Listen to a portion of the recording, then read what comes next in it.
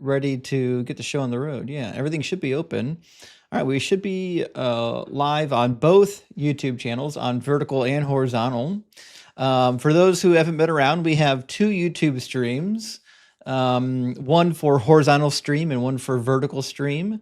The horizontal stream is dzdebates, and the vertical stream is deconstruction zone, obviously. You should be able to find those in the description of the various YouTube videos or in the Discord. But welcome in. Thank you for being here. Good to see everyone. Looks like the YouTube and TikTok crew are starting to filter in. Good to see you, Obsidian and Leah, friends. Josie, I think, is in the chat with us. Deep Burrito, good to see you. Silataxabit, good to see you, friend. Jamnik has been here with us, so welcome in. We should have both some guests and some opposition here shortly. You know how the stream tends to take a minute to propagate, so we'll get that going. And while we do, thank you so much for joining the Kraken Crew Elite, Roy. Big W, appreciate that. And also Rachel. Rachel, thank you so much for joining the Kraken Crew Elite. Everyone in the Kraken Crew Elite has access to the deconstruction cheat sheet. I think it's the best way to deconstruct. That's just my personal opinion. In fact, I started a new tab on it this week. If you already have access, definitely go check it out. There's a tab for other resurrected entities besides Jesus from history. So I got 3 or 4 people on there now with the ancient sources. So definitely look forward to that. And welcome in, friends. Great to see you. All right, we do have one guest in here already, so we'll get our guest brought in. Thank you for the hand hearts, Leah. I appreciate that. Good afternoon. Good afternoon. Good afternoon. What sure. do you? Why? Welcome in, Prophet. What hyperlink? Prophet, are you? The Bible has. Prophet. I'm a Christian. I'm a Christian. Okay, so you're a Christian. I'm a Christian. Okay. I'm a Christian. I've been here 1,000 times. I'm sure. And I've cooked you so many things. I've never heard of you, so that seems unlikely. So, Prophet, I assume you're at least 18 then? Yes, I am. I'm over 18. I am a Christian, a very lauded Christian, if you will, very respected in the Christian community. Was that and so? I want to, yeah, because I know that the Bible has about 30,000 hyperlinks and a very congruent story. Amazing book. Neither one of those things are true. Written over a millennia, a 1,500 history, a 1,500-year history. About 800 years, really.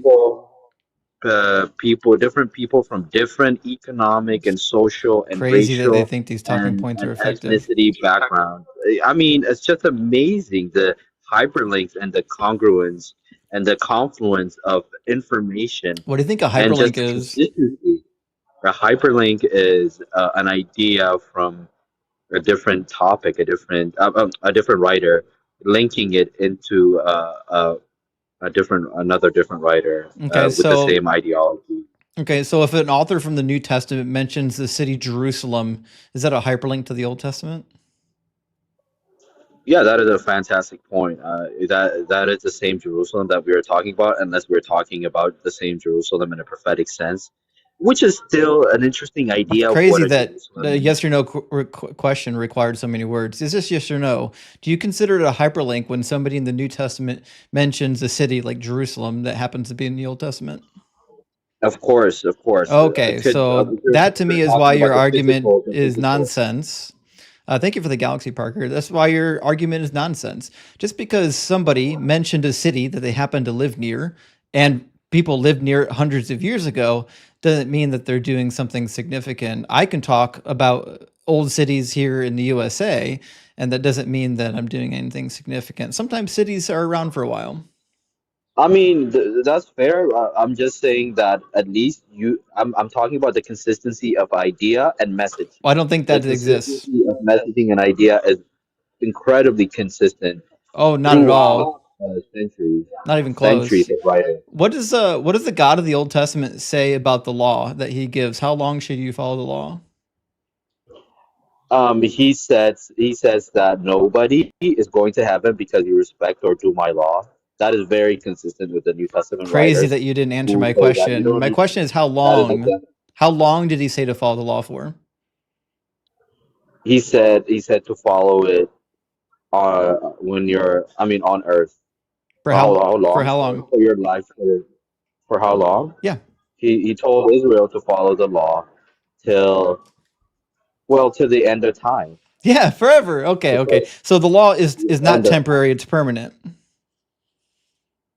the essence of it, yes. I'm not talking about the The essence. I'm essence of talking it. about the law, like this code of conduct that God's people have to obey. That law is in effect forever. It's not forever because, well, it doesn't. It does say that Well, it's it does. forever. It does say In forever, yeah. when In the Hebrew Bible, it says it it on does multiple say, occasions, right? So when you get to the New but there Testament is. and you get this crazy guy named Paul saying, no, it's not actually forever, it's temporary. It was a temporary schoolmaster. That's not congruent, and that seems to be a pretty major theological issue. Well, I give you a new law, not like the old law, but a Well, new law. a Not new like law would be not like different. love, not like love like the Old Testament, but love like the New Testament. Yeah, But love is the a important new thing law here. would be a problem if he said follow this law forever. Exactly. Don't put your So old then they're wine in an then they're not old congruent. wineskin, Yeah. So if the lawgiver says because follow this law forever, and then somebody later comes in and says no, that law is not forever, one of those two are wrong. you see the idea of what the law is very consistent, It's right? not. It lives on forever because how do you express a law of um the idea, the substratum of the law before you tell what the law is. If the law is based on love, and you want a refreshed love for every generation going on forwards, you tell them that, you give them a new law, you give them a new idea of what love is, because you still don't know what love is, even in the New Testament sense, even I in the agree. 21st Even century in the New sense. Testament, you have no idea what love is because God is perfectly okay with throwing people into hellfire for merely being sinful of only one sin. So yeah, you're right. The Old Testament and the New Testament has no idea what love is all the way through. But now you're just gish galloping to a new topic. I'm talking about what to do with the actual laws because the Old Testament and Jesus himself says that the laws are going to be in effect until heaven and earth pass away. And as far as I can tell, heaven and earth haven't passed away yet. That's the thing that I want to hone in on, because the idea of the fact that the love is the overarching He can't actually umbrella focus. of what the law is. Well, I'm really, because you we need to go back to what culture is, and Is it what loving to culture is own to that. slaves? We need to go back to what culture is to Yeah, that I know. Is time. it loving We to need own to, slaves? if you love your slave, and if your slave loves you, who are you to judge? I'm asking, is it loving to own slaves? All you need is a yes or no. Who are you to judge if the slave and the I'm slave not master judging is in a anything. loving I'm relationship? asking you is if owning Why are you slaves is against love? loving. Why are you against love? I'm not. It's not a I gotcha never question. said anything. Or I'm asking you a question. Questions require answers, not new questions. Is owning a human being as property loving? let me ask you a question. Nope, you're Have going to you answer ever my loved your wife? question. Does owning another human being, can you do that lovingly? Is that a loving thing to do? Have, have you loved your wife? Have you ever loved your wife? Buddy, you're going to answer my question or I'll move on to an actual adult that will. Does owning another human being as property, is that love? Is that loving? It just requires a yes or no. I love them to set them free, but if they want to come back, let them. I didn't If say they love anything me about back, setting them free or letting them come back. I'm asking, is it loving to own another human being as property? I love them so much That's not that an they're answer to the mine. I will question. set It's a them yes free. or no. Well, this is the thing. You want to pigeonhole this It's conversation, not a pigeonhole. or You want to you run want to away talk about from what easy love is. questions because you're a coward. So just answer the question. Is it loving to own another human being as property? No, I would set them free because I love them. But if they Okay, love me so it's back and not want to come loving back, to own another sure. person as property. The loving thing to do would be to let them go free. And why is that the more loving thing to do? What if they want to come back? I Are didn't you ask gonna about let them that. I go said, back? why is it more loving to set them free? Because you don't want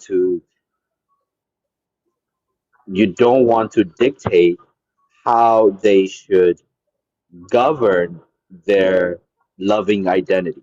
Okay, so loving somebody entails that you give them the freedom to have their own autonomy.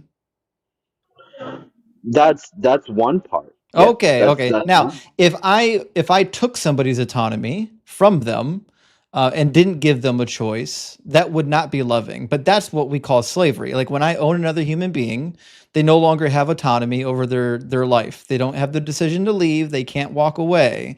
That's called slavery. The God of the Bible endorses that kind of slavery. What this is the thing about slavery is that you're assuming that the slaves don't want to be enslaved. I'm not assuming that. I know that to be a fact. That's why they kept running away. In fact, we've got instances in the ancient Near East and in the Bible of slaves continuously running away. No, and a genuine question. How? Give us an estimate or a percentage of how what percentage of slaves would want to be set free. How could I possibly know? But my guess is almost all of them. So you would say 99.9% of slaves Do you think want the to be when set the free. Israelites were slaves in Egypt that they wanted to be free? Well, that's I'm talking about slave Oh, master now, relationship. now you don't I'm like the talking no, question. I'm Soon as talking you have to about answer the question, you don't actually like it. See how no, silly because it is to we're ask talking about questions that Leviticus. We're require talking people to about read Leviticus. minds? No, I'm talking about an actual slave master relationship within the context of ancient Israel, I know the right? And context. God says you can own slaves and you can force people to do slave labor. You can enforce entire towns, entire cities to be your slave labor. Deuteronomy chapter 20. okay, then let's assume that we follow that law to a T during I'm that time. and you think And that's loving. no, are you assuming Okay, that so I think everybody there will you've kind of lost the plot here because you're you stealing you're started stealing by on it. saying You're that the stealing on it. Bible is full of love and it teaches you how to be loving and all this stuff. And now we keep finding these little pockets where it seems like God is not a God of love. God is a God who thinks that slavery and oppression is okay. So Well, maybe your book's you're really assuming not that all that every slave loving. should be saved because you're assuming that every slave should think like you, I and certainly every didn't slave make that hates their master. assumption. Well, you're also making an assumption that every slave hates their master. I didn't make that That's an assumption assumption either. too. You're also assuming that every I didn't make master any of these doesn't assumptions. take These are assumptions that you doesn't wish I made because they're the assumptions that you already like thought of talking points for. But you're they're not also assumptions assuming that I made. They're assumptions that you're placing on me. Now, you agreed you're with me. It wasn't an assumption. You agreed with me that it's better to be free than to be a slave, which means I'm not making any assumptions. I'm literally just agreeing with you that, yeah, it's better to be free than to be a slave. However, the God of the book is perfectly okay with people owning slaves. In fact, even children that are so you're born into not slavery, God is perfectly okay with it. Do you think that like owning a child as a slave and keeping them a slave for life because they were born into it is a good thing? of course that's a horrendous thing, but Then why does God say you can do it? you're assuming that that child, well, okay, obviously the child doesn't have consent, but if we're talking Yeah, about obviously the especially child like didn't. but if you're talking about like let's say like an 18-year-old slave I'm or a not. 20-year-old I'm slave, not. I'm that talking does about a child. Try to stay on topic. A child born into slavery, you said, is horrific. I agree. I don't think children should be allowed to be born into slavery because it's without their consent and they have no what freedom does to that even leave. The mean? What does God of that the book mean? thinks that it's okay to own children as slaves, which means the God of the book is okay with this horrendous practice. How do you set a child that is born a slave free? Enlighten me. You just let them go. Oh, you just let them go to the The desert into the the desert? the same way we let the slaves go after the Civil War. The same way. You just let them go. Okay, so how do you want to provide for their I don't You, know you just let food? them go. You say, You can go now. out in the desert. There's about a You hundred want ways you to give can them let them food? go. You can let them You want to give go them with food? nothing. You can let them go with money. You can let them go with money, food, Interesting. and sustenance. You can let them go with their family. You can let them go with a foreigner. You can literally just let them go. Okay, let's say I let them go. I That child has to be free. I'm going to let him go, right? And I let him go with nothing versus him staying with me. Which one would you choose? Let them go. You let him go? Yeah. Okay, that's crazy because God's God's he God's might. okay with it. God tells Abraham to cast Hagar and Ishmael out into the desert, and they were fine. Oh well, that's before he told them to go back because she doesn't have No, that's a way of after. sustaining herself.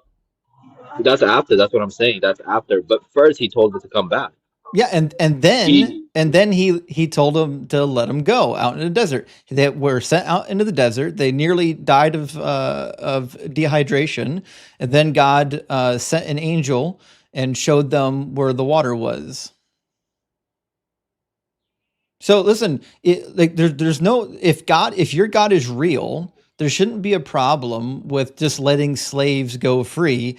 God is going to take care of them. He's taking care of the sparrow. He can take care of the slave set free. he literally he literally what's called what is it what's the actual place called? She named a place after this god that let her go and sustained her along the way. She literally named that place. Yeah. What is it called? Because that is how you let go. The way you let go is by sustaining that child. That's the point I'm trying to make. Yeah, How do yeah, you know that I agree. every Yeah, place? so they were let out in the desert with no sustenance, and God showed them where the water was, and they figured the rest out. Well, again, like there's two times that they were let go. The first time she was told to go back. Buddy, we're That not was a talking directive. about the first time. Try to stay on topic. We're talking about the second time. The first time she ran away, she wasn't let go. Exactly. The second time she was sent away. So focus up, pay attention. Okay, then how about if the God who sent her away sent her want you to send slaves away according to that, according to the sustenance That'd be that he great. provided her Send them away. They'll after be his. fine. So there's a couple Well, problems with your according, there's a couple okay, problems with your argument, isn't which is Genesis that given with Exodus and Deuteronomy and Leviticus? there's a couple problems with your argument, primarily that the God of the Bible does send people away without sustenance all the time. Secondly, What? you're also assuming that that's the only You defeated your option. own argument. You literally defeated your own argument. I literally did not. So the second problem is that you're assuming the only option is to just cast them out into the desert with nothing. It's not the only option. God could literally say, "Hey, when your slave reaches the age of maturity, send them away with resources." The same thing he tells people in Deuteronomy to do to your Hebrew servants. When they're done serving you, send them away with a certain amount of money and sustenance. Is it okay? This Simple question. the same thing he did to the Israelites when they left Egypt. When they left Egypt, he predisposed the Egyptians to give sustenance and resources and property and whatnot, or goods, to the Israelites as they were leaving. He could have done that. So the God who's making the rules can easily just make the rule so that it's good and not bad. He could say, send these slaves away. They don't need to be slaves anymore, and make sure you provide for them. He could have said it. He didn't say it. Isn't it the same God that provided sustenance after she was let go, after she was sent away? Isn't that same God the God that gave those laws? Again, Isn't it the same that's God? not in the story. You keep adding to the story. God didn't provide anything for Hagar and Ishmael once they got into the desert. Literally, the only thing God did was it says that their eyes were opened and they saw where the water was, where the well was. That's it. He didn't provide for them. No, I'm just saying, like, first time he sustained her and told her to go back, right? No, And then the the first second time time, he literally did not. The first time he met her in the desert and he sent her back. Again, we're not talking about the time she ran away. We're talking about when she was set free. She was set free with her son in the desert, and they figured it out. They didn't figure it out. That he Yeah, helped them they did figure it. figure it out. They literally grew into an entire nation. Well, because he sustained them for that moment, That's not and in the that's the point. story. Show me in the story where it says that.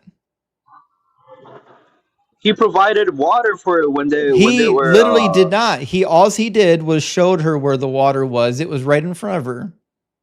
Well, that's the point. We what that's sustenance. He sustained them. The same God that sustained those He didn't. He slaves. didn't. He That's the didn't. way. He didn't sustain them. He didn't provide anything for them. She literally named. She literally named the place the God that provides, or something Wrong. like that, Wrong again. or the God that sees, the God that sees. If I'm correct. Yeah, and that was So when like she ran away, not when she was set free. You keep confusing the two stories because you don't actually know your book. In the the second, point in is the God second, in sustained the his second slaves. In the second story, she gets sent out into the desert with her son Ishmael. They nearly die out there. And then God shows up and opens her eyes so that she can see where the water is because the water was there the whole time. That's it. He didn't give her any food, didn't give her any bread, none of that nonsense. Now, sure, you can make an inference to say that God wasn't going to let her die. Sure. But again, anything beyond that is you just adding to the story. But it's all kind of silly because none of it actually gets to the point, which is it's better if you're a slave to just be set free. So you're doing all these jumping jacks, all these cartwheels for nothing. It does none of it fixes the problem, which is that your book completely endorses slavery. It's totally okay with slavery, and it didn't have to. It could have literally said, "Let them serve for a period of 6 years and then go free in the seventh." The Code of Hammurabi did. They served for 3 years and went free in the fourth year. The male Hebrew Israelites did that. They served for a period of 6 years and went free in the seventh year. It could have said that about everybody. It could have said, do it for the foreigners, do it for the women. It didn't say that. So all this talking is nonsensical. Okay, what I'm saying is the way you set them free is inferred by Genesis. That's all. The way. It's That's not. all. Then we just agreed that he made her see that there was water, It and says he opened and her eyes, and you're missing the yeah, entire point. The entire point is the slaves that the Israelites owned. First of all, they didn't have to own them. That didn't need to happen in the first place. Second place, exactly. second place, even if they did own slaves, there's nothing wrong with letting them go free. Of course, because you're missing the whole when that law was given, it was given along Genesis. It was given along Exodus, right? It was given along the whole storyline It was of not. God's. It was given. You weren't just given The Leviticus. law Israel was the given law was Genesis not along with into Leviticus. effect. The law was not in effect during the period of the Genesis. So the law was No, not into I'm effect. talking about. The law was not in effect until Moses led the Israelites into the desert, and then God gave the laws. I'm talking about when that law was given. It was given along Genesis. It was not. Genesis, the book. I The think book. I think your biggest hurdle here is using words properly. No, it was given along the book Genesis. It was So not. they knew how to treat slaves because They God did treated not. slaves as such. They beat their But again, like slaves. Do you this is think just a beating this is do you just a think fact. beating slaves is okay? No, it's well, not. I would say 99% of the time it's wrong to beat your slaves. Okay, You so know. 99% of the time it's wrong. The 1% of the time it's right. But God doesn't Yeah. make any distinction. God just says when you beat your slave, make sure you don't execute him. Right? It I mean, says you would when a beat the slave shit out owner of your strikes a male or female slave with a rod and the slave is unalived immediately, the owner shall be punished. But if the slave survives for a day or two, let's say your butler. I don't know why you keep talking over me reading the book to you. It's crazy. When a slave owner strikes a male or female slave with a rod and the slave dies immediately, the slave owner shall be punished. But if the slave survives for a day or two, there's no punishment, for the slave is the owner's property. So God makes no distinction over when you can or cannot beat your slave. He just says, if you do beat your Let's slave, make sure you don't kill them. Let's say your butler steals your Birkin. What are you gonna do? I'm certainly not going to beat them. I Also, mean, I'm gonna beat also, it. I'm gonna beat it. are I'm you gonna tell are you. you aware that butlers and slaves aren't the same? I mean, they. I don't know. Like you say, this. That's irrelevant. What I'm saying Do you is, think your a butler. butler is a slave or a job? I mean, it definitely used to be a slave Have you position. never watched like the Fresh Prince of Bel-Air? I mean, if your butler steals your Birkin, you can beat the shit out of it. Come on. Oh, so you'd be okay with beating even your workers? I'm just saying See, that there is. this is why you're a This is walking. how. This is why you're a red flag. Your religion is red flags. Your book is red flags because you think it's Okay, I asked okay you a question. What are you gonna do? What are you gonna do? because Your butler steals. you think it's okay to beat people with rods. That's what you think. Now, I don't know about you, but like the places where I worked, you don't get to beat your employees for stepping out of line. There's lots of ways you can deal with it. You can fine them. You can take them to court over it. You can fire them. You can just say you're no longer employed here anymore, and you're gone. You can take it out of their wages. You can say, listen, you're still employed here, but I'm going to garnish your wages until it's all paid back. There's lots of ways to deal with theft. You shouldn't have to beat them. See, what you're doing is you're demonstrating the entire time that you're just as vile as your book is, Interesting. You do believe in discipline, though, which is why you're just as bad as the book. And I knew but you just punished your employees. Why did you do? and I knew that you would be this vile when you came up here because of the way you entered the stage. You entered the stage with a lie that you've talked to me, with another lie stating that somehow you cooked me or some nonsense like that. And now you've spent, I don't know what, the last 20 minutes, 25 minutes talking nonsense.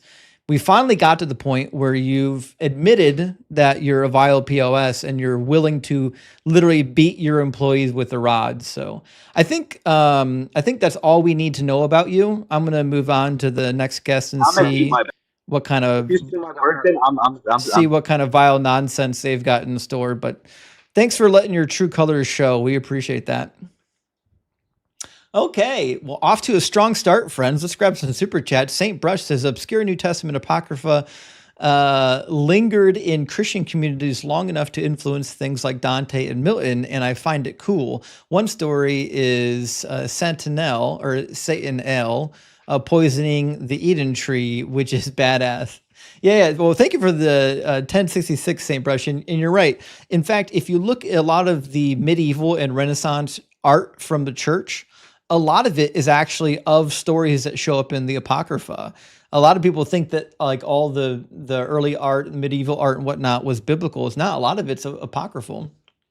Spencer says the Bible certainly is incredibly consistent. Yeah, it certainly is not. Not even close. We'll cover some of that today. And Design says, fun fact: how do you know they want to be free? Is the first line of a fugitive slave law.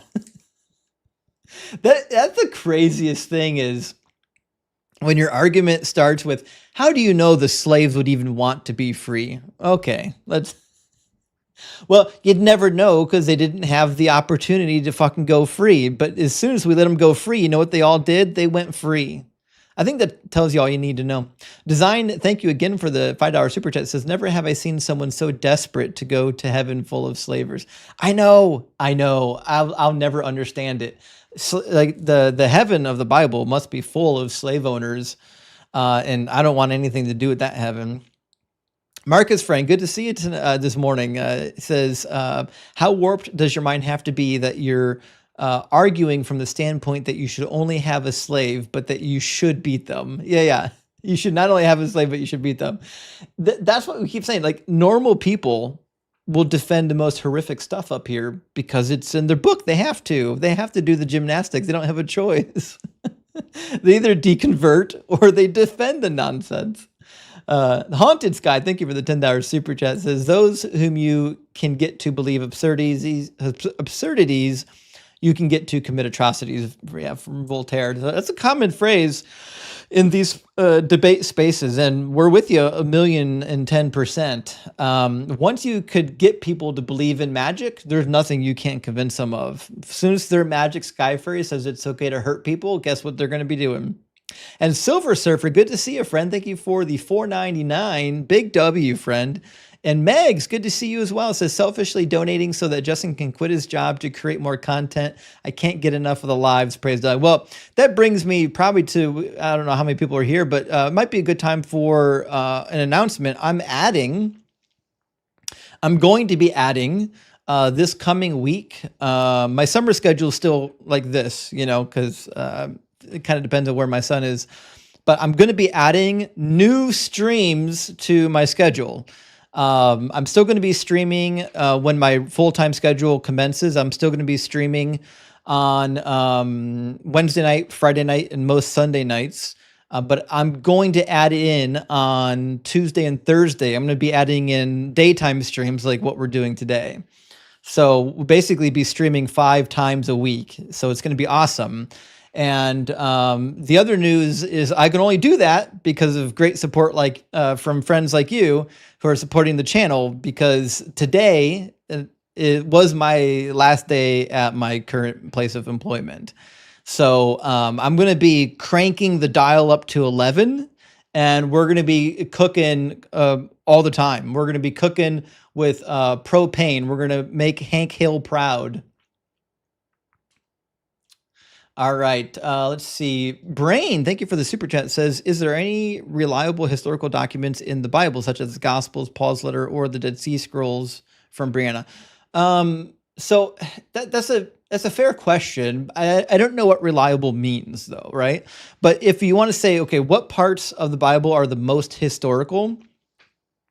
Typically, the most historical portions, I would say, is like what we find in the Book of Kings. I think Kings is highly historical. Obviously, it's from a very skewed point of view. But it's same thing with all ancient literature. Like if you read the Babylonian Chronicles and they talk about how they went to war with the Israelites and whatnot, their point of view is skewed as well. Like they're saying the same type of crazy stuff. So I do think that those books are attempting to tell history reliably. Now, if you're talking about reliable, like what texts are the most consistent from the earliest text to the later texts, those would probably be the New Testament texts. The texts of the New Testament, like the letters of Paul, are pretty stable over time. So that's where I would go in terms of reliability in that particular direction. But is it true? Like, is the stuff in the book actually true? Of course not. And Ekta says, ending up at the point where one is trying to come up with a special slavery scenario to gotcha one's debate opponent should probably give pause. Isn't that crazy? That you're getting so buried on the slavery topic that now you're trying to make up magical scenarios for a gotcha. And B Boop says, holy cow, this guy's a clown. Praise Doug. I'm with you, B Boop, and thank you so much for the 199 super chat. And Mr. is with us. Thank you so much. Says, why did God build humans with tailbones? Isn't that crazy that the God designed us with all these vestigial organs, all these vestigial pieces of DNA? It seems more parsimonious with evolution than creation, if I had to be quite honest. And Kahoto, thank you so much for the $20 super chat. Says, I heard a wise teacher was giving out free bread and fish, but when I went to see him, it turned out he was just saying things were really new while everybody shared what they had, never using the Bible to meal plan again. Bible to meal plan again, yeah. I see what you did there, Kahoto. I appreciate that. But you know what? That brings up a interesting memory when we're talking about crazy believers, because I knew a guy in ministry who actually had this story that he would peddle because he would travel around and preach at other people's churches for money. He would literally tell people that he was at a Bible study once and they didn't bring enough food.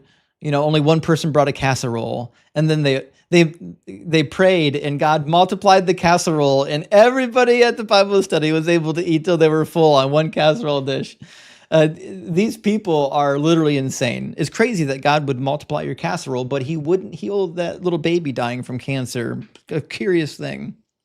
Thomas says, happy Midsummer Eve to everyone from viewers in North Sweden. Well, Thomas, or Tomas, thank you so much for saying hello from Sweden, and definitely happy midsummer. We're getting close. I think tomorrow the summer solstice.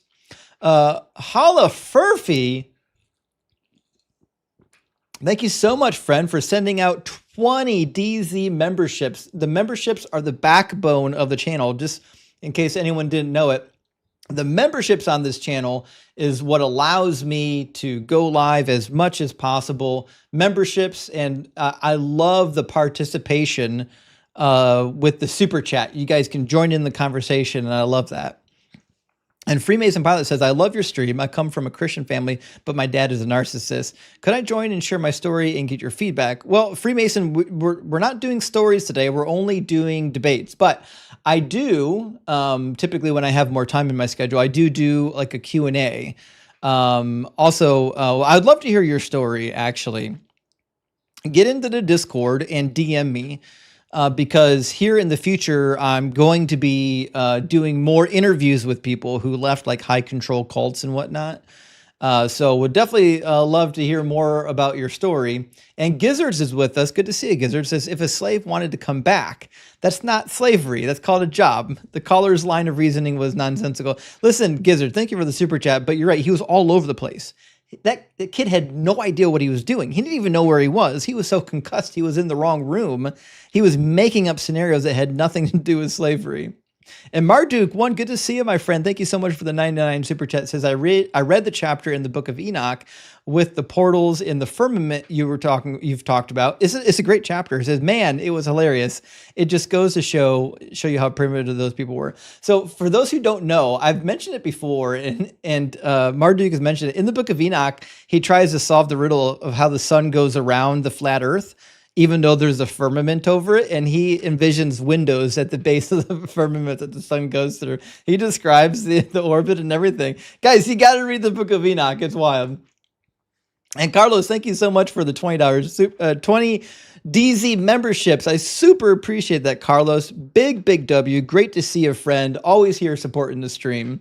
And the Nightman cometh. Good to see you as well, my friend. Thank you for the $20 super chat. Says, hell yeah, it's barbecue time. We're cooking on charcoal or that sweet propane. Listen, we're doing propane today. We are cooking with the propane today. And with that, let me grab I'm going to grab one more super chat, and then we'll grab our next guest. We got a $99 super chat. Thank you so much, friend, from Antoine. Says, congrats on leaving your job and becoming a full-time chef or cook.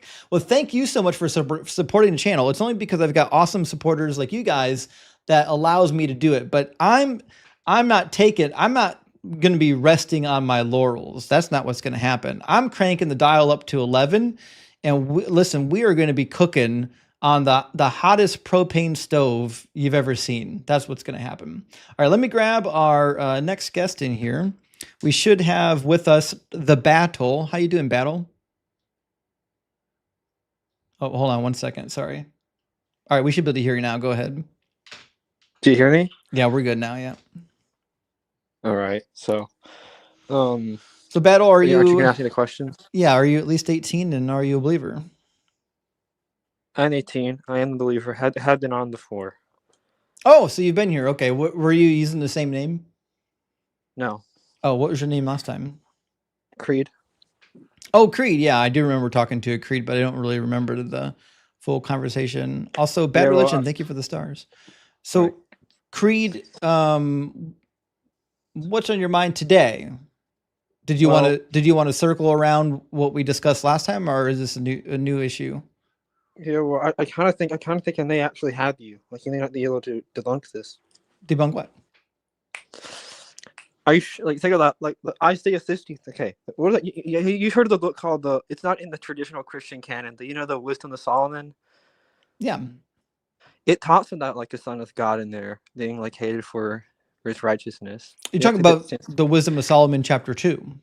Yes. It doesn't. It doesn't? It's talking about how the Jewish people are treated by the wicked non-Jews. The righteous person in Wisdom, chapter 2, is just a Jewish person. But Trent Horn said that it was about Jesus. Well, I disagree with Trent Horn. Oh, I'm sorry. Why do I care what Trent Horn says? Well, I mean, it just seemed convincing to me that like it sounded. It said "Son of God." It talks about someone being hated for their righteousness. Like Yeah, it, and in and who were the Jews? sons of God. Yeah, they were the sons of God. Yeah, Exodus chapter 4, verse was it 4:22? Yeah, I think Yeah, so. yeah. So you It, don't see it as a prophecy. no, no. First of all, it's not a prophecy. That's the first problem is that again, people are attributing things that just sound like Jesus. They're calling it a prophecy because it sounds like Jesus, but it's not actually a prophecy. Like there are prophecies that did come true in the Bible. Like when you say Like what? like Cyrus, like it talks What about about it? Cyrus in Isaiah. Because it He would was set them free. because Second Isaiah was written when Cyrus was marching westward and conquering everybody. So what about Josephus? He wrote about how they gave him the scroll and then he let them go. How do you? So what? I know that like it said that the scroll talked about Cyrus the Great freeing them, and then he freed them. Like it was a prophecy. Yeah, the Bible did talk about Cyrus freeing the Israelites because it was written when that was happening, Oh, right? So we don't have any Hebrew text that predates Cyrus, not a single one. not a single one predates Cyrus. The only thing that comes close is a little snippet from Ketef Hinnom, this little silver scroll. There's two of them, little silver amulets that have a quotation from the Book of Numbers at the about 5 or 6, by 10 lines on each. Yeah, I was just kind of like, I mean, I was thinking like, it doesn't like see. So I know this is like you just want a lot, and I won't waste much of your time. But do you really not think Isaiah 63 is about Jesus? Because it talks about like, because No, it talks about Israel being a wicked nation. How could they possibly atone for sins? Just, because it's the righteous remnant of Israel that's suffering on behalf of the unrighteous. Just like Jeremiah said the same thing about himself, suffering on behalf of the unrighteous Israelites. oh, so you're certain about that? Because Yeah. I've heard some people claim that it's otherwise. It's not. Yeah, I'm 100% certain. Yeah. So you don't like Ezekiel talks about like heaven, doesn't it? Like, does that sound similar to what Jesus talks about later on in the Gospels about like a new earth, heaven, and a new earth? Well, Ezekiel does. The problem with Ezekiel is that the heaven he's referring to is got a dome over top of it called the firmament in the King James Bible, and that's just simply not the case. There's no firmament. There's no dome. So it's not possible. Because I thought like I mean, I do don't you know. think the Earth is flat? I hope not. I don't think No. it is. I No. mean, if you I don't. believe in the globe Earth, that means you should throw Ezekiel out the window. So it calls it flat. I thought it said it was a disc. Or disc is flat, isn't it? Oh, Isaiah 40:22 says it's a disc. Ezekiel doesn't talk about the flatness of the earth. He only talks about the dome. Oh, so you don't think there's like a way to look at it and go, well, this could still technically mean like a no, like a circle, like a sphere. No. So it's a flat Earth. Does it, like Genesis 1:1? Does that give you an impression of the flat Earth? Does that Yeah. not seem logical? Hmm. Like it talks about God forming the Earth, like on it. Yeah. Okay. Well, thanks for having me on, Justin. That's all, man. All right. Good to hear from Battle. Take care. He tried. Listen, Wisdom chapter 2 is a really good chapter. It's a good proof text from the Apocrypha if you want to try to point towards Jesus. But unfortunately, I had 12 years of Catholic school, so it wasn't going to catch me off guard. Kenneth, thank you for the super chat. Big W says, it baffles me that Christians have to lie and know they are lying to defend the religion, the same religion that says don't lie. Yeah, that's the craziest part, actually. The religion that says don't lie. Well, Islam does a little bit of the same, although I think in the Quran you're allowed to lie if you're using it to further the cause of Allah. Van Doodle, thank you for the super chat, says, how can people think like me this? I get very confused with how some callers are like this. I think you mean my faith in humanity, but sometimes these colors. I think I understand what you're trying to say there, Vaughn. Vaughn, thank you for the super chat, by the way. But you're right. Yes, it's easy to lose faith in humanity when you get the callers that are saying this kind of nonsense. Born to Offend, dope name. Thank you for the $5 super chat. Says I filed some paperwork wrong today at work and got a spanking. Could you imagine if we enacted laws in the U.S. where now you can beat your employees? That's crazy. But listen, Christians be all for it. They love that stuff. They're really into that dom sub business. And Eric, thank you for the $10 super chat. Says the disciples thought Jesus was a ghost multiple times. All Christians who don't believe in ghosts must be saying that the disciples had at least some incorrect supernatural belief. Well, I mean, that is the case, right? But I personally, as who was a Christian for a long time, I don't think they'd bat an eye at that. Like if you said, well, the disciples were wrong about something, I think that'd be perfectly okay for most Christians. In fact, the Gospel of Mark depicts the disciples as being like numbskulls. Like they're getting stuff wrong all the time. Nominally Bright says, is there a particular translation edition of Josephus you'd recommend? I'm interested in reading him, but want to make sure I've got a good version. So, well, there's 2 versions out. Neither of them are great. The classic version was by Winston, if I remember correctly. There's a new one that's out. It came a couple years ago. That's a revision. They say it's a new translation. It's not. I've read it. It's like a revision of the Winston. Hold on. Let me see if I got it.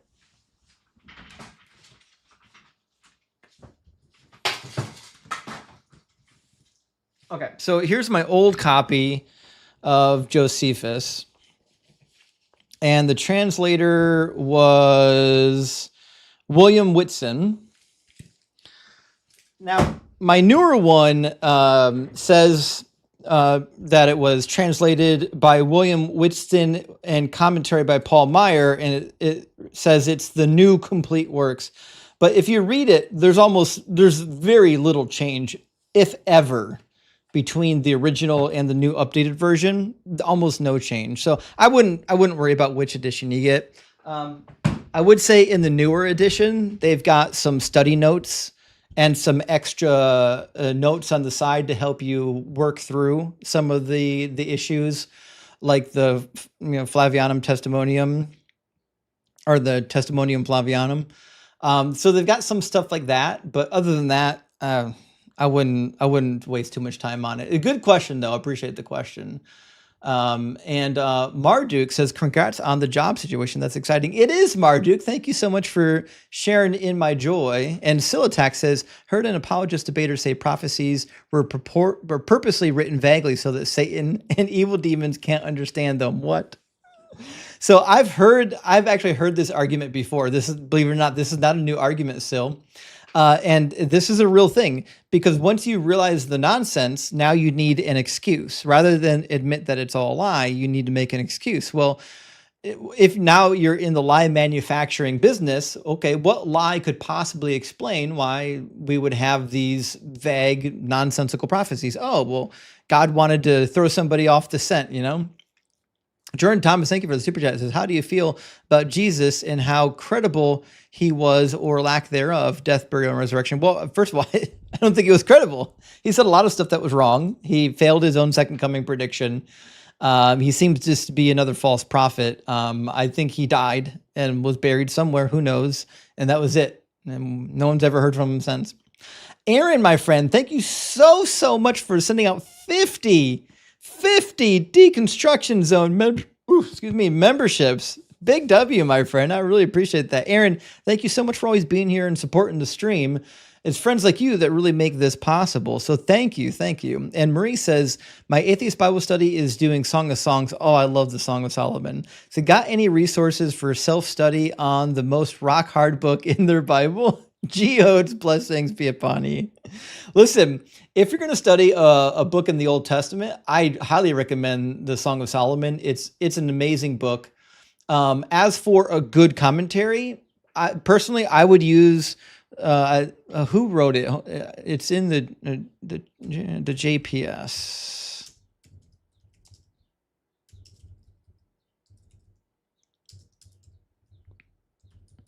Now you'll find a lot of commentaries for like the wisdom literature and the poetry.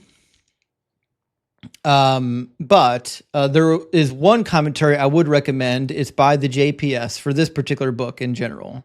I mean, I happen to be a fan of the JPS anyways, the commentary series, but I think for the Song of Solomon, I think this is probably the commentary I would start with. This would be my jumping off point. It's a JPS, a Bible commentary on the Song of Songs. Definitely would recommend it. You're going to get a whole lot there. Then, if you want to dive deeper, then obviously there are other ones we could recommend, but that's where I would start. And also, Small Johnson, good to see you, friend. Thank you for sending out 10 Deconstruction Zone memberships. I really, really appreciate that, friend. That's super generous. And I hope you're having a good time at work. And Jimmy says, good day from Straya. Praise Doug. Well, good day to you. And hail, Doug. And semicolon, thank you for the 666. Hail Nero says, struggling deeply, caught in euphoria. Your honesty and knowledge helps. Existentialism is a beautiful bitch. Oh yeah, irony. My B-day is St. Patty's. Praise Doug. That is some irony. And you're right, existentialism is a bitch. Here's the only thing I could tell you, because I went through my existential crisis already when I left the faith, and it's a hell of a ride, but it gets better with time, right? So you're going to go through your stages of grief. You're going to go through your stages of disbelief, and then you're going to start going through the stages of acceptance and recovery, right? So you'll get there. You're going to get to the point where you're able to function again. You're not going to spend all your time stressed out, worried, and anxious. But while you're in the thick of it, it's hard. It's hard. Anyways, how you doing, Triple Cross? Hey, what's up, bro? Not too much. Triple Cross, are you at least 18 and are you a believer? Yeah, unfortunately, I'm 42, man. I'm trying to see if I can rewind the clock, but I don't think it works that way. No, that's not going to work out for you. I think unless you got a couple $1 million to spend on experimental therapies, I don't think there's much hope in that. Right. But to answer the question, I am a believer, man, and I want to say your platform is dope, brother. Yeah, thanks. It's really dope. I've been sitting here listening for a while, and intellectual dialogue, I'm obsessed with it. So, much kudos to you, brother, and keep doing it. Thanks. I appreciate that. Okay, so what I wanted to do is, I guess kind of slow the conversation down a little bit and have some good dialogue. And I wanted to ask, okay, it says your God is imaginary. So what I'm more interested in your mind, and what would your definition of imaginary be? That's a good question. So I use the word imaginary because I think it does a good job of appealing to my actual position, which is Right. I think that most God concepts are concepts that can't go any further than the imagination. Like you can imagine your God. The Buddhists can imagine their worldview. The Hindus can imagine their worldview. But when it comes to proving it outside of your imagination, people tend to fall short. They can't do it. Right. I agree. I agree with that totally. I am a believer, but I'm pretty calm with my belief. You know what I'm saying? I'm not radical, irrational, and stuff like that. And I love to learn. One. Okay, so I kind of jotted down a few things, and you can kind of make it make sense to me. Okay, so my first point is: would you say that consciousness is imaginary? I think consciousness is derivative of the brain. And I think the best way to test the hypothesis is with the split brain experiments and with what we've done with medication. So like we can pretty drastically alter somebody's emotions and states of being just using substances that you need prescriptions for. And then on the other side of it, we've done split brain experiments, which has been really interesting because we've been able to, I don't want to use the word create, but we've been able to like create scenarios where individuals develop two different personalities, split personalities, because now their two hemispheres of their brain aren't interacting with each other. And so to me, it's super fascinating. I think Roger Sperry was the one who initially started those. Dope. Okay. So personalities, different personalities. Would it be safe to say that there's kind of like a, I'm not the best with words, but like a linear consciousness? Even with those two personalities, there would be kind of like an overall consciousness to, I guess, being alive. Would that be safe to say? Like, I guess consciousness would kind of be like a broader, and personalities could kind of fit inside of that overall consciousness. Well, I can see why you would ask that question, but let me give you an example from one of the early studies that I think will kind of flesh out why I don't think that to be the case. So there was they would do daily tasks with people that had their brain split, just to see how Mhm. their body would behave. Because as it turns out, once your brain is split, you can't coordinate the sides of your body anymore. Like the right side of your body wants to do things, and the left side of your body wants to do something else. And so, what they discovered is sometimes when you're doing a task that requires both sides of your body to work together, they discovered a lot of people couldn't do it. Like there was one guy that had to button his shirt up, right? And he said, "I'm literally buttoning it with one hand, and my other hand's coming behind me and unbuttoning it." It's like I couldn't will myself to button my shirt up because it required both sides of my body to agree with each other, and they wouldn't agree with each other.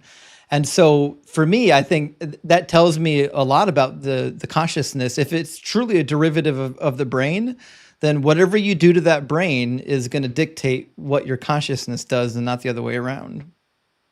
Okay. Okay. So more like how the brain functions, so to speak. Like the split test, the brain wasn't able to function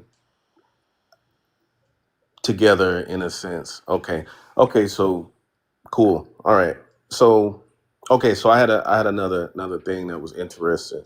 Okay. So like slavery, it was on the speaking point of slavery. Um, and one of the things that kind of came to my mind over here in the conversation, and so instead of me like asking you stuff, I kind of just share what my mind asks me in a sense. And it says, does slavery in our perception has to be the perception that God intended to be? Could it have just been employment and man took it upon themselves to be like men? So when I go and I look in the Hebrew term, because you've done a lot of studies, and man, that I admire that, brother. So in the Hebrew term for slave is a direct derivation from the verb bd, to work. Thus, slave is only a worker or servant. And then it says the terminology for slavery permeated relational metaphors in Israel. It was adopted as a metaphor to image the believer's relationship to Yahweh, or based more like an employee. And I think when I think about how we speak about slavery, I think we're kind of compartmentalizing it in the understanding of how we've seen it work in our lifetimes. But in Hebrew terms, it kind of references or directly references to slavery as just a word for employment. Now you have man that take it upon themselves, just like in employment conditions right now in 2025, some could be extreme. I mean, Nike had sweatshops with kids um, making shoes for $2 a week. You Yeah, know, but so I don't approve of that either. right, Okay. for sure. But All right. there, we So have to see. Mhm. let's not bite off more than we should. Let's address the word for slavery in Hebrew before we get too far down the road. How about we do that? Okay. So the word you're referring to is eved in Hebrew, and it can refer to somebody who is a temporary servant or permanent servant. It's the context of the passage that will tell you whether or not you're an actual slave or an indentured servant. Now, if you're talking about somebody who's strictly a hired worker, somebody who gets paid, that's a shakir in Hebrew. And we find both of these words used in Leviticus 25. I think Leviticus 25 is the best example to illustrate the point that I'm making, that God endorses both slavery and indentured servitude. If you start in 39, He says, if any who are dependent on you become so impoverished that they sell themselves to you, you shall not make them serve as slaves. They shall remain with you as hired or bound laborer. That's a shakir, a hired or bound laborer. They shall serve with you until the year of Jubilee. Then they and their children with them shall go out from your authority, and they shall go back to their own family and return to their ancestral property, for they are my servants who I brought out of the land of Egypt. Okay, so God is saying, listen, these Israelites don't own each other as property, don't make slaves of each other, because you're my slaves, right? But he gets down to verse 44. He says, as for the male and female slaves, he says Evid here. Evid and Amah in Hebrew are slaves for male and female. It says, as for the male and female slaves who you may have, it is from the nations around you that you may acquire male and female slaves. You may also acquire them from among the aliens residing with you, and from their families who are with you, who have been born in your land. They may be your property. You may keep them as a possession for your children after you, for them to inherit as property. These you may treat as slaves, but as for your fellow Israelites, no one shall rule over the other with harshness. So there are, I agree with you, there are indentured servants in the Bible, but God also endorses owning people as property forever. And that's slavery.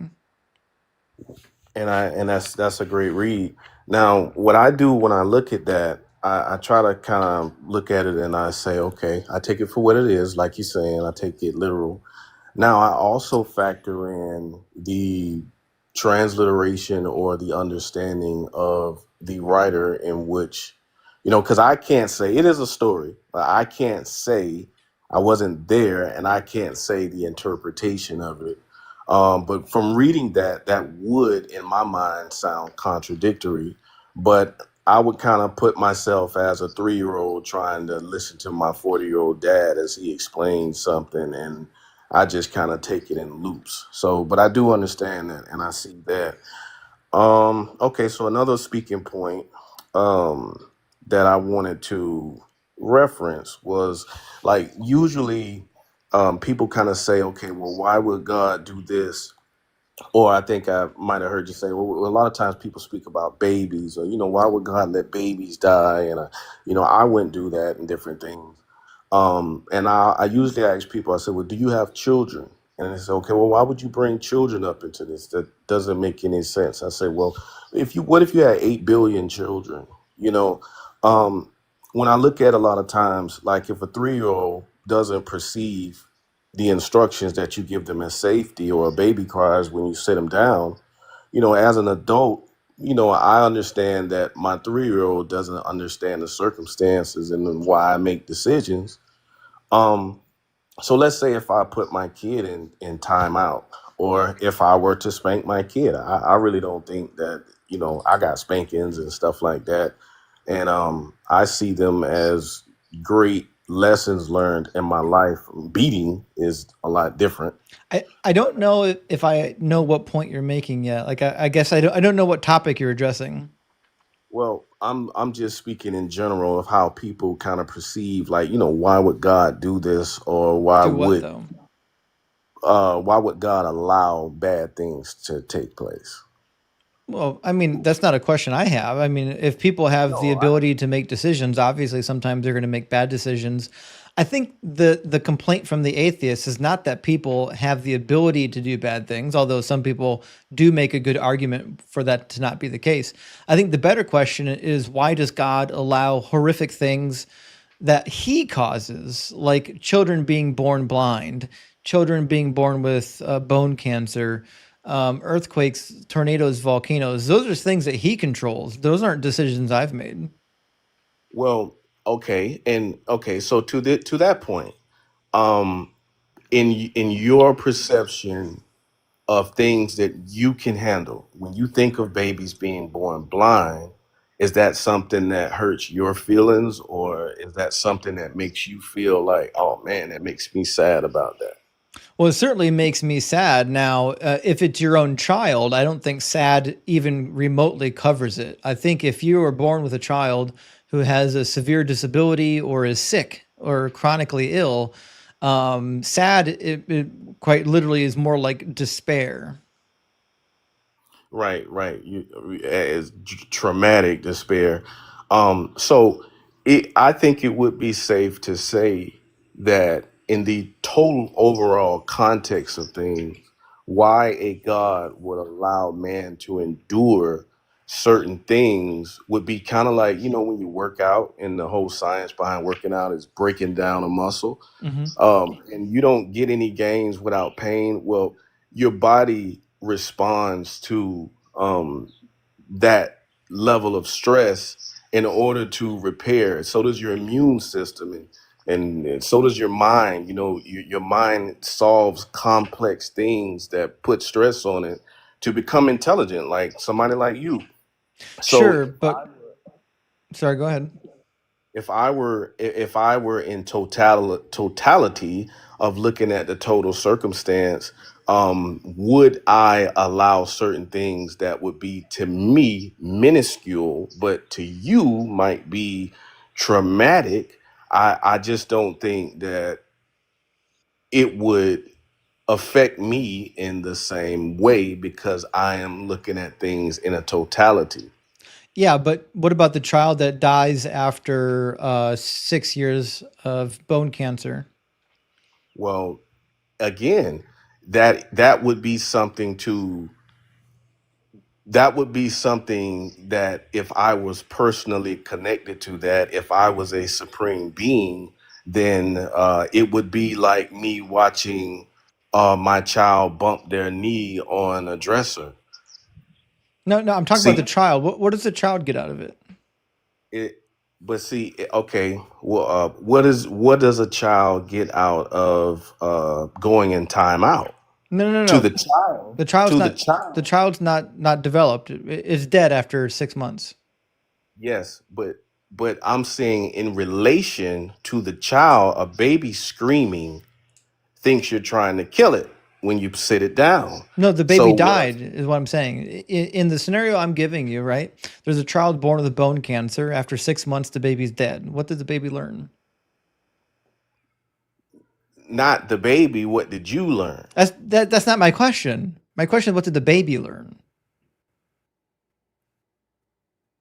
What did the baby learn? That what did the baby learn? That's Yeah. that's like a I that's like a plausible the, what did the baby learn? Hmm.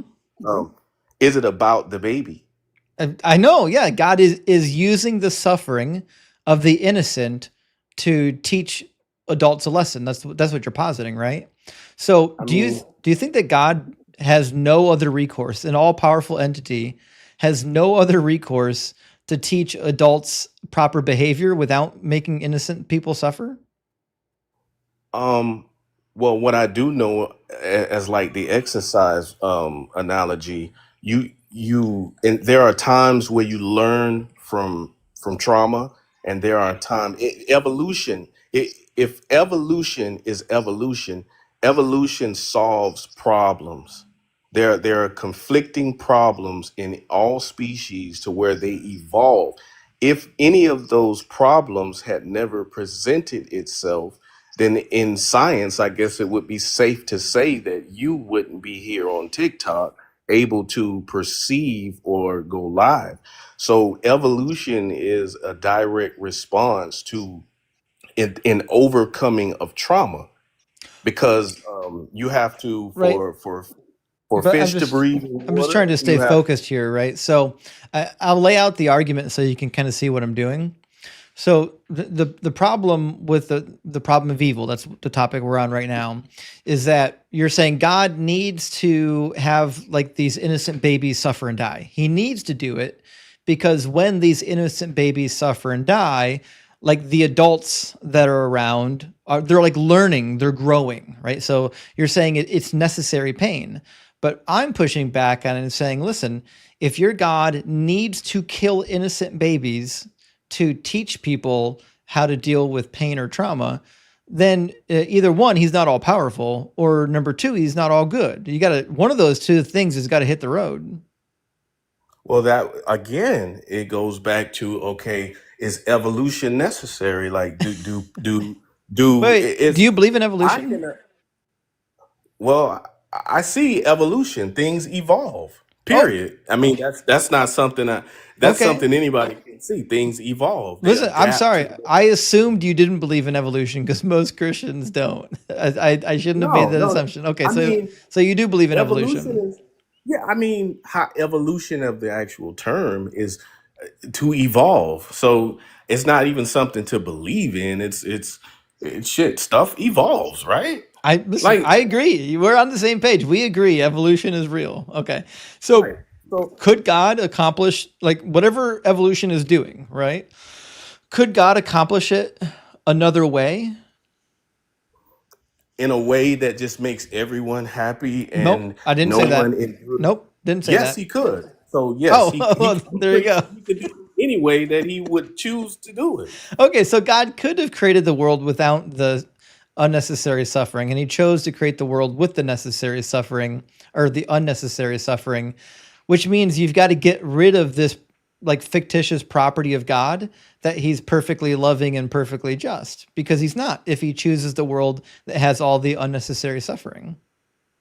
Okay, to your point, I understand your point, but check this out. Okay, so if the story and God references a place where there's a heaven, and if this is a boot camp, then I mean, I would see validation for what happens here to reference where you go from here.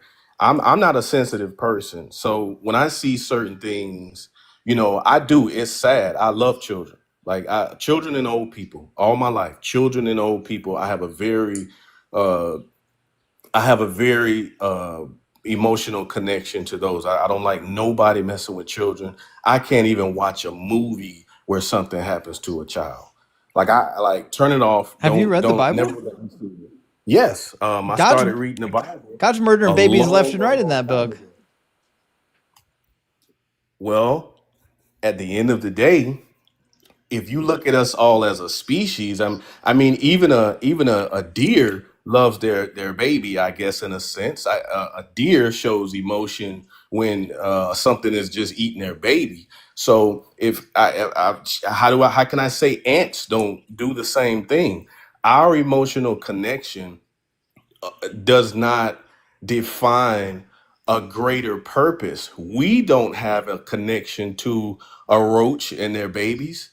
We don't have a connection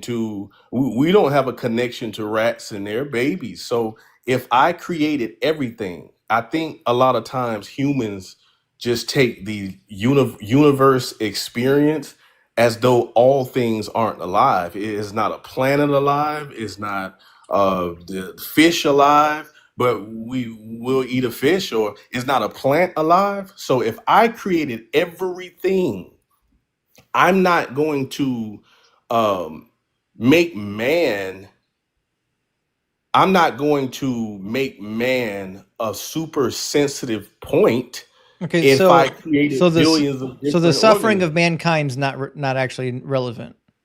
I mean, is the suffering of So ants so relevant? our human suffering is no different than the suffering of like the honeybees and the ants. I mean, who has the right to say that it is or isn't? So then Jesus' suffering was meaningless.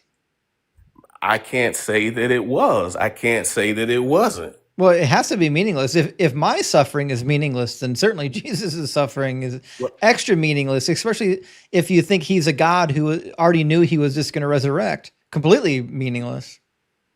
well, you have the right to put the word meaningless on it.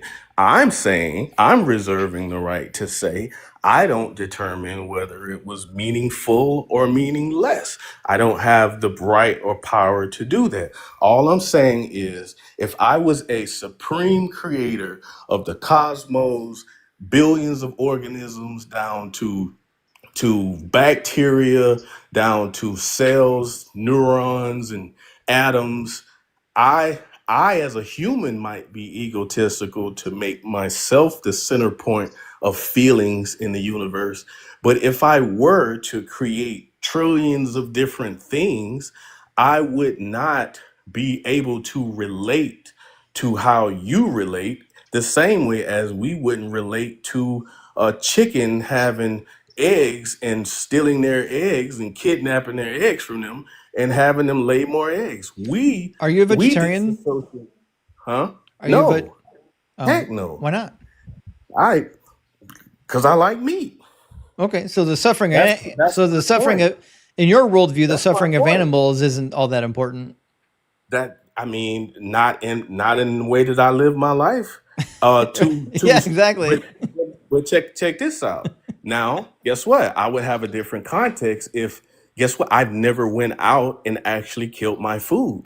I may never Hmm. ever eat meat again if I were to go and have to cut my chickens up, and catch them and cut them up. Yeah. Well, that's what I'm saying. Well, Perspective. Uh-huh. let me agree with you there. If we all had to execute our own animals, there'd be a lot more vegetarians in the world. I agree with you there.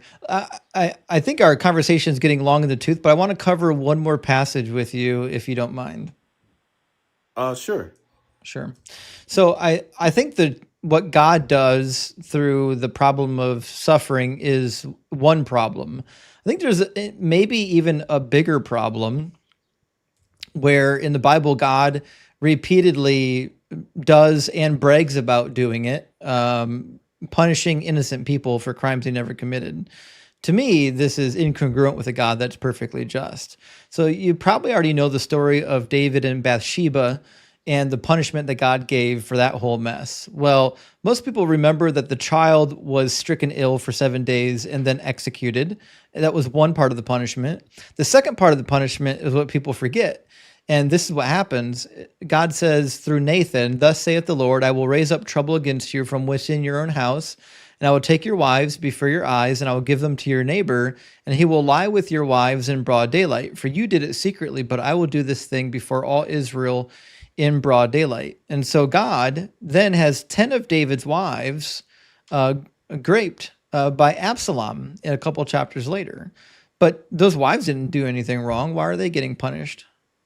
Well, now I can't say whether they were graped by the instruction of God or not. I can say that man does all type of wild things. Now, if you take what you're reading, that's like looking at science. So you're reading something that someone else wrote about something or someone, and you weren't present. So But God I took credit would, for it.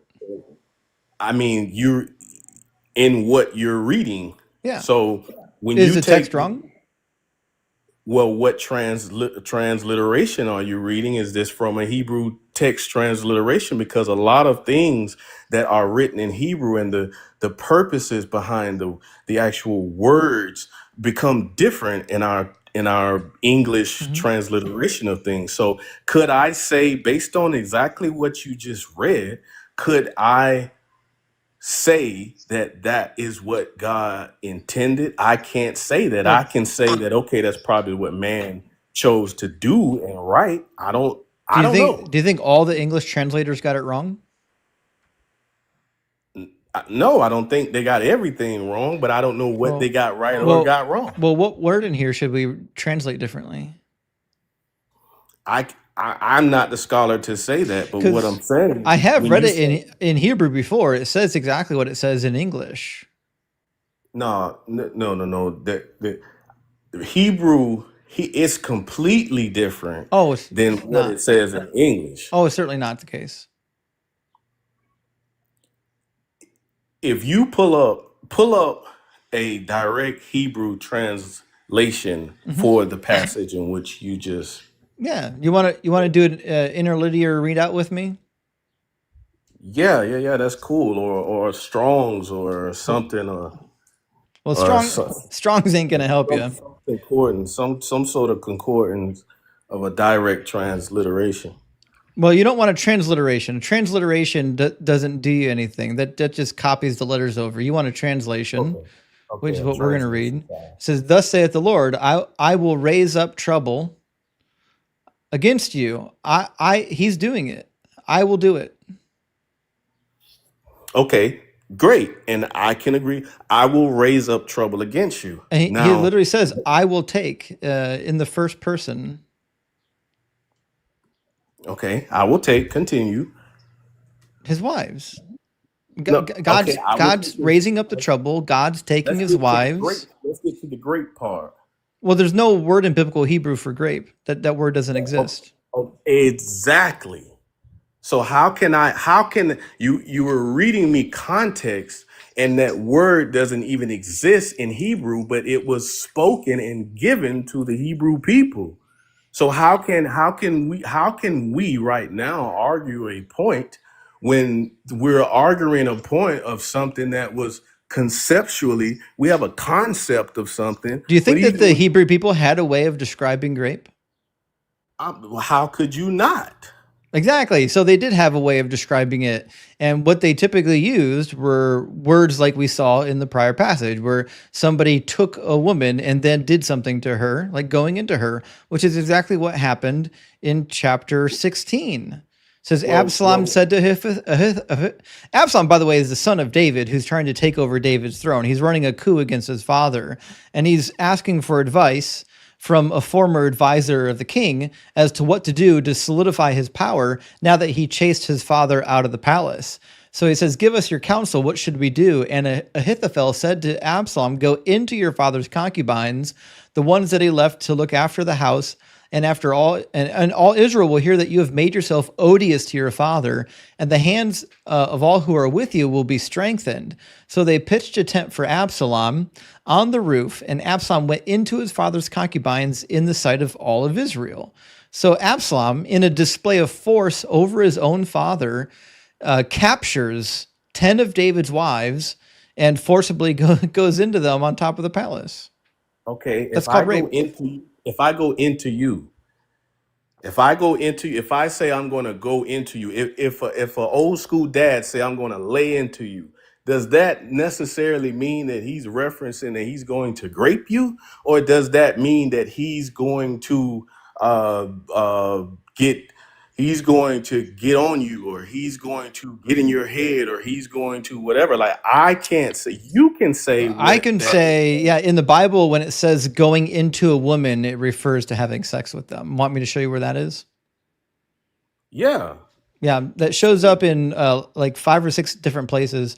The first place and the most common is Deuteronomy chapter 21 and 22. So let's go to chapter 22.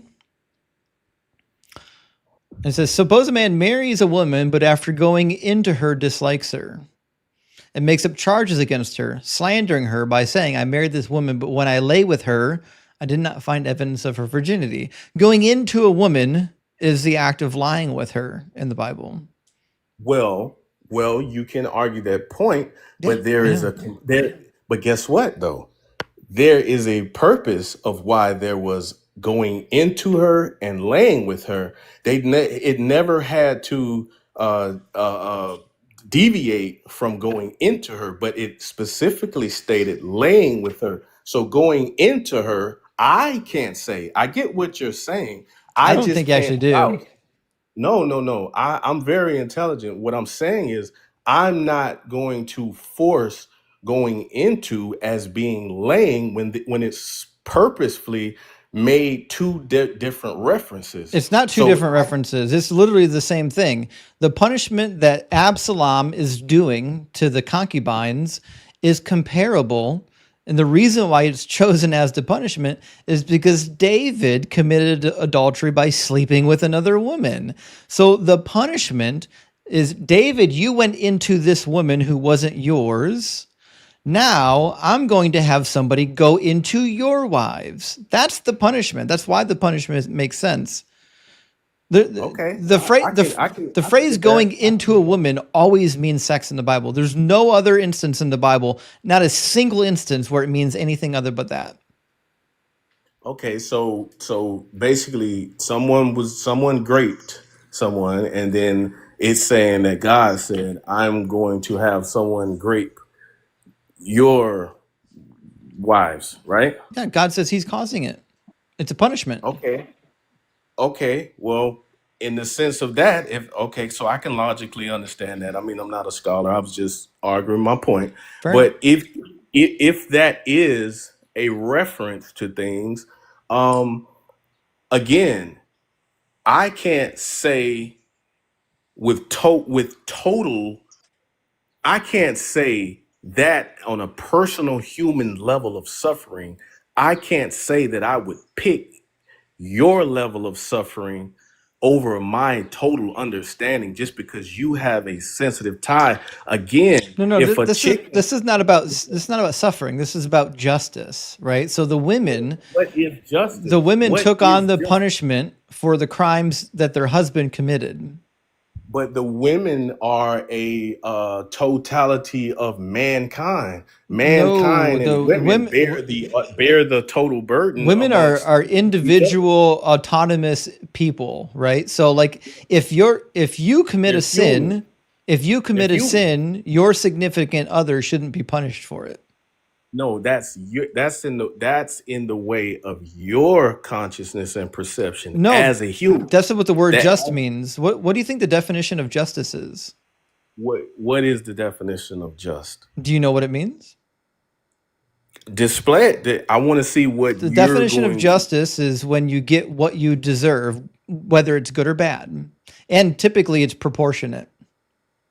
Okay, so that would be justice to me, and I'm gonna tell you why. Wait, I'm gonna tell you wait. why. It would be just for your wife to get graped for your sin? I'm gonna tell you in the totality of things. It's a shame Okay, this conversation started out so nicely and now you're justifying no, but grape. guess what? But no, it's not that. That would be a minuscule way to kind of that. No, what I'm saying is this: For if for you have any of the four women in children, the audience right now, I apologize if you were SA'd. What you went through is not minuscule. It shouldn't be minimized. What you went through was horrific.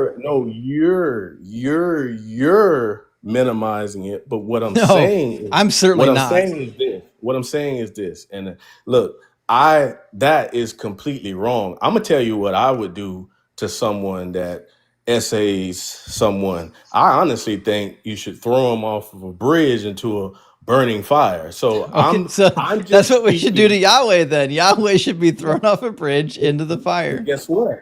That's because I have a sensitive relationship to my emotional connection to humans. I am speaking on the fact of if I am a supreme being that created millions and trillions of organisms, how do I not, if I have four kids, and if I say, hey, if Tommy doesn't clean up his room, everybody's getting punished. Fucking Tommy. Okay, so take this. Hey, everybody in the chat named Tommy. Sorry. So what I'm saying is this: if you take simple things that we do that we don't mean any actual harm to the other three children, but we're trying to teach them a lesson. Let's not. I'm not speaking as myself. If I am a total supreme and created all of the cosmos, the differences of essaying and all of that stuff would be no different to me than if I took and said, hey, if you don't walk your sister home from school, then you're not going to have any TV for a month. Why? It's the same way that when I walk on ants, I don't go home sad. And it might sound harsh and cruel, but we on a day-to-day basis, we don't care about other organisms and things in that sense. So Right. if I I was a don't know total if you're supreme tracking though. being, We're talking about whether or not God is just right now.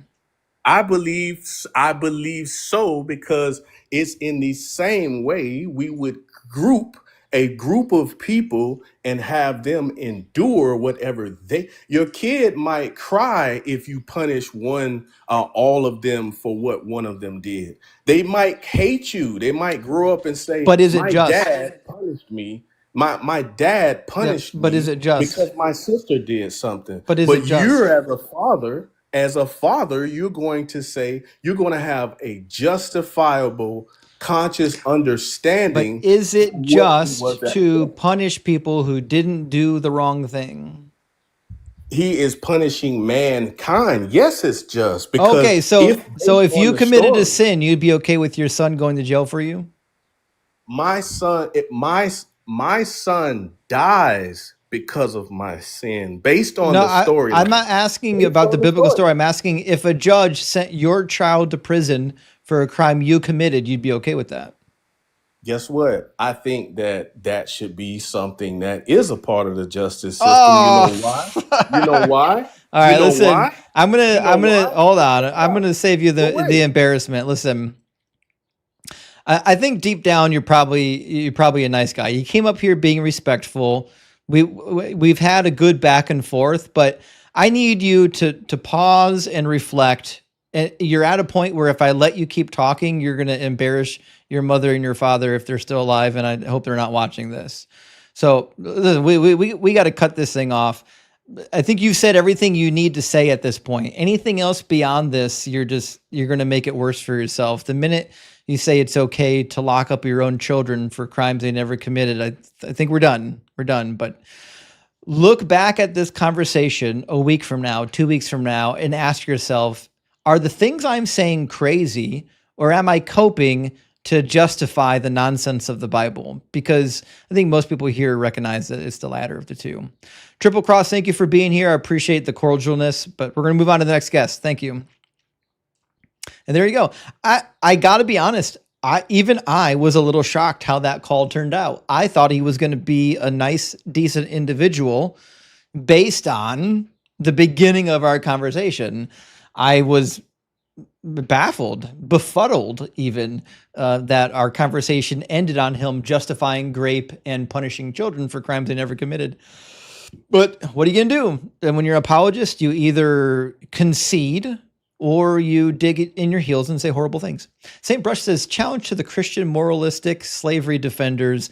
When you start arguing on the ethics of slavery, do it all in your best Southern accent. I would love that, actually.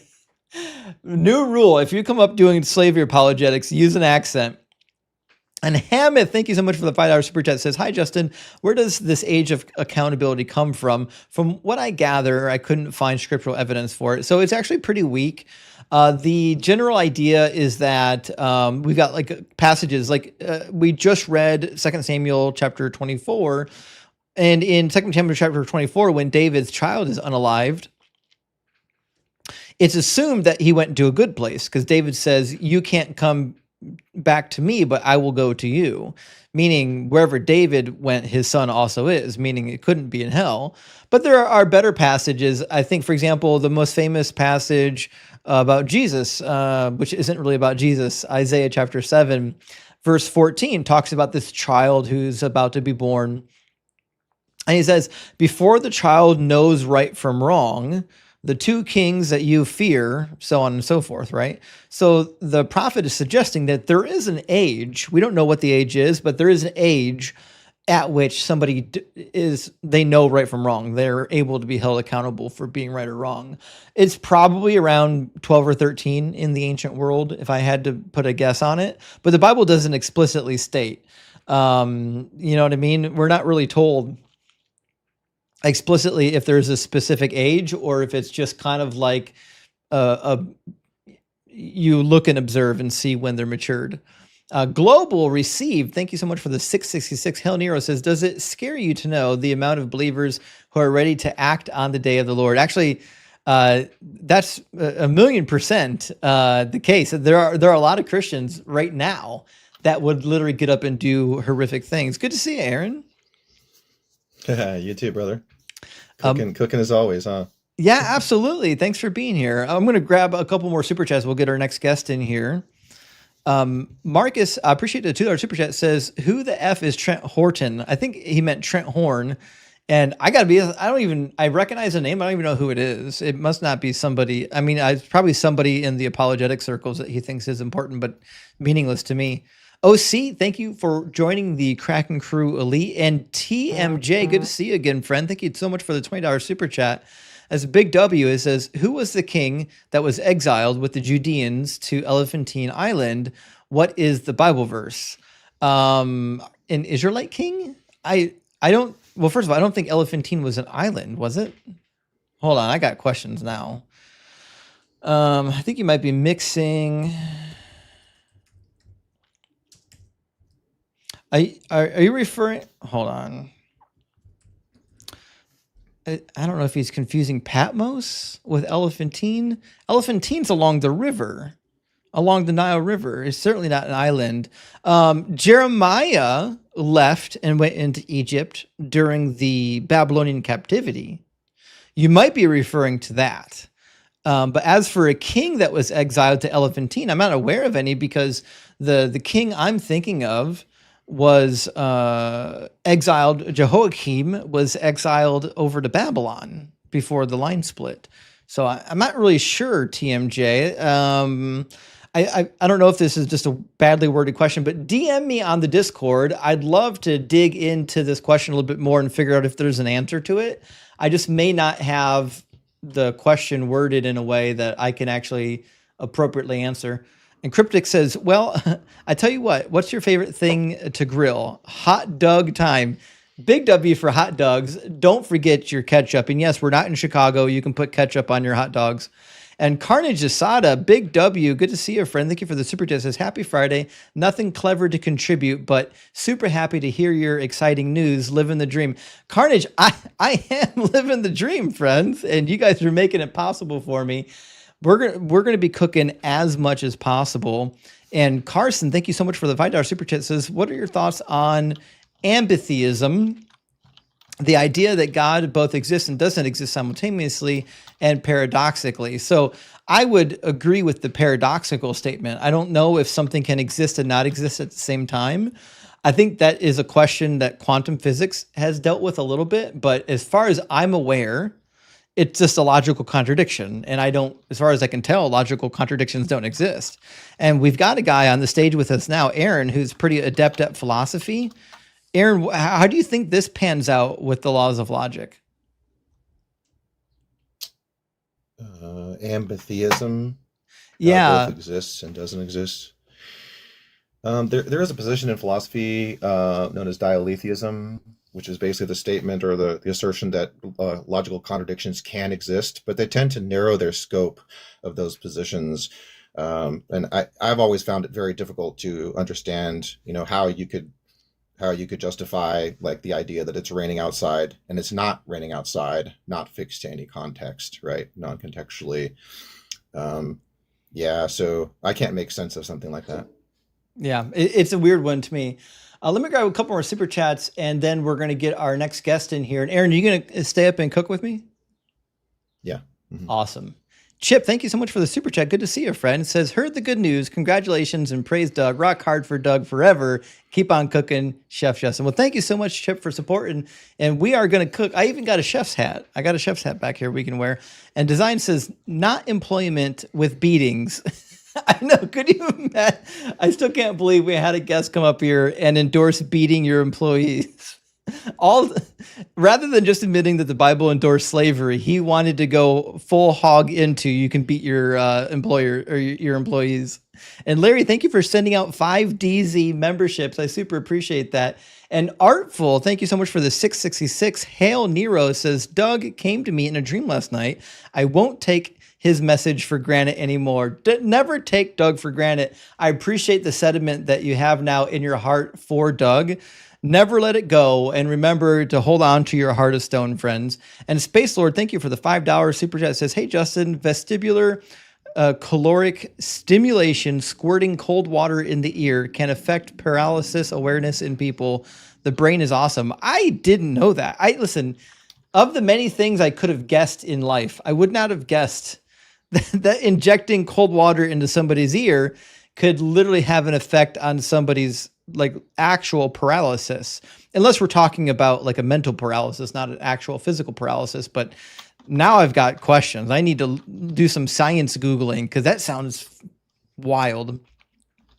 Marcus, my friend, thank you so much for the $10 super chat. It says, have you ever encountered a good argument as to why God didn't just write the Bible himself? He gave the stone tablets to Moses, supposedly. Is he just lazy? So this is a really good question, Marcus. And I don't really touch on this one during our debates, but you're right. God, theoretically, with the finger of his hand, wrote the first set of tablets, at least. And you might be wondering, like, okay, if God can do it, why wouldn't he just do it for the whole Bible? Write it on like platinum plates, some form of metal that you couldn't have been able to write on in ancient days. You could only write on it in like the year 2025. Make a completely miraculous, unchangeable text, And then we might have something more convincing than this nonsense that we have in front of us. The Bible, to me, is not, if you're saying it's from God, is not convincing whatsoever. And JC, thank you so much for the super chat. It says, great to catch a live stream, and hail Payman. Well, I'm with you. Hail Payman. Thank you for being here. Thank you for supporting. And Scotty, thank you so much for the $10 super chat. It says, I was gifted a membership and wanted to pay it forward. Rock hard for Doug. Look, this is why we have the deconstruction community has the best people ever. The type of people that pay it forward. This is the type of community we want to cultivate, where we take care of each other and pay things forward. Big W, Scotty, for being thoughtful. And thank you for whoever sent him a membership, probably Aaron. Aaron sent out 50 of them not that long ago. And Storm Chaser, thank you so much for the $10 super chat. Says, I used your ketchup bed sheet talking point yesterday, and he deleted the comments. Keep it up, man. Oh yeah, people love Deuteronomy 22. When I first started talking about Deuteronomy 22, a lot of people weren't talking about it. I'm tickled deep inside to know that now it's become people's go-to talking points in some of these nonsense discussions, because it needs to come up more often. Freemason Pilot, again, thank you so much for the $10 super chat. Says, I have a theory. What if the Bible takes place post Ragnarok? Well, listen, Freemason, what you said is probably a really interesting idea, but I don't know what Ragnarok is. Aaron, do you know what that is? Ragnarok is from, I believe it's from the Marvel comic that's series, why. right? Guys, I'm a nerd. Like, when I get free time, I read books. Unfortunately, I don't really watch movies. Listen, my many personality characteristics, you can just assume that I'm boring when I'm not doing these debates. I'm doing other boring stuff. I apologize. That's just my personality. Carlos, thank you so much for the 200 MX. He says, hey, Justin, it's Friday. Where's the Kraken? Salute. Well, unfortunately, I can't have Kraken until sundown. I love Kraken, my friends, but I don't do day drinking. That's not my personality. So for some people, alcohol is an upper. For me, it's a downer.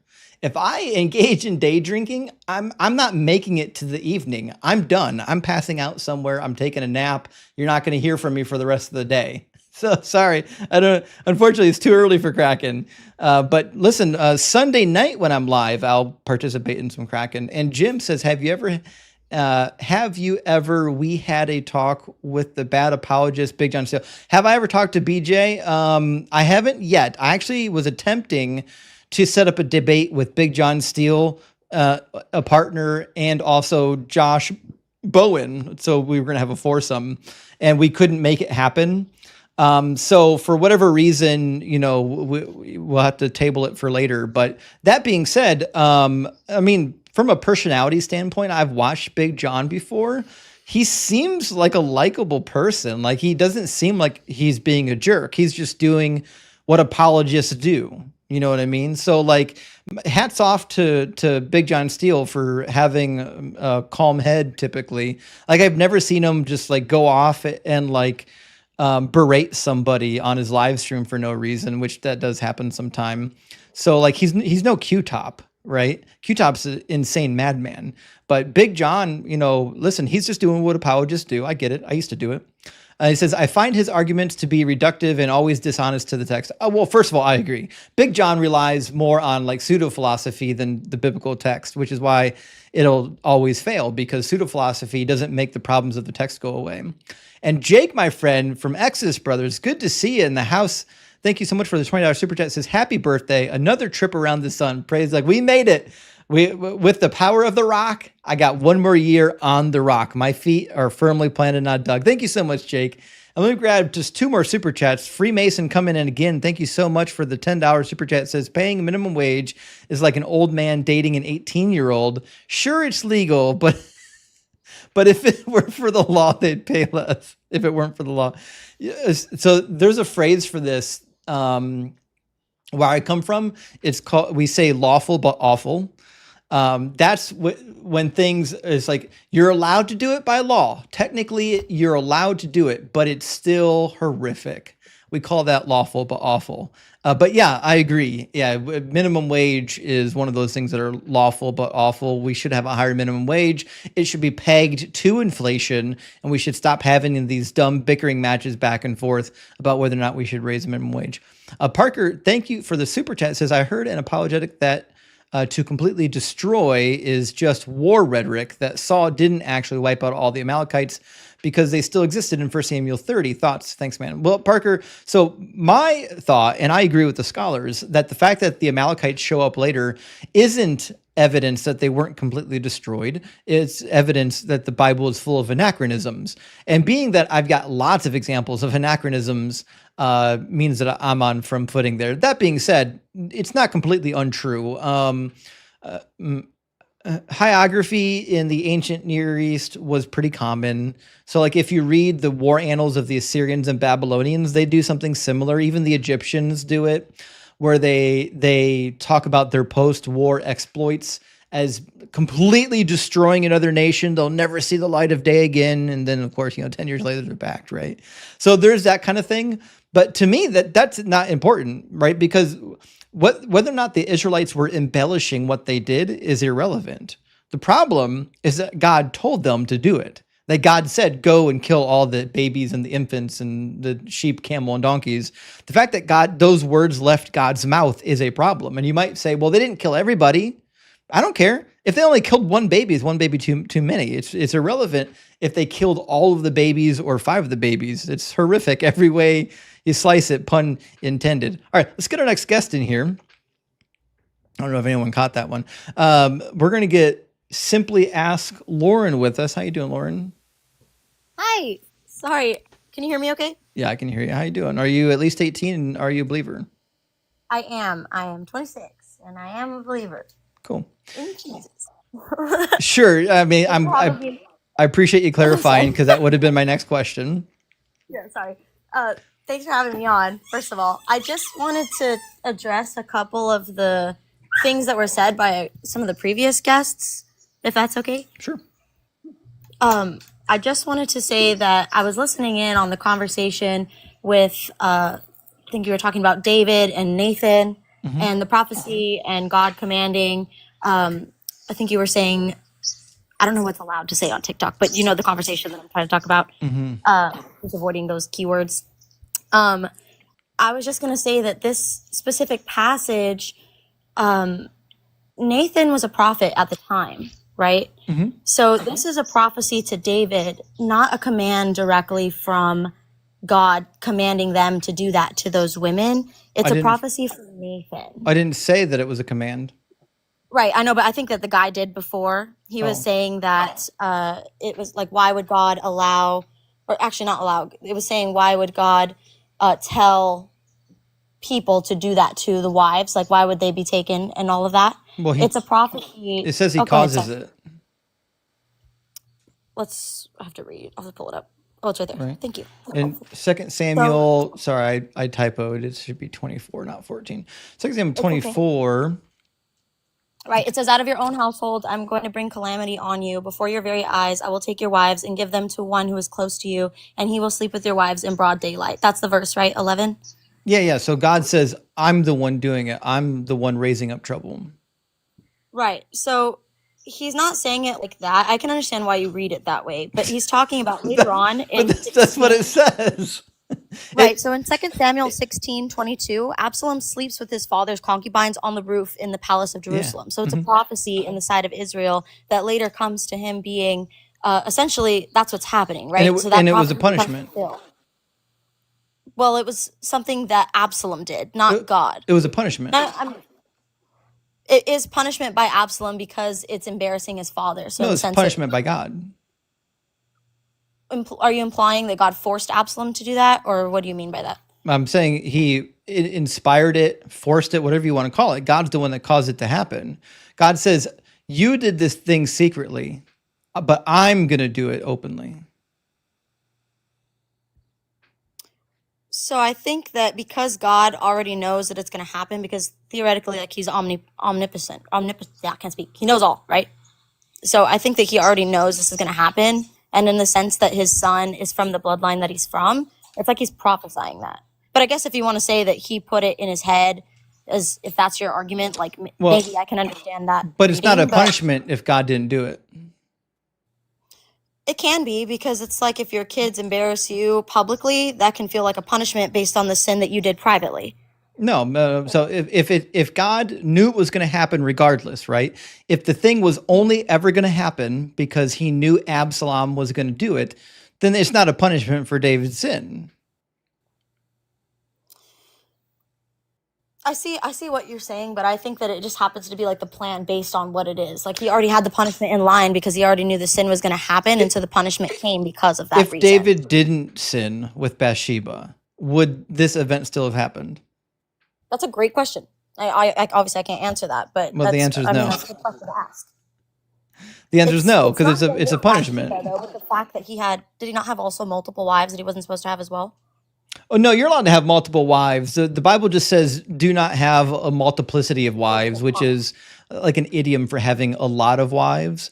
But there's no like text in the Bible that gives you a specific number. Like, is 10 too many? I don't know. We're not really told.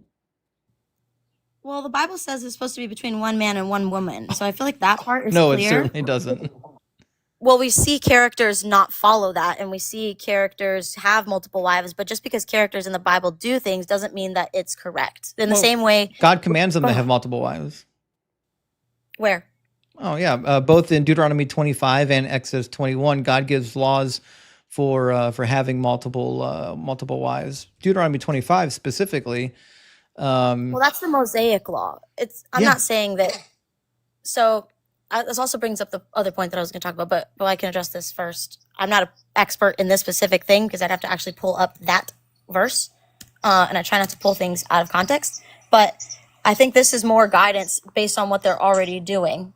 What was the verse you said? So God gave them laws to do the stuff they were already doing? No. There were laws in place, Mosaic laws, to govern what was happening and what was culturally going on at the time. So, for example, I know y'all were talking about slavery earlier. So you were right when you said that there were different types of both servants and slaves.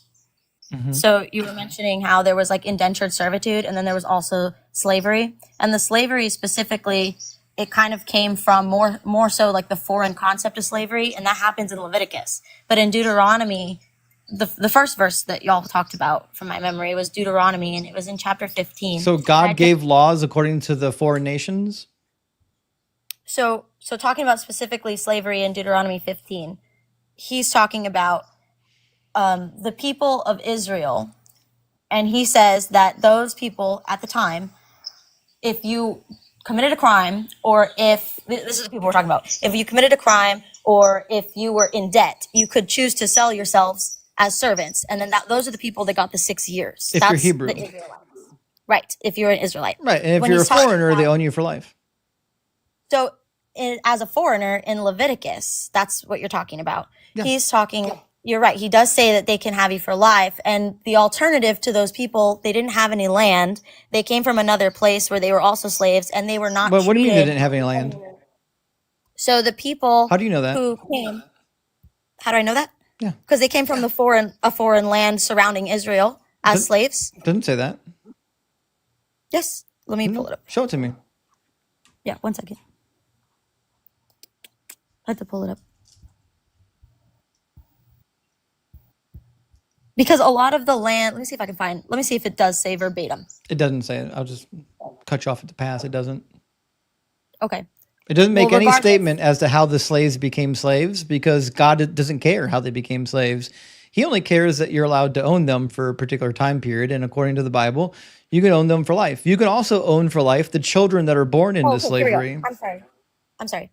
It says from them, implying like in verse 44, from the nations that are around you, from them you may buy male and female slaves. So they were already slaves in the lands among them. That was the point that I'm making. First of all, it doesn't specifically say only people that are already slaves, because we see in Deuteronomy that you can kidnap people from those towns. So you can get slaves through war, you can get slaves through birth, you can get slaves through acquiring them. They could be paying out. You're talking about the difference between like if a land is overtaken versus if it already exists. Both. And a couple of other in both instances, you can make slaves. But I don't really care how they became a slave. The fact that God says you can own a slave for life, I think, is silly.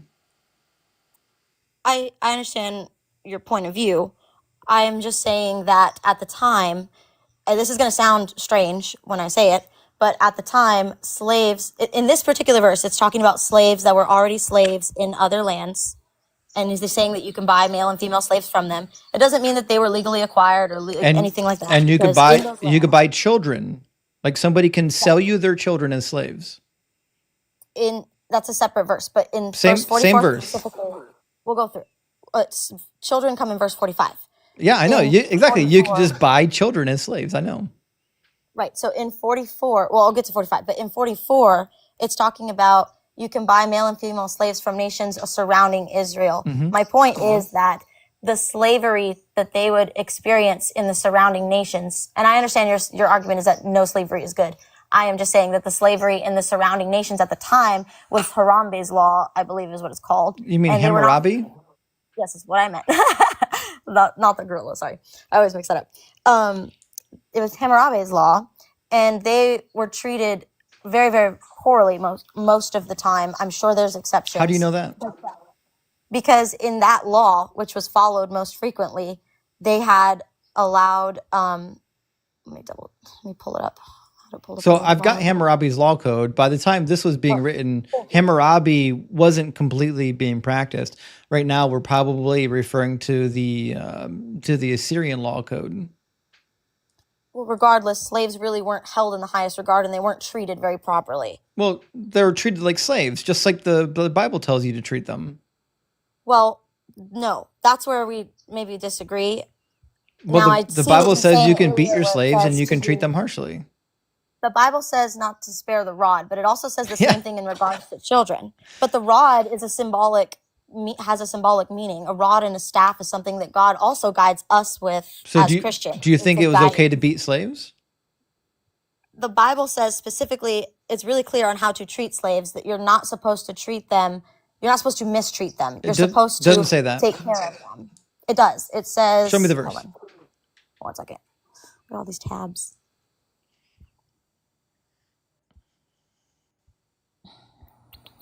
Man, I wish I had marked these. Let me see. Yeah, I get those Bible tabs. I know. Well, I was looking at the original Hebrew too. I like that you did that earlier because I like to do that as well. It's super important to look at the actual terminology of what's being said.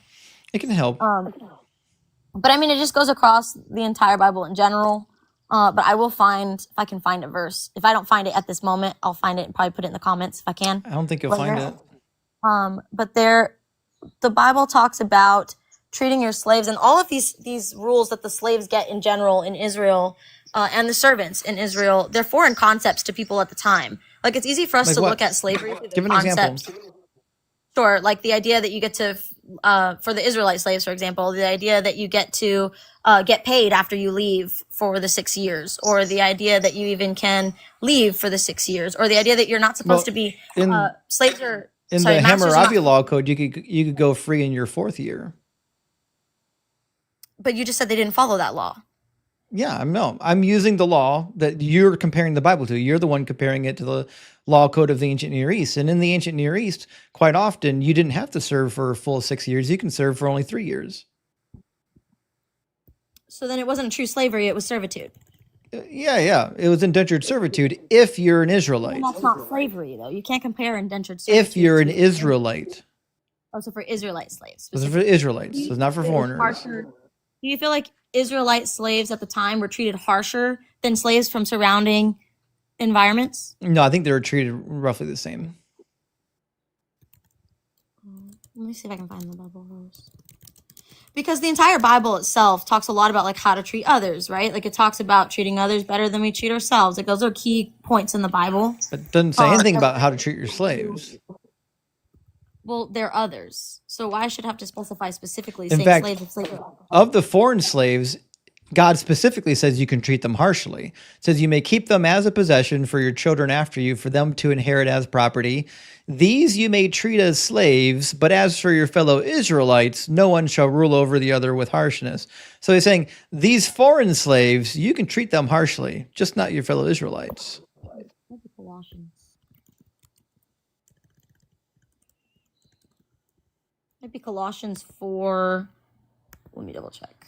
You probably want Ephesians chapter 6 when Paul says to treat your slaves fairly the same way Colossians 4, masters, provide your slaves with what is right and fair, because you know that you also have a master in heaven.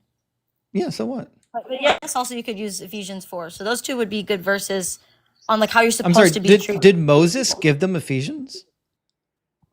That came later. Okay, But these were also between Moses and Ephesians, what was dictating how they treat their slaves? the rest of the law that pertained to everything and the relationship with God, God's character, and the 10 Commandments as well. Well, the law said you can beat your slaves and treat them harshly. The law says that you can discipline your slaves, but you should, and if it actually prevented harsh, well, it should have, just like every law should theoretically, but it says that you can.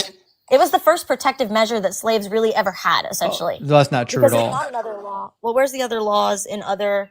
Can you show me another law in another nation at the time that had any regulation for slavery other than like setting them free, but like beating them wise? No, there's almost no nation that tells you like how much you can beat them or like under what circumstances you can beat them.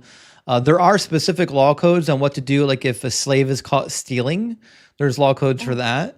But again, the Bible doesn't prohibit you from beating your slave severely. Have you read Exodus 21? Yes, it doesn't say it. I think in Exodus 21, It does. says it. Let's see.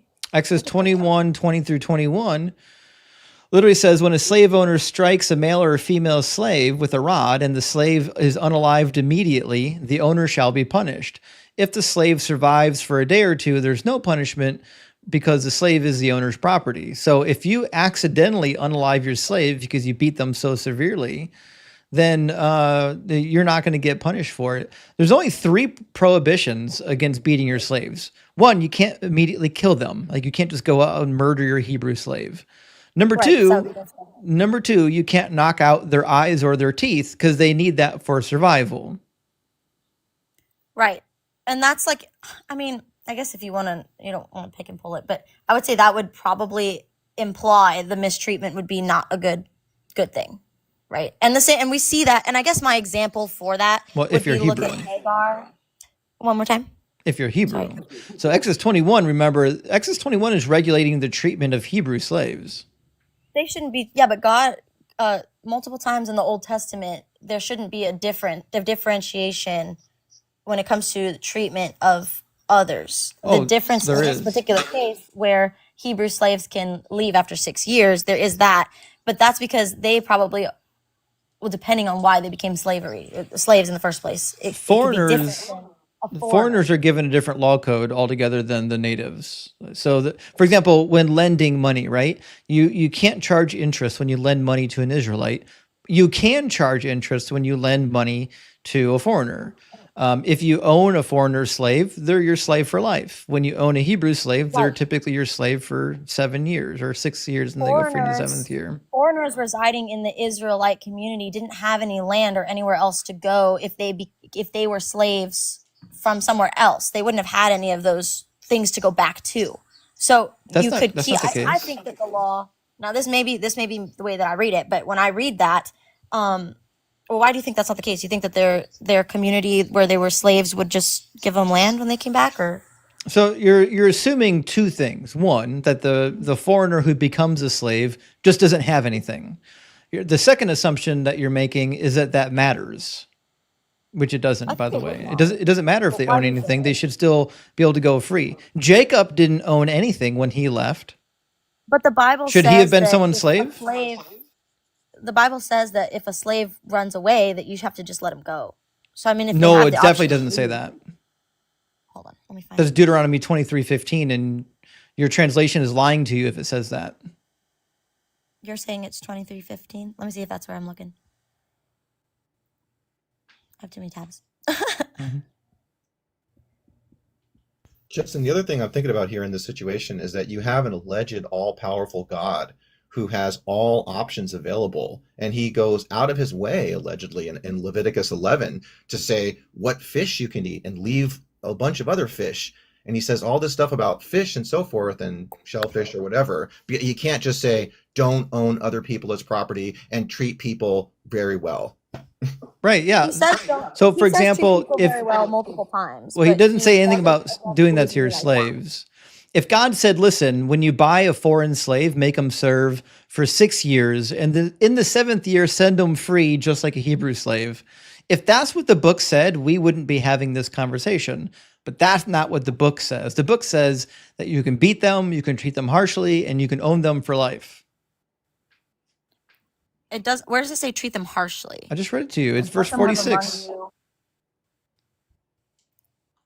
Leviticus 25:46. This is okay. So Deuteronomy is Deuteronomy 15:16 that you just mentioned a second ago.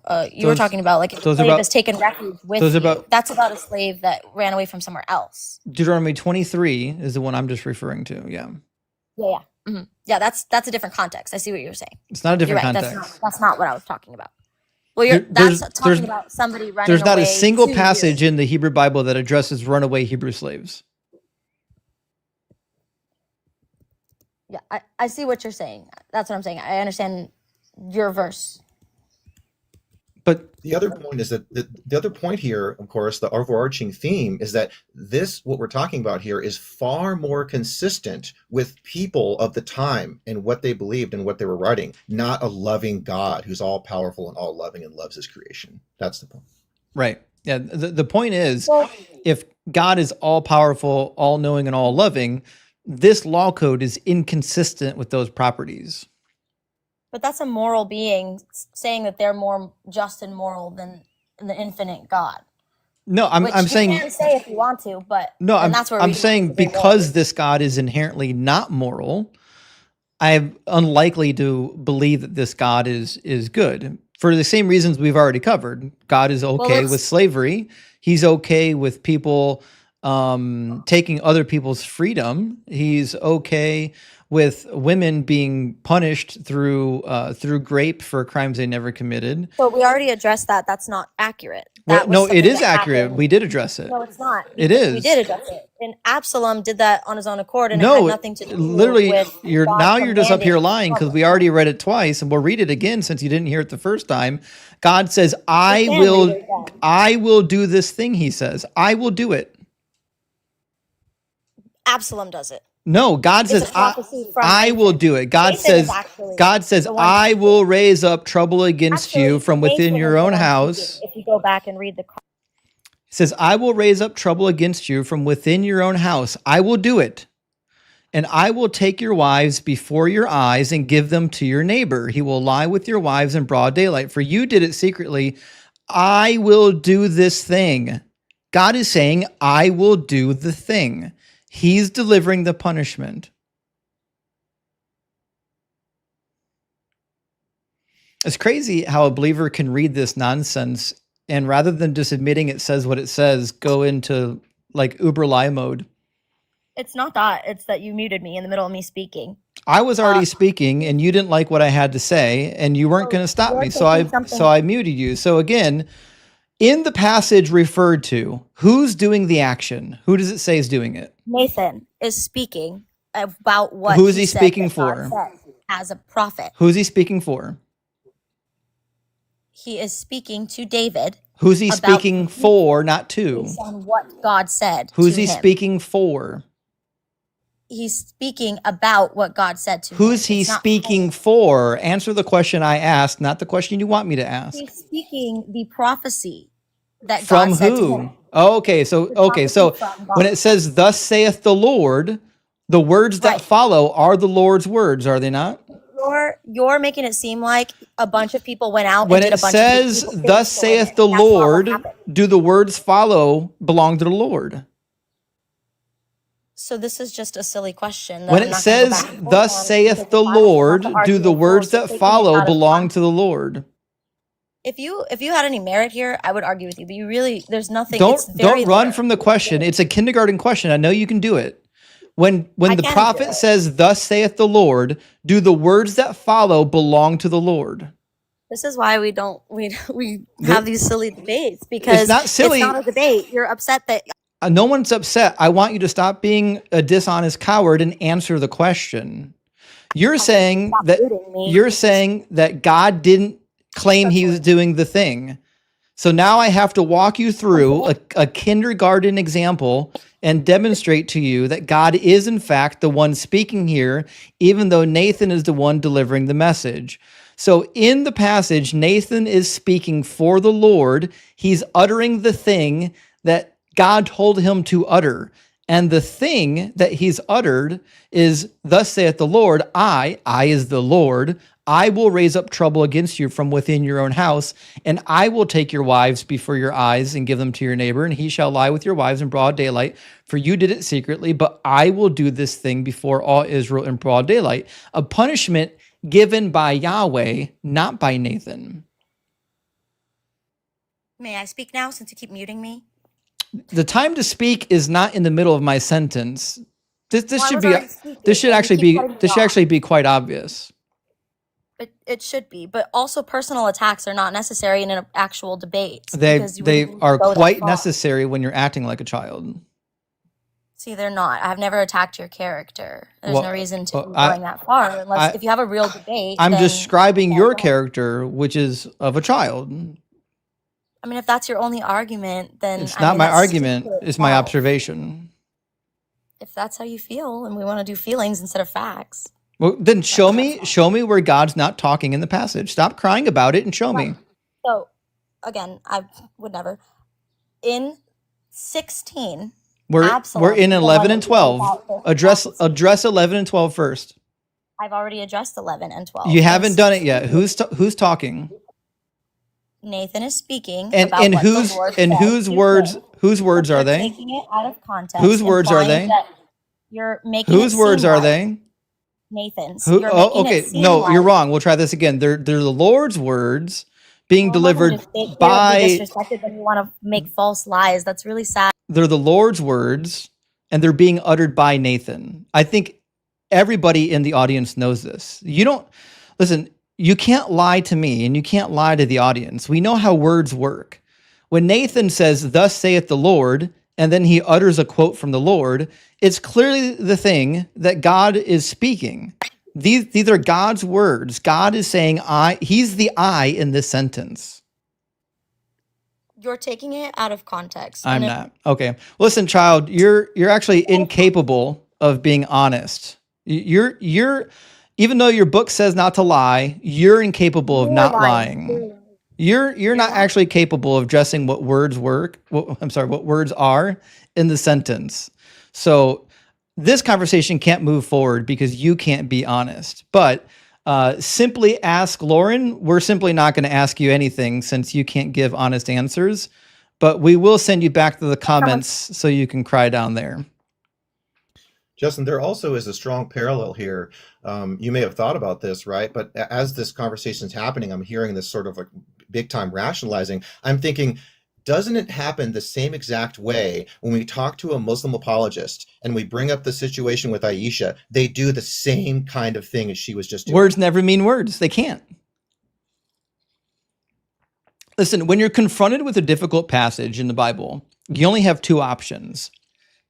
Admit that it's horrible and it's problematic, or try to make it say anything than what it actually says. That's it, right? That's all you can do. Oh, well, she did her best. We're going to grab some super chats. I apologize if we got backed up a little bit on the super chats. We should have time for another guest still yet, though. And we've got some in the box. Design says exercise. Oh, I think we're all lucky as an example. He didn't pick a disobedient spouse.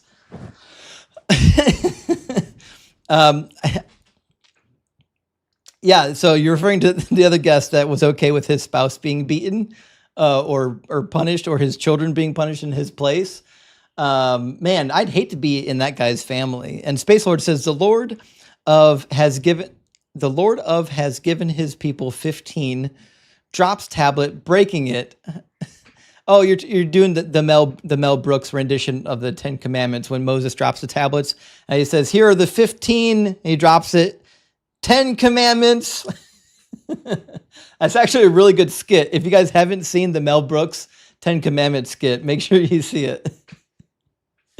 And Penelope, thank you so much for the $10 super chat. It says, for God so loved the world that he kills millions of babies, even tortures and kills his own son, punishes innocent people for others' crimes. Such a loving God. Rock hard for Doug. Doug would never. Doug absolutely would never do that nonsense. It's crazy to me that in the same breath, Christians will say that God is the God of love when he's slaughtering innocents by the millions. Saint Brush, thank you for the 616. Hail Nero says, I think you mean I don't know why. I don't know why Christians didn't explain the Hebrews in Egypt that slavery just means employment. Should have told God and Moses words don't mean words. Could you imagine? I brought this up only once or twice before, but next time somebody says that the slavery was actually employment, we need to ask them if the Egyptians were really slaves in Egypt or if they were just employed in Egypt. They're not going to not gonna like that. And Helping Mega says, praise Doug for my dose of sanity streaming today. Well, listen, friend, we're going to have a lot more streaming coming up here in the future. Stay tuned. We're cranking the dial all the way up. And Carnage Asada, thank you again for a $10 super chat. Good to see you, friend. Says, caller, being forced to undertake hard labor was probably not even particularly unpleasant for those slaves. Caller, being forced to answer simple moral questions is extremely not comfy. Please stop. According to his logic, he'd rather be a slave than to answer my questions. That's a fair observation, Carnage. And Meg, good to see you, Meg, says, words don't mean words. Does he think that the concubines screwed their own stepson? Listen, there are people who believe that. I've talked to many people who get up here and say, no. Absalom didn't grape those women. They consented to commit adultery in front of all of Israel with their son-in-law. That's the craziest that's the craziest victim blame I've heard in quite some time. And Bill says, cognitive dissonance is not a pleasant experience. It's not, but that's what we really should rename this place to the cognitive dissonance zone, because that's really what happens here.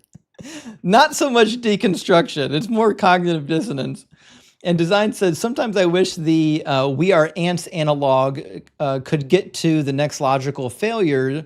Ants justified in biting someone for disturbing their nest. That's an interesting point. If we're just ants, ants are technically justified in defending themselves. So if God's down here, giving us horrific commandments, it seems like we're justified just like the ants are in defending ourselves against the horrific crimes of Yahweh.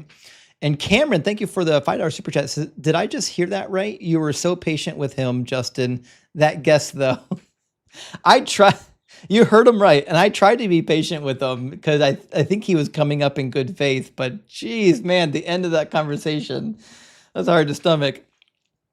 And Izidridin, thank you for the $10 super chat, says, I don't have anything clever to say or smart to add, so I will just give you some money and hope that you, Justin, and everyone here are having a marvelous time. Thank you for the stream. Well, IZ, thank you so much for supporting the stream. Thank you so much for watching and liking. And for those watching, if you're not subscribed, what are you waiting for? Go ahead and drop a follow and subscribe, and also drop a follow of my friend Philodragon as well. Drop him a follow. And we're going to grab a couple more super chats, friends. We'll get our next guest right back up in here. And Jake says, happy birthday. Sorry. I read that. Thank you, though. Anyways, I really appreciate that. Sorry. Artful Dodger was next. Welcome to Kraken Crew Elite, Artful Dodger. I super appreciate that. And Mike says, Phil, bro, define for me. You know what? I, like you, thought that conversation might devolve into Phil, bro. It actually didn't, surprisingly. And Alex says, it will always strike me as odd that God seems to take the cool parent role about slavery, but not mixed fabrics or shellfish. Alex, that's the fucking point. The God up there is like, slavery, well, it's okay. It's a thing that they do, it's okay. But then we get the mixed fabrics, shaving your sideburns and nonsense like that, marking your skin. And God's like, no, you don't. You want to put your pee-pee where? Oh, no, you're done. You're toast. It's crazy that God's so hands off with some things and then wants to murder you for other things. Mr. T, thank you for the $10 super chat. It says, Irish Christian brother schooling mistakenly introed me to Bertrand Russell, but it took me 30 years to ditch the BS. Thank you, Justin. And this community, it's good to be free. Happy solstice from Ireland. Well, Mr. T, thank you so much for letting us know that you were able to deconstruct from the cult. I know it's hard to do it in a culture that is steeped in it, and yours is steeped in it. See, and get my joke? It's okay if you didn't. Jim Nasty, thank you so much for the super chat. I appreciate that. It says, God had the baby bone cancer and SA to teach it and adults some lesson. That lesson is that God is super special and loving. Also Christians. These are the gymnastics, guys, that you have to do.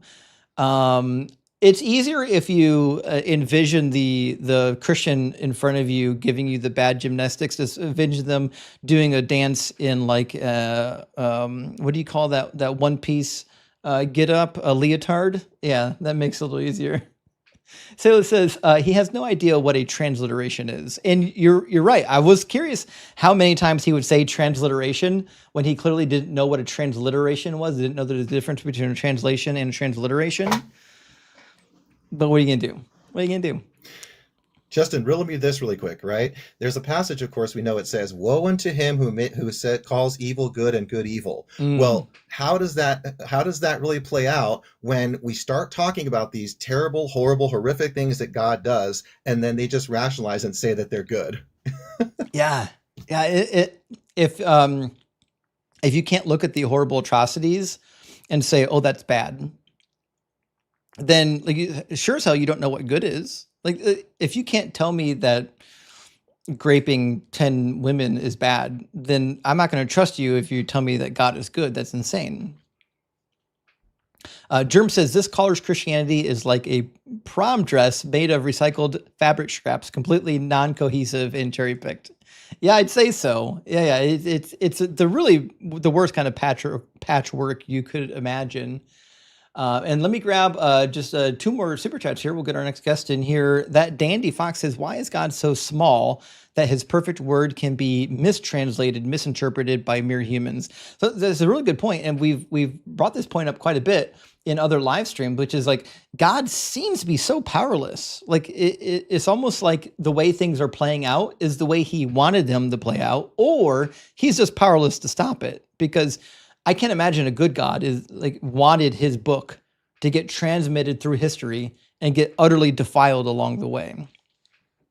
But anyways, speaking of defiled Bibles, make sure and check out Dixon Bibles.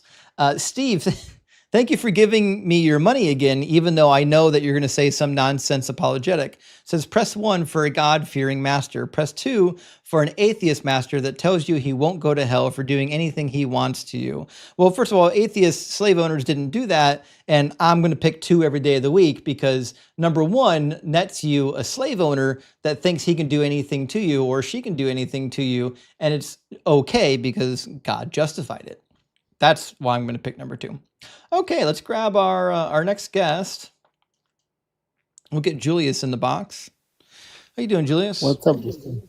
Pretty good. How you doing? Doing good. Thank you for asking. Julius, are you at least 18 and are you a believer? I'm 49. I'm a believer, sir. Cool. And what God do you believe in? The God of the Bible. Cool.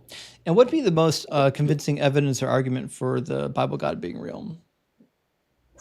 Obviously my testimony, which I don't think you accept. No, that'd be silly. Why would I accept your testimony as proof? Yeah, I'm just answering your question. Fair enough. It's an honest answer. Okay. Well, outside of your testimony, is there another reason why anyone would believe in this thing? Anyone else? I've met, I'm not going to say hundreds, but maybe 100 people that actually have lived their life according to what they were taught at home, and then eventually started reading scripture and actually benefited from the teachings that it has. So why do I care about that? No, I'm answering your question.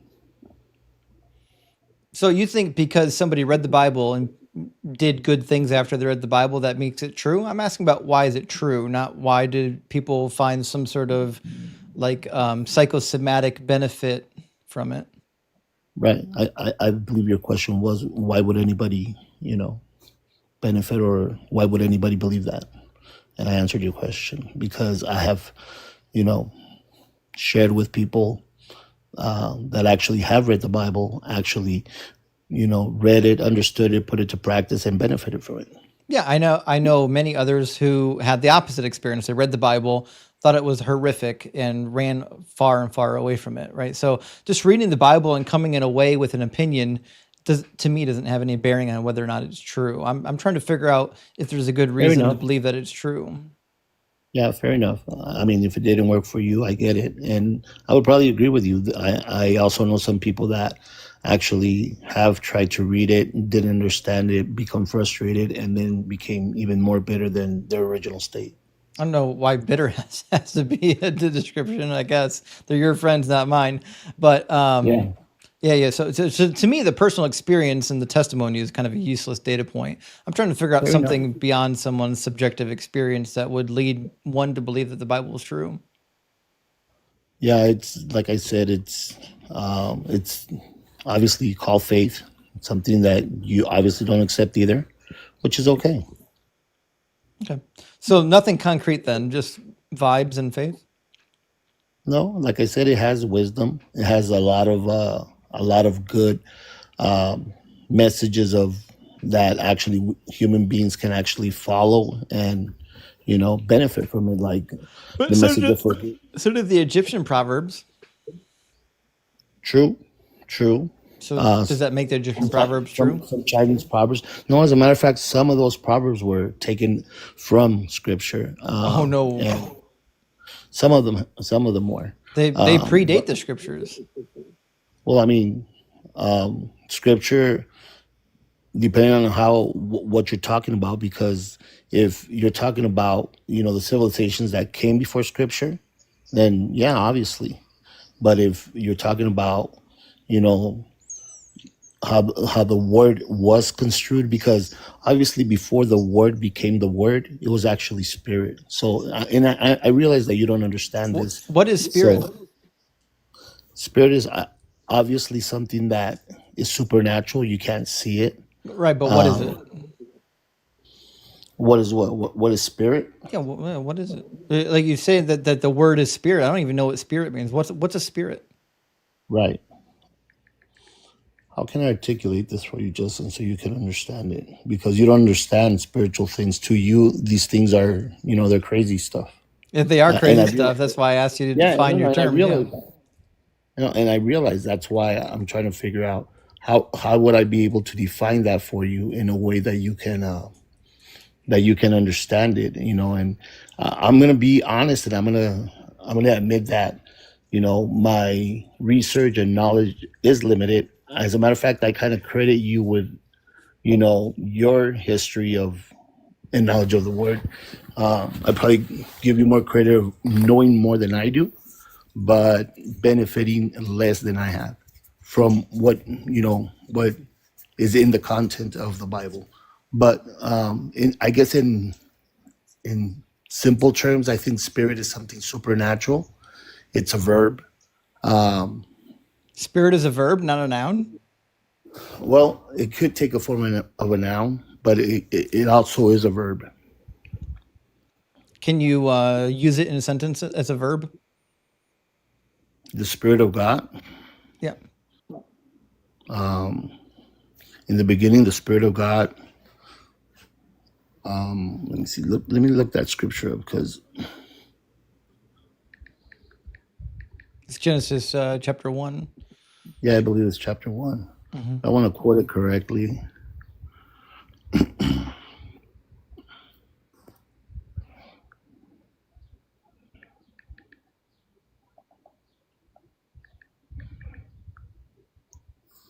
Let me see here. Pretty sure it's like verse 1.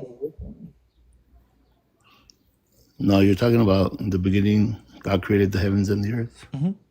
Yep. And the Spirit of God hovered over the waters. Hovered over the waters, over the Mm-hmm. waves of the waters, correct. Mm-hmm. Right. So I could use that sentence. I'm sure there's more sentences than that. Right, but that doesn't use the word spirit in a verb. That's more of a noun, correct? Yeah, it's still a noun. Like I don't think spirit is a verb. So we understand that God is spirit. In the beginning, That's a noun. uh,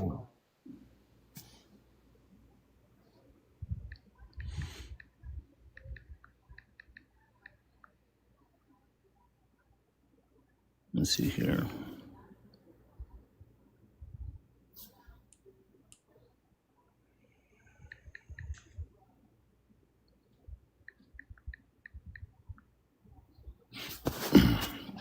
So,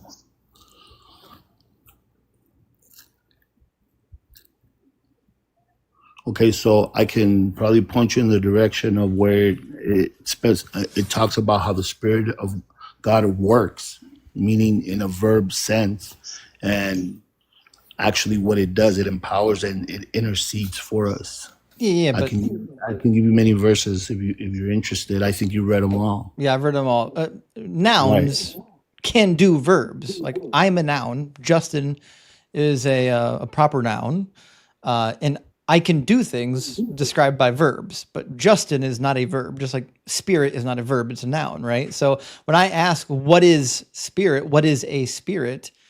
I don't think you've furthered the answer at all. I still don't know what a spirit is.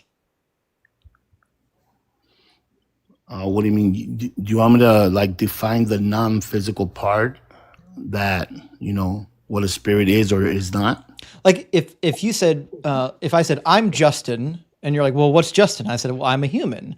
You might say, well, what is a human? Well, I said, well, listen, we're carbon-based life forms, and here's what a Right. human is made of, right? So when I said, well, Right. what is a spirit? I'm trying to figure out what, other than a word in the English language, what is a spirit? And how do you know when something is or isn't a spirit?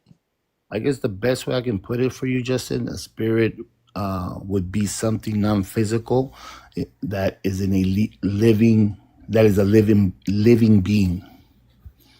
But that betrays the definition of what it means to live. Like, what's it No, mean to be alive? I'm just giving you the definition what I think a spirit is. I mean, you can accept it, not accept it, and you can call me ignorant if you want for not being able to articulate what a spirit is. But Right, if we but want to, we can move forward. well, I mean, your definition is contradictory, is what I'm saying. Okay, so let's just say you won that argument. What else can we talk about? Is the Bible I have completely a question. true in your worldview, or only partially true? I believe it is. Okay, does the Bible ever say anything that's not true? No, You sure about that? 100%. 100%? That's a lot of confidence. I'm very confident in that. What if I showed you something in the Bible that simply wasn't true? What would you tell me? If I believe it's not true after you show me, then I would admit it. Okay, so if in fact the Bible says something that's not true, what would be the conclusion from that revelation? You being right, me being wrong. No. I You being mean, right. what would be the conclusion about the Bible? That God is wrong and you're right. Oh, that the Bible got something wrong? Well, ultimately God, because we believe that this is inspired by God. Okay. So it's basically Justin versus God. Well, I mean, it could just be Justin versus a book that Okay. actually isn't written by God because it says things that it's wrong. Okay, let's call it that. It's Justin versus the book. Fair enough. Okay. So let's read in the Gospel of John. You're probably familiar with the story of the woman who perfumed Jesus's feet. Feet, right? It says in John, let's see, 6 days before Passover, Jesus came to Bethany, the home of Lazarus, whom he had raised from the dead. There he gave dinner. There they gave a dinner for him. Martha served, and Lazarus was one of those reclining with him. Mary took a pound of costly perfume and made of a pure nard, anointed Jesus' feet, and wiped them with her hair. The house was filled with the fragrance of the perfume. But Judas Iscariot, one of his disciples, the one whom was about to betray him, said, "Why is this perfume not sold for 300 denarii and the money given to the poor?" And he said, this is not because he cared. I'm sorry. He said this not because he cared about the poor, but because he was a thief. He kept the common purse and used to steal what was put into it. And Jesus says, leave her alone. She brought it so that she might keep it for the day of my burial. You also have the poor with you, but you will not always have me. So you always have the poor with you. Okay. So in the beginning of this narrative, we're told that it's 6 days before the Passover that this woman, Mary, puts her perfume on Jesus's feet and washes with her hair. When we go to the other Gospels, for example, in Mark, it says it was 2 days before the Passover and the festival of unleavened bread. The chief priests and the scribes were looking for a way to arrest Jesus by stealth and kill him, for they said, not during the festival, or there may be a riot among the people. While he was at Bethany in the house of Simon the leper, as he sat at the table, a woman came in with an alabaster jar, very costly ointment of nard. She broke open the jar and poured the ointment on his head. But some there said to one another in anger, why has the ointment wasted this way? For this ointment could have been sold for more than 300 denarii and the money given to the poor. And they scolded her, but Jesus said, let her alone. Why do you trouble her? She has performed a good service for me. For you always have the poor with you, and you can show kindness to them whenever you wish, but you will not always have me. So clearly the same event. And one says that it was 2 days before the Passover, and the other says that it was 6 days before the Passover. Right. So which one was right? So I've actually seen you and heard you outline this. Actually, I actually don't know if I've ever used this one during a live stream before.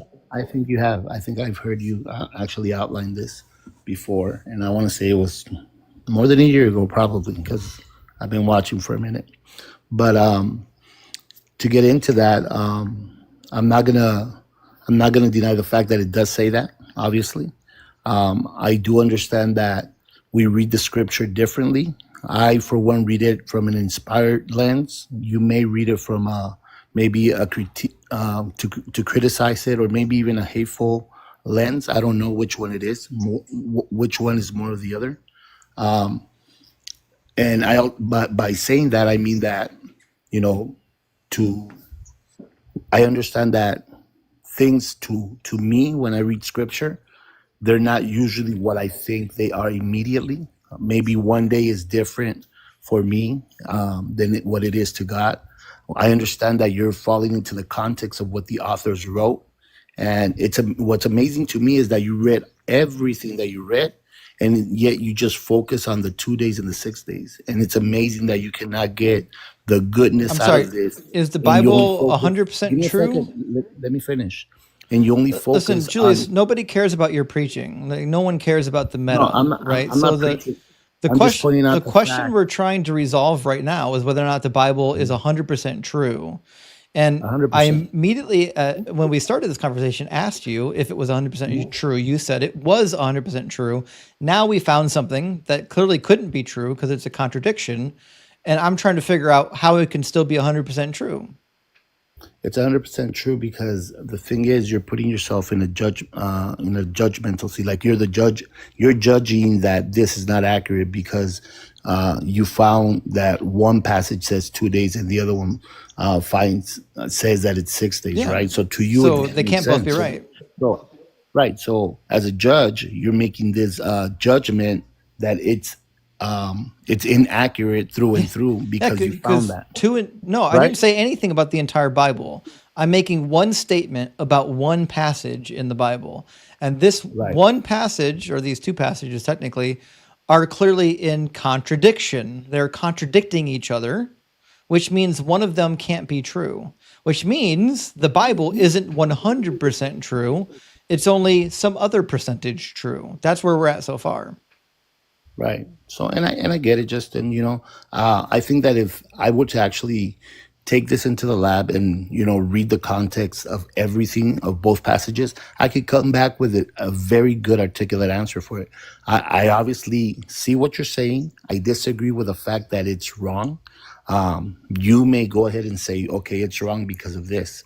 And again, we fall back into, reading scripture and how you're reading it. What's your intent in reading it? You're looking for the my intent is irrelevant.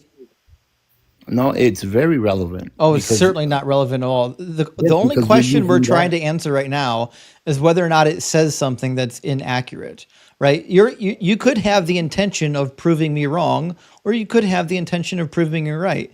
Neither one of those intents makes the problem go away. The problem is there no matter what your intention is. Yeah, no, I get that. What I'm saying is that regardless of what my intent is as well, whether you're giving me the opportunity to show you why these two passages are written that way, and right now I don't have the immediate answer for you. It's just you're gonna remain in that same state of mind. Yeah, because I have But but facts. but I The guarantee the you that there's facts an answer. the facts that I have demonstrate that the Bible is not true. Okay, If the so facts were different, if the facts pointed to the Bible being true, well, then I would believe what you believe. But since that's not the case, I don't. yeah, so I'm not denying the fact that one does say two and the other one says six. However, I know that there's a good logical explanation for that. Then what is Right it? now, I don't have it. I don't have it at hand right now, but I would. I guarantee you that I can get into it and figure it out. I don't think you You see the can. thing? 100% I can. The A reason million percent you being, can. I guarantee you I can come back I and I actually guarantee you you can't. just like you're pointing this out to me, I can go ahead and get the information and point it back at you. You And then can't. You can't do it because I already know the apologetic. Like I've already gone to the it's not apologetic gonna be websites. it's I've not already gonna be seen what they apologetic, say about it, and I already have a rebuttal for the apologetic. So what you'll of do course. is you'll go out to Apologetic Press, or you'll go out No. to CARM, or you'll go out to Answers in Genesis. You'll get an apologetic, thinking you've got the answer. You're going to come back here. I'm going to tell you why it's a bad apologetic. I'm already 3 layers deep. You're not. You're still on I layer get that. 1. Oh, I get that because this is something that again I've seen you actually cover before, and I never. Here's the thing: when I read scripture, I don't read scripture with that intent to see. Oh my God, this says two, that says six. I'm not gonna believe any. I actually go in there to get what I need for to benefit from it, not to actually argue or debate or debunk it or I anything. read it to know if it's true. Do you Right. think knowing if it's true is a good, honest intention? So let me ask you this. Hold Yes. on, hold To on, hold answer on. Do you think a person trying to come yes. to the determination The if answer something is is yes. true is good or bad? The answer is yes, sir. Okay, so me reading a book trying to know if it's true means I have good intentions. I get that. You're Okay, a so good, the person. intention is irrelevant. The only question at hand is whether or not the things in the book are true. The intention that led you to your conclusion isn't all that relevant. But let me go to something more significant, because my guess is even if you came to the conclusion that this was a true problem in the text, you would say something silly like, "Well, it doesn't matter because it's not a theological." Not at all. Not Right. at all. Okay. So, in the New Jerusalem, right? You know, in Revelation 21, the New Jerusalem comes down, new heaven, new earth, all that nonsense. Right. Are people going to die? According to scripture, yes. Yeah. Interesting. So they're going to die in heaven. I mean, have you not read scripture? What it I says about that? I have. And do you disagree? I think the Bible disagrees. Revelation 21 disagrees with Isaiah 65. Well, let's look at it. Okay. Revelation 21 says, I saw a new heaven and new earth, for the first heaven and first earth had passed away, and the sea was no more. And I saw a holy city, the New Jerusalem, coming down out of heaven from God, prepared as a bride adorned for her husband. And I heard a voice from the throne saying, See, the home of God is among mortals. He will dwell with them. They will be his people. God himself will be with them and will be their God. He will wipe away every tear from their eyes. Death will be no more. Mourning and crying and pain will be no more, for the first things have passed away. So according to Revelation 21, when the New Jerusalem comes, there will be no more death. Okay. Do you want to see where the contradiction is? Bring it up. Isaiah 65. I'm about to create a new heavens and new earth. The former things shall not be remembered or come to mind, but be glad and rejoice forever in what I'm creating. I'm about to create Jerusalem as a joy and its people as a delight. I will rejoice in Jerusalem and delight in my people. No more shall the sound of weeping be heard or the cry of distress. Really weird how it sounds just like Revelation 21. It says, no more shall there be in it an infant who lives but a few days, or an old person who does not live out a lifetime. For one who dies at 100 years will be considered a youth, and the one who falls short of 100 will be considered accursed. So he's saying in the New Jerusalem, you're going to live for a long time. You're not going to live forever. Right. Which means it's just a contradiction. Like I said, not necessarily. I think we look at scripture differently, and that's okay. I'm sorry. If he says some people are going to die before the age of 100, and Revelation says that death will be no more, how are those things existing at the same time? And the reason being why I said yes initially is because I'm more familiar with Isaiah than Revelations. I'll be honest with you, I hardly ever get into Revelations, but maybe obviously I need to get into it more. But my understanding of that was yes initially. There's obviously things that are gonna challenge your way of thinking. Things are not gonna be understood immediately, and it will challenge the way you think and the way you learn things, because you read one passage and at the end of the day when you read another passage you're like, wait a minute, these things are somewhat, they're talking about the same thing, but there seems to be some differences, not contradictions, differences. It's a contradiction. And when you get into it and you start understanding the differences, then you see how they correlate together. It's a clear contradiction. We just read it. But I understand that, you don't read it in that way. So at the end of the day, you're going to label them a contradiction. Yeah, I'm honest. I read it in a way that's honest. Yeah, You're reading it in a way that's dishonest, right? So I'm reading the book and I'm saying, oh shit, that's a contradiction. You're reading it and you're saying, listen, I don't have a good reason for why it wouldn't be a contradiction, but it can't be a contradiction. And the only reason why you came to that conclusion is not because you've actually studied it, it's because you're dishonest. And I'm not willing to be dishonest. And that's the difference. Not at all. So your motivations are the problem, not my motivations. But listen, Julius, you've been nice during the conversation, at least. I could say that about you. You're a nice guy, but I think I'm limited on time. I've got to get to some super chats before I run out of time. I ran out of time last week and I didn't get to all the super chats, so I apologize. I'm not going to do it this week.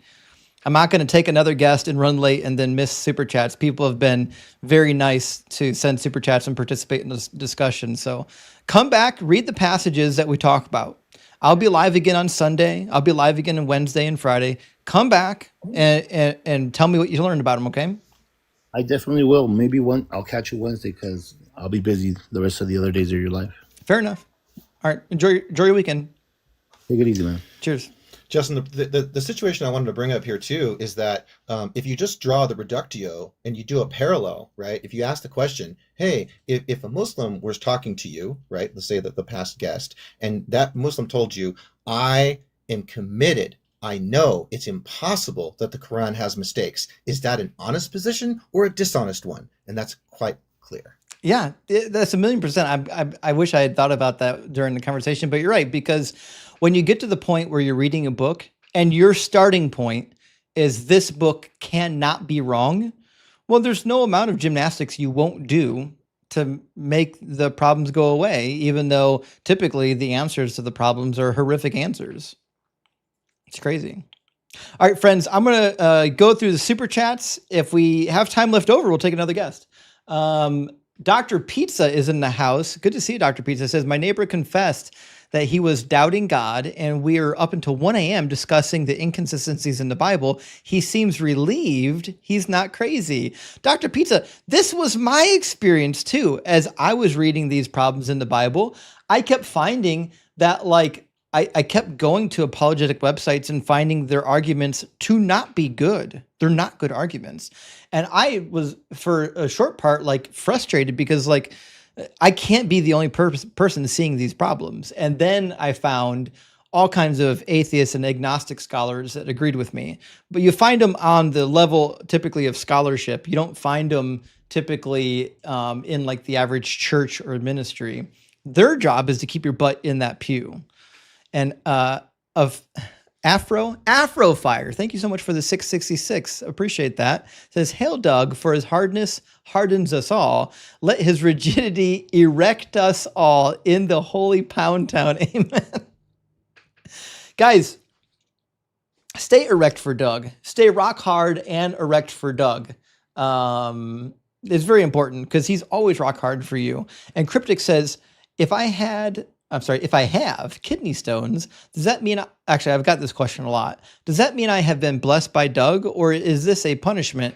I tried getting stoned for Doug. I don't know. What am I doing wrong? This is a fair question. We get this one quite a bit. So as it turns out, kidney stones are not from Doug. This evil Yahweh entity is just trying to imposter Doug, claiming to be Doug all the time, and then doing horrible things and blaming it on the devil, when really it's Yahweh doing the horrific thing. Doug's going to put an end to it. He's biding his time. See, isn't that crazy? Like the amount of bullshit answers you have to come up with to fix some theological problems. Like that caller clearly found a theological issue in my fictitious Doug worldview. And you can just make up excuses on the spot. Glow for Show, great name. Thank you for the super chat. Says, amazing to catch a live in the morning. Rock hard for Doug. As always, keep cooking, Justin. Well, thank you, Glow. And here's a Doug idol right here on the screen. Here you can see it on vertical, and over here my hand's cut off on the horizontal. But yeah, those stones out there on Easter Island, those were put there by Doug. I don't know if anyone knew this. The mystery's been solved for quite some time, friends. And Button Wizard, thank you for the $10 super chat. Says Exodus 20, God rewards 1,000 generations of the good. This is a lie. If the world ends soon and just 40 trillions of people are involved, does God just suck at math? Do the original text support this? So the original text is actually pretty clear. And he says the same thing in Exodus 34:7, 6 and 7, if I remember correctly. We'll pull up both of them. Exodus 20, and we'll also do Exodus 34, 6 through 7. Because God brags about, so this is actually a really good point, because this brings up some mathematical issues, right? So let's go first to Exodus 34. Exodus 34 says, did I type the wrong numbers in? Exodus 34, 6 through 7. There we go. The Lord passed before him and proclaimed, the Lord, a God merciful and gracious, slow to anger, abounding in steadfast love and faithfulness, keeping steadfast love for the 1,000th generation. So this is actually a really interesting point. If God is going to love the offspring for 1,000 generations, then there seems to be a contradiction, because the offspring of Abraham haven't been loved for the thousands of generations. They've been quite literally punished. And then he goes on further. He says, forgiving iniquity and transgression and sin, yet by no means clearing the guilty, but visiting the iniquity of the parents upon the children and the children's children to the 3rd and the 4th generation. So it's just a weird phrase. Like, if God is really going to be punishing families generationally, then the 1,000 generation curse is a bit of a problem. That means the vast majority of all of God's people will have been cursed and not blessed based on the 1,000-year curse. But to your point on Exodus 20, let's see. Did I type in 30? Yeah. Exodus 20. Let's see. Where in verse 20 does it say the thing you were saying? Does it say it? I don't think it does. I think it was just in verse 34, 7. Is it 20? Oh, interesting. Okay, so in 26 says, showing steadfast love to the 1,000th generation of those who love me and keep my commandments. Yeah, that makes sense. Yeah. So So again, if you follow the commandments of God, then 1,000 generations after you should be blessed by God, which is kind of a crazy thing to think about because that actually hasn't been the case. He's done literally the opposite of that.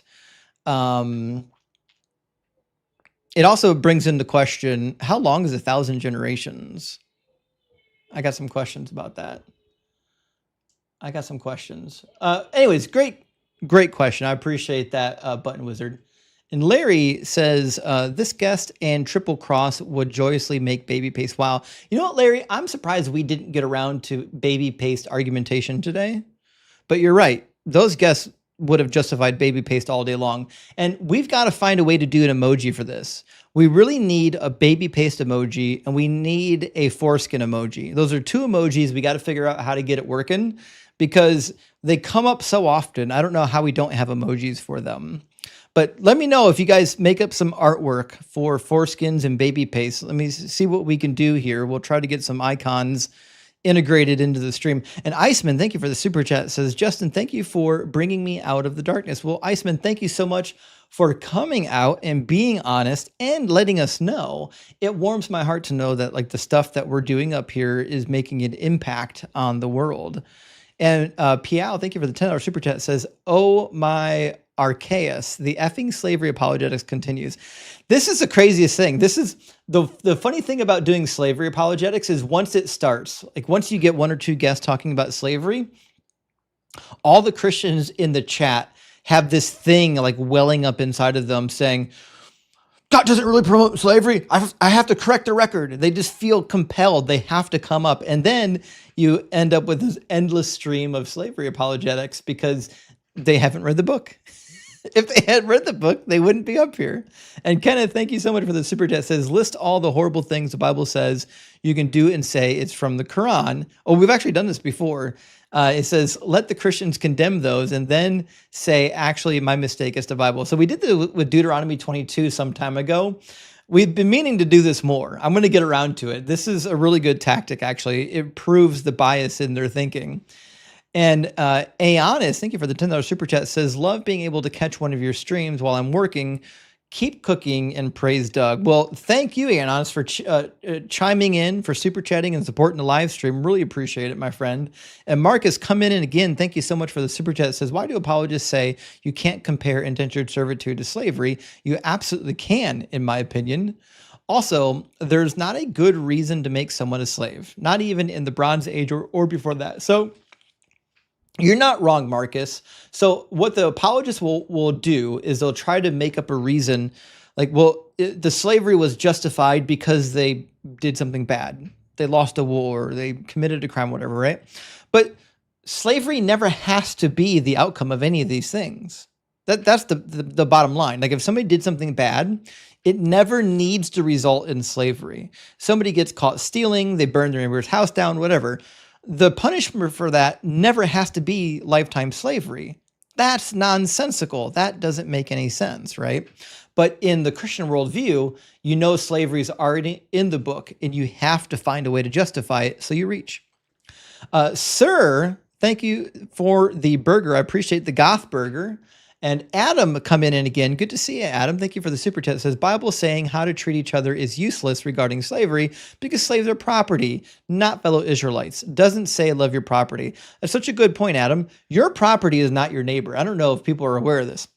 Your property is not your neighbor. You're told to love your neighbor, not your property. And Marcus coming in again. Thank you so much, friend. He says, oh my Doug, great line. Oh my Doug, a theist pulling up the old Shapiro arguments of fact, not feelings, is incredibly rich. You're literally arguing on behalf of imagination, sweetie. Isn't that the craziest thing? Lauren was wild, but give her some credit. She was willing to actually dig into the text, even though she was going to lie about what the text actually said. And hold the horses, guys. I said I was going to read all the super chats, and you know that I'm going to read all the super chats, but listen, we've got to pull open some red carpet real quick.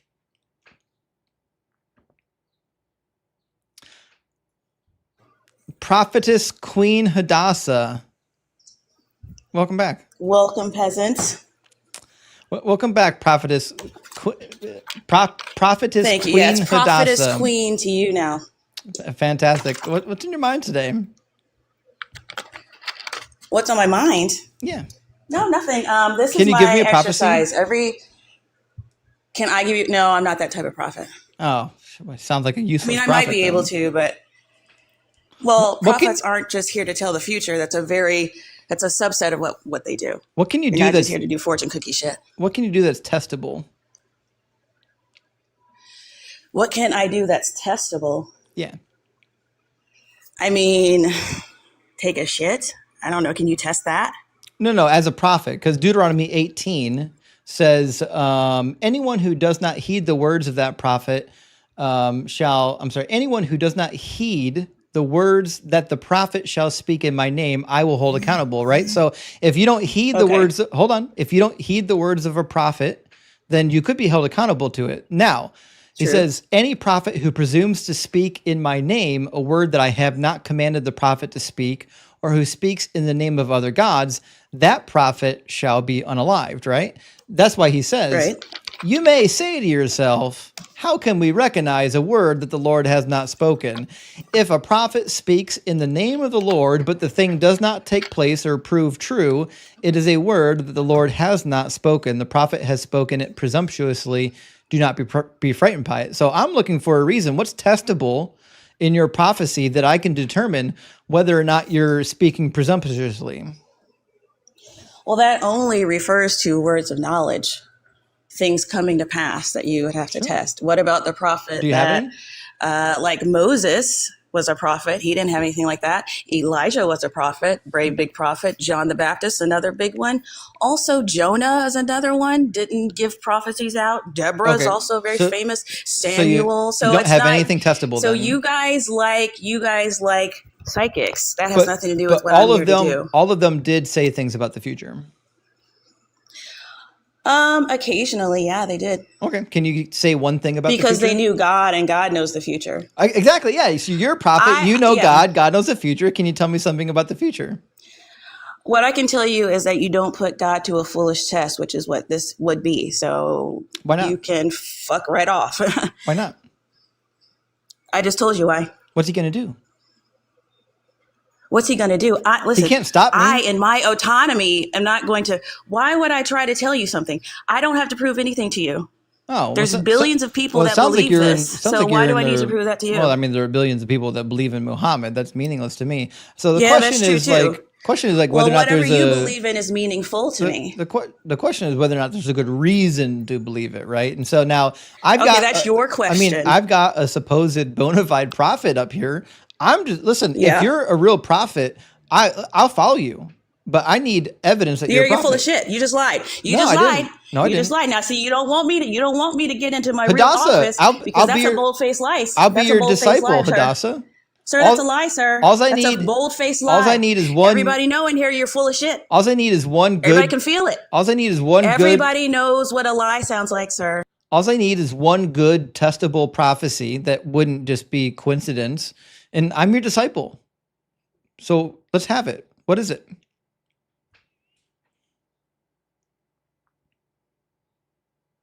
She also seems to be the one and only cussing prophet.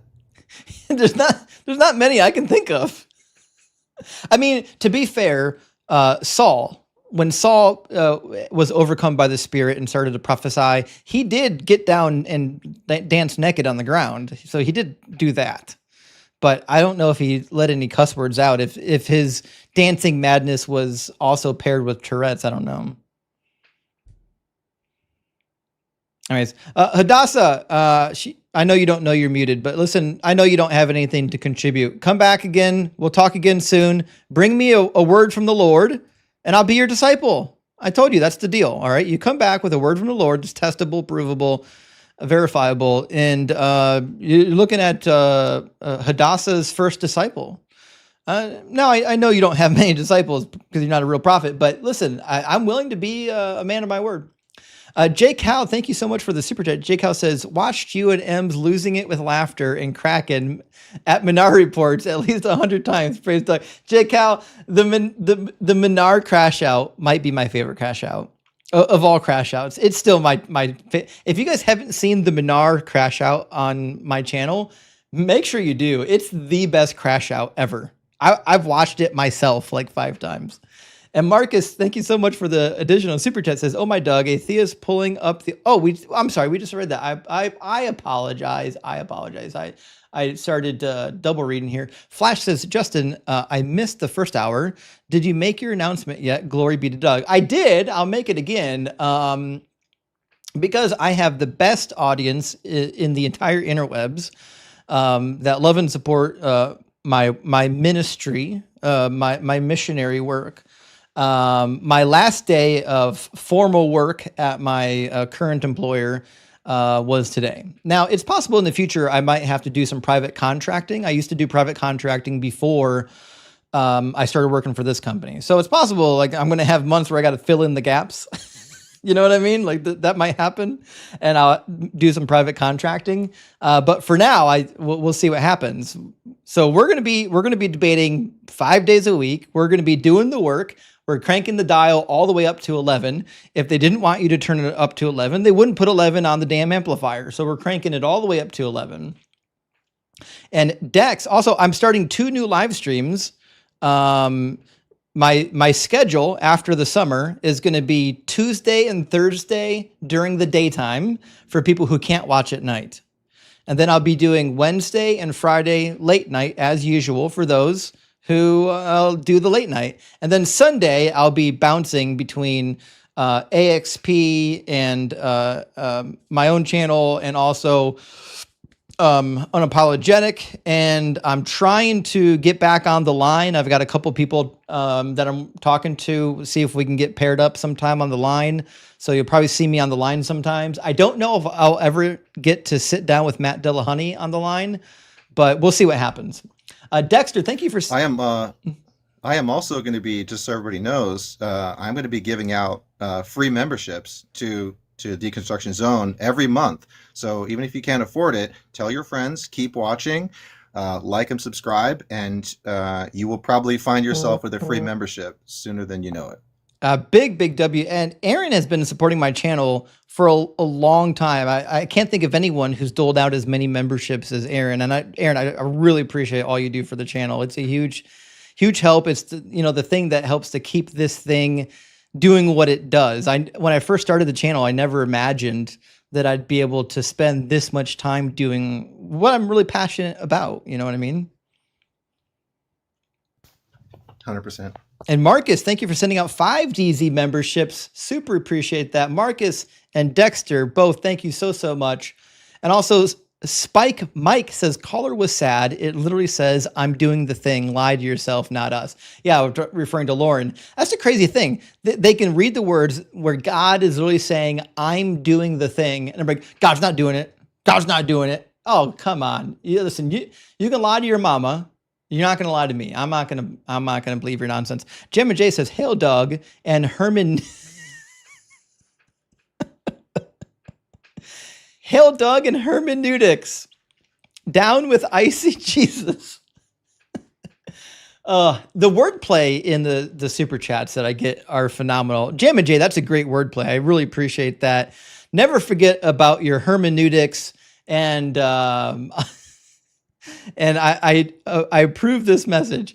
And True, thank you for the 100 NOK. Says, "Believe in this objective truth because of our subjective feels. I heard it's your birthday. If it so, happy birthday, Justin." Well, True, I haven't told anyone. Somehow someone found out. But it is actually my birthday. Not only is it my last day of employment at my now former employee place of employment, which, by the way, it was sad to leave. Like, I really loved the people there and I enjoyed working there. But listen, if you want to do what you're passionate about, you got to go whole hog into it. And so that's what we're doing.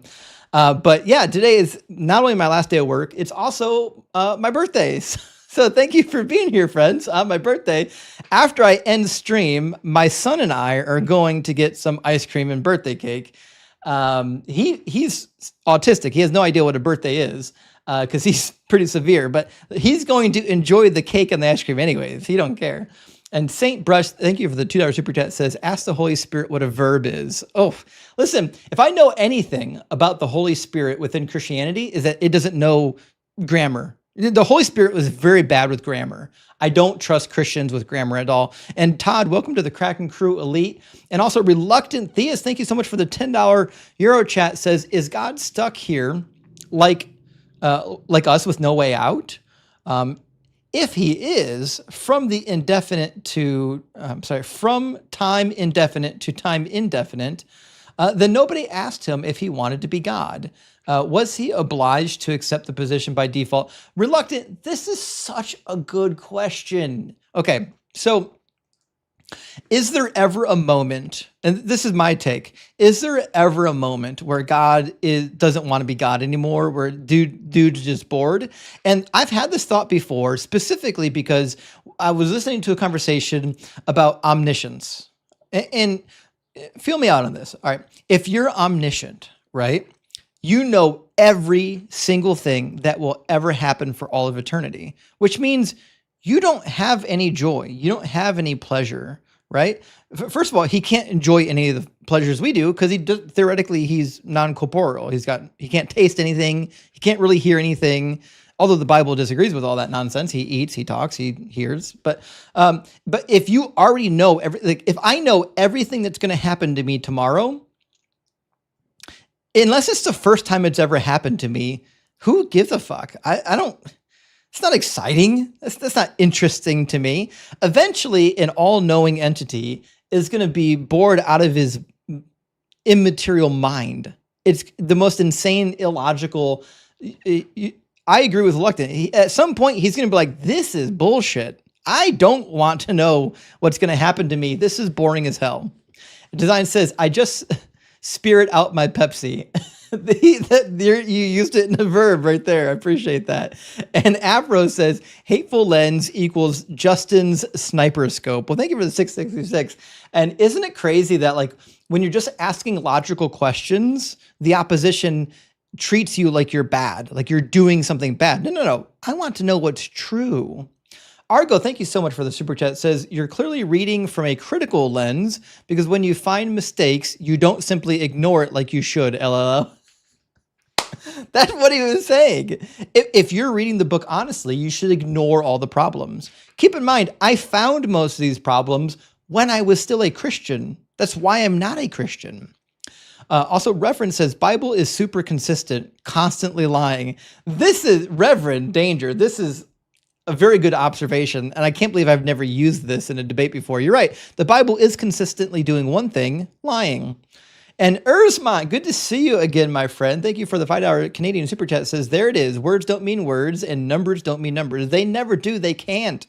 They can't if you're a Christian. Words have no meaning. And Lowe's, thank you for the 666. Hail Satan, Hail Nero, says, what is the best way to debate with a Christian who says that the laws from the Old Testament were only for Israelites except for the 10 Commandments? Those are for everyone. Well, first of all, when it comes to who the laws are for, ask them to provide a verse. They'll never provide a verse where the Bible says that only the 10 Commandments are for everyone. Not going to find it. Doesn't exist. When you look at the Old Testament for passages as to who they pertain to, I've got a spreadsheet or a document. I apologize, it's not on the spreadsheet yet. I should put it on the spreadsheet. I put together a document a while ago that's laid out a handful of verses under the following topics. I'll work on getting this into the DZ cheat sheet for everyone who has a copy of the cheat sheet. Well, give me 1 second. I got lost here. I don't know. There we go. Now, I don't know if this is readable, but I'll do something like this on the DZ cheat sheet, but I got to do it in the Excel format. I got passages for, is the law of God perfect? Is it eternal? Those are all in the cheat sheet. How long should people obey the law for? That's going to be in there with verses. What to expect about the law during the Messianic age? That's going to be in there. I've got another section down here for who is the law for? Who is it actually applied to? There's a whole section for that. And then the last thing is just some common talking points. Is the law difficult to follow? Of course not. Of course not. And then did Jesus address the law? He did, Matthew 5. So I'll integrate this into the cheat sheet because I think this would be the best way to answer your question because it is kind of an in-depth question skills. So if you're not already following me or subscribed, go ahead and just DM me on Discord, and then the sheet that I showed you with the verses on it, I can just send you that sheet over DM in Discord, and you can run away with it. Ops, thank you so much for the $5 super chat. It says, when a caller argues that natural disasters are punishment for original sin, ask why do these disasters also occur on all known planets? So this is actually a really good point. And you're right. We haven't talked about it before. I think Ian and Dr. Blitz, I've heard talk about it because craters hit the moon. We have tornadoes on Jupiter. Isn't Jupiter the planet with the big red spot, I believe? So yeah, like these natural disasters that we find here on the planet, they exist everywhere else, right? But the planet is exhibiting behavior that seems to be common for our universe. So the fact that it's happening here, I think, is more parsimonious with the idea that the universe is chaotic and not designed.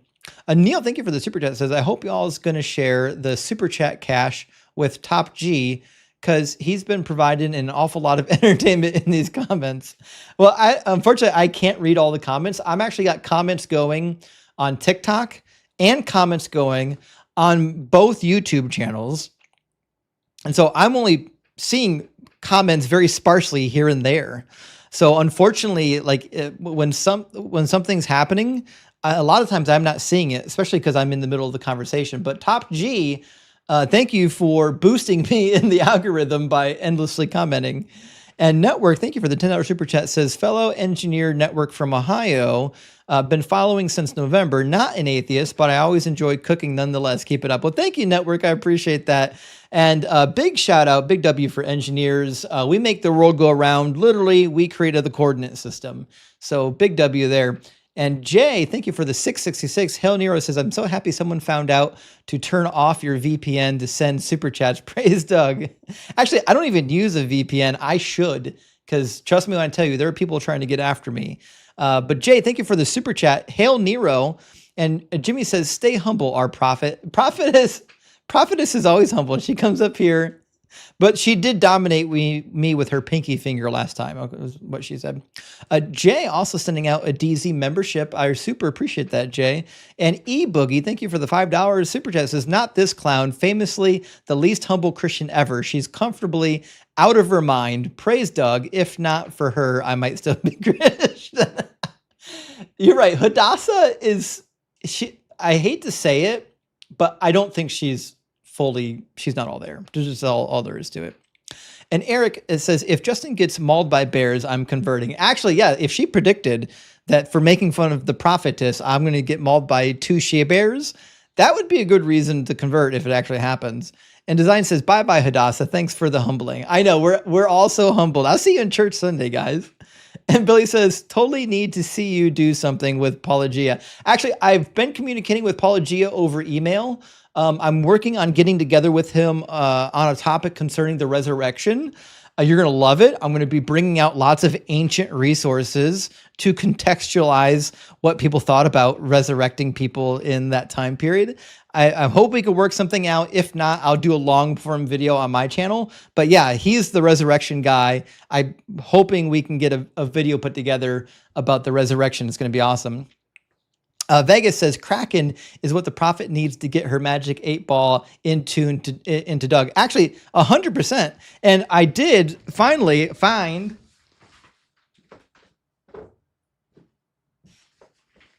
a 3D print that I could modify.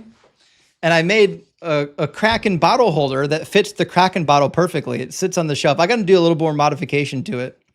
But I'm going to start printing some Kraken bottle holders as some giveaways. But yeah, guys, enjoy some Kraken. It's the best rum on the planet. MBC, thank you for gifting out 5 DZ memberships. I really appreciate that. And Donnie says, congratulations and happy birthday. Doug has truly blessed you. He really has. And Donnie, thank you so much for being here. Thank you for supporting. Thank you for super chatting. You guys are the blessing. You're the ones that make this possible. And Boogie says, LFG, HBD, congrats. A happy birthday, and let's fucking go. Well deserved. Praise Doug. I'm with you. Let's go. We're going to cook, and dry potatoes. Thank you for the happy birthday super chat. I appreciate that. And also from Bucky, thank you for the 6666, Bucky. Big W. He says, praise Doug. Thank you for that. He says, are you a 501c3? So I'm getting an appointment next week with a CPA to go over the ins and outs of how to do this the best way possible without like getting raked over the coals by the government or doing something stupid and like getting my business, getting in some sort of tax legal issues from doing this the wrong way. I think I have a pretty good handle on it. I used to run my own business before I was working for my prior company. So I have a pretty good handle on how the taxes are handled. But yeah, I'm going to be filing both for a corporation and for a 501c3 for various reasons. They'll be separate entities. One is because I'm going to continue doing charitable work on this channel, but I want to make sure that people can get receipts for their charitable giving. People can actually have something that they take to their tax man and say, yes, I gave to a nonprofit. So eventually we're going to get a 501c3 and a corporation set up properly. And Flash, thank you for the $49.99. Big W, Flash. I super appreciate it. It says, happy birthday. Ice cream is on me. You speak so well of your son. He's lucky to have you. Well, thank you so much, Flash. That's really generous of you. And listen, my life revolves around my son. He's the only thing that matters to me. He's the best thing, and he's the sweetest boy you're ever going to meet. Like a lot of little boys, like I was destructive as a little boy. He's not. He's so sweet. He's amazing. There's not enough good things I can say about my son. I'd be here all day. Space Lord, thank you for the super chat. Says John 8:2, you will know the truth and the truth will set you free. Best verse in the Bible, and it's not close. Grats on unemployment. Thank you so much, Space Lord. You're right. The truth is going to set you free from the lies in this book. This is the one thing the book said that was true. And Fern, thank you so much for the super chat. Says I need a cheat sheet disproving God equals love compared with 1 Corinthian definition. Is that available anywhere? Discord link in a resource channel, maybe. Well, if you're subscribed to the channel, that contradiction is on my cheat sheet. It's on the tab of the cheat sheet labeled contradictions. In fact, I'll show it to you real quick. Let's see. And there have been some people, I think, in the Discord that have their own cheat sheets if you really want to get in there. But there is a section in here. Here we go. Yeah, 1 John, 1 Corinthians, and Exodus. God cannot be love and also jealous. So that's a contradiction that shows up on the cheat sheet. I got a lot of tabs on the cheat sheet, guys. It's unbelievable. And I don't know if I told everyone. I started another tab that I've been filling out that you guys are really going to love. They're alternative resurrection accounts. I got the resurrection account so far of Aristeas, the resurrection account of Nero, the resurrection account of Alcestis, the resurrection account of Ramses II. So we've got lots of material being added to the cheat sheet all the time, and obviously the ancient sources to go with it. Justin, also I was going to say, you going full time on the same day as your birthday, that's absolute proof of Doug, period. It is. You couldn't time that coincidence any better, could you? It's just a rock solid proof that Doug is the God that gives and takes away.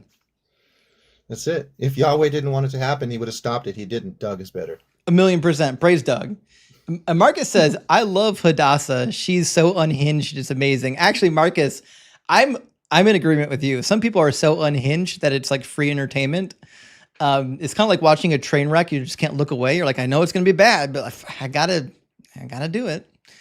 Master, thank you for the $4.99. It says best show on YouTube and TikTok. Thanks for entertainment. Since we were talking about verbs, Holy Spirit's favorite is fuck per Hadassah. I think you're right, actually. If she's a prophet, she's the fucking prophet. That's for sure.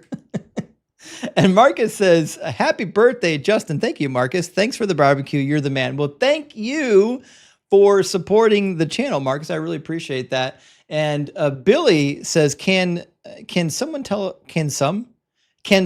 a Christian it's okay to say I don't know instead of making BS excuses? So Bill, this is a really good point, okay? And we've talked about this before. So when I was a Christian, my goal was to be an honest Christian. And as an honest Christian, when I got the difficult things, I had to look at it and say, oh, I don't know. No, let me look into it. You know what I mean? What I didn't do is bend over backwards. Also, I see more super chats coming in.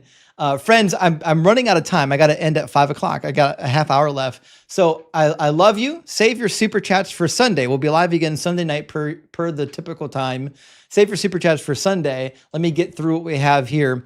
I don't want to miss any super chats. Last time we had so many super chats on Friday that I didn't get to all of them. I probably left like 15 or 20 of them hanging, and I apologize. I never want to do that.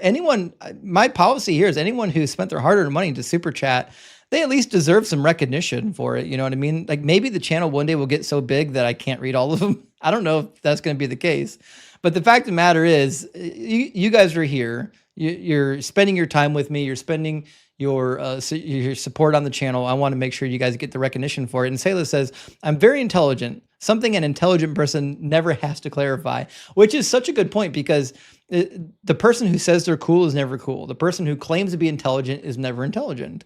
Intelligent people, cool people, these are characteristics of people that you notice them, right? You don't have to be told about them. The people who are telling you about them are the ones who clearly don't have it. And Doug, thank you for the super chat. It says, great name, by the way, Doug Brown. It says, come on, people, words don't mean words unless they do mean words, then they do until they don't. Obviously, I couldn't say it better than myself, Doug. The words simply cannot have meanings unless they need to have meanings. Then they have the meanings, except when they don't have the meanings, because obviously words don't have meanings. And Sayla says, does he think that laying or going into 10 concubines is somehow consensual in a way? So Sayla, that was going to be the next apologetic, actually, about David's 10 concubines. The crazy thing is the first apologetic he was attempting was that going into the concubines didn't mean having sex with them. That was his initial claim, which is crazy. Joyful, thank you for the happy Friday. I appreciate that. Also, Can Mom, thank you so much for the cat. And Senior Breezy, thank you for subbing on TikTok. I really appreciate that. And Can Mom with the birthday cake as well. And Science with the confetti. Big W Science, I appreciate that. Crispin Chunk, thank you so much as well. Good to see you tonight. Or it's not tonight, it's this morning. It's this morning. My time frame's off. ZM says, Christian men talking about grape like it's just an object lesson. I hate it. So this gets to the point where what's shocking to me is not, I'm used to men reading those passages and brushing them aside. What's shocking to me is when women do it, right?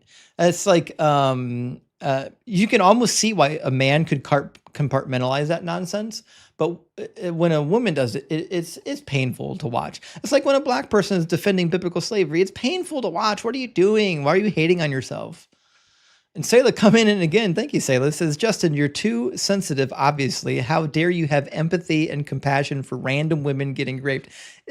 Shame on me, actually. Shame on me for having empathy for innocent women getting raped. It's crazy. Sayla again says, this guest probably thinks it's a punishment for the man, not the woman, because he sees women for men's pleasure. You're right. And we've heard that before. We've heard plenty of occasions where the caller will say something like, well, yeah, but David was punished because it hurts the husband when their wives are, raped. I think, yeah, that's crazy that you think that's an acceptable means of punishment. Krill, thank you for the 129 SEK, says, nice seeing you live once again. I have a small question. Have you ever considered debating people like Andrew Wilson and Sam Shamoon? So, I mean, certainly I would debate Sam Shamoon or Andrew Wilson if they showed up here. Andrew Wilson is probably off the table because he just does political nonsense. So, like, he's not really in my sphere, right? I'm concerned about whether or not it's true.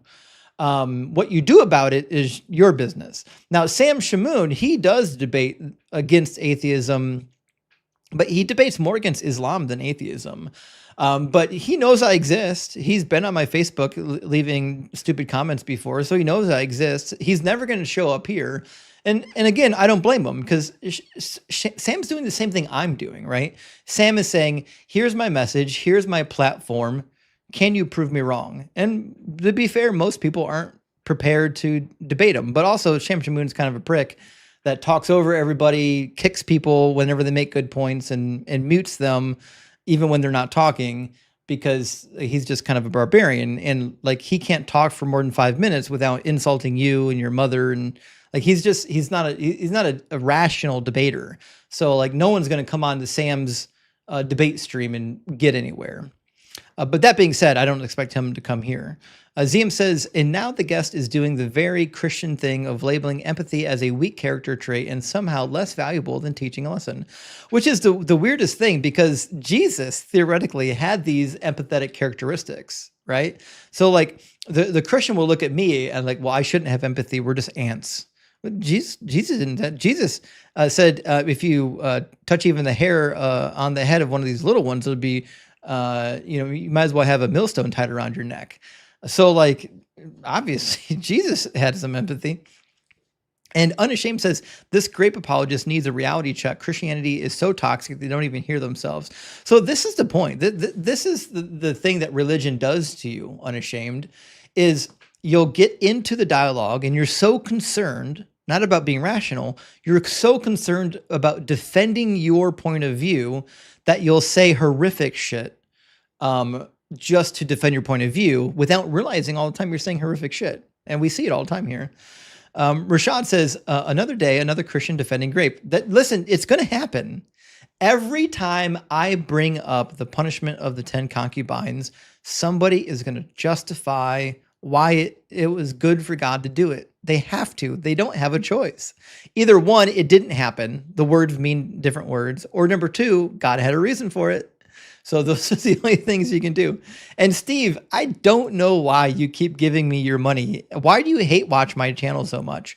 He says, autonomous pro-choice atheist women won't go to hell for murdering their unborn human children. There is no evil. I agree. There is no evil, and nobody's going to be going to hell because hell doesn't exist. And I don't believe that, fetuses are sentient, nor are they human beings. I think after 8 weeks, they developed the ability to feel pain. After, I don't know, 12 or 13 weeks, they start becoming vaguely sentient. I don't know what the weeks are. I know there is a time period where they do start feeling pain and they do become sentient. And that's when I would agree, yeah, maybe we shouldn't, be harming these things, these zygotes. But before that point, no. I mean, it's up to, and certainly if you have to choose between the life of the woman and the life of the fetus, why the woman should be allowed to choose? That's her choice. I don't have a say in that shit. It's her life. She's the one bearing the child. Dustin says, God is our workout coach and evil is building muscle mass. Baby cancer or grape are just leg day. Nobody likes it but to flex. Praise Swole Jeepus. You're right. The baby murder is just leg day. Listen, you're not supposed to skip leg day. I know it's hard. I know you can't climb stairs the next day. That happens. But you can't skip leg day. I didn't realize that. I apologize. I didn't realize that unaliving babies with swords is just leg day. I got to toughen up. I'll toughen up, guys. And the Freemason, thank you again for the $10 super chat, says, I'm raised Christian, but I'm more of a creationist, not strictly Christian, but I do believe in a creator. When and how do I come on as a caller? So if you're watching this on YouTube, and you are, there's a link in the description of the video where you can join and you can come up and talk about your belief in God. You can also get on TikTok and join via TikTok. But the easiest way is whatever works for you. Either one of those is fine. And Judas says, I just heard today is a big day of change for you, as it was foretold 2 weeks ago. Did it fulfill prophecy? It did, actually. It did. I told you that I had a big announcement, and I do have a big announcement. Prophecy fulfilled. Hadassah 0, Justin 1. And Mac, thank you for the DZ membership. I appreciate that. Frank, thank you for the $10 super chat. Says, my man, what's the work news? I must have missed it. Congrats, whatever it is. So, Frank, I never envisioned having the ability to cook theists full time, but I'm at a support level because the audience here is so amazing and so good, and I'm able to push out content that the algorithm actually pushes out for me, which is another thing. If you see my videos, just watch, like, and comment. That'd go a long way, friends. It would go a long way to watch, like, and comment the videos when they come out, because the algorithm really helps to keep the channel going. So like, a third or a half of all revenue on YouTube is from just the algorithm showing your video to people. So the more we can push the videos out, the better we do. So definitely thank you so much for all the support and all the indirect support. So I really appreciate that. Also, Randy sent out 10 more DZ memberships. Thank you so much, Randy. I really appreciate that. Big W for Randy. And also Kyle K in the house. Thank you so much, Kyle, for the $20 super chat. Kyle says, ever heard of that dude that had a railroad spike go through his head? Oh, I have, actually. Yeah, I was in like the 1800s. He was a normal, upstanding person before, but after the accident, he became a totally different person. So this is such a really good case. This case comes up when we're studying personality changes and how it affects the brain and different things like that. Let me grab the name of the guy, because anyone who hasn't heard of this story needs to hear about this story. Let me find it.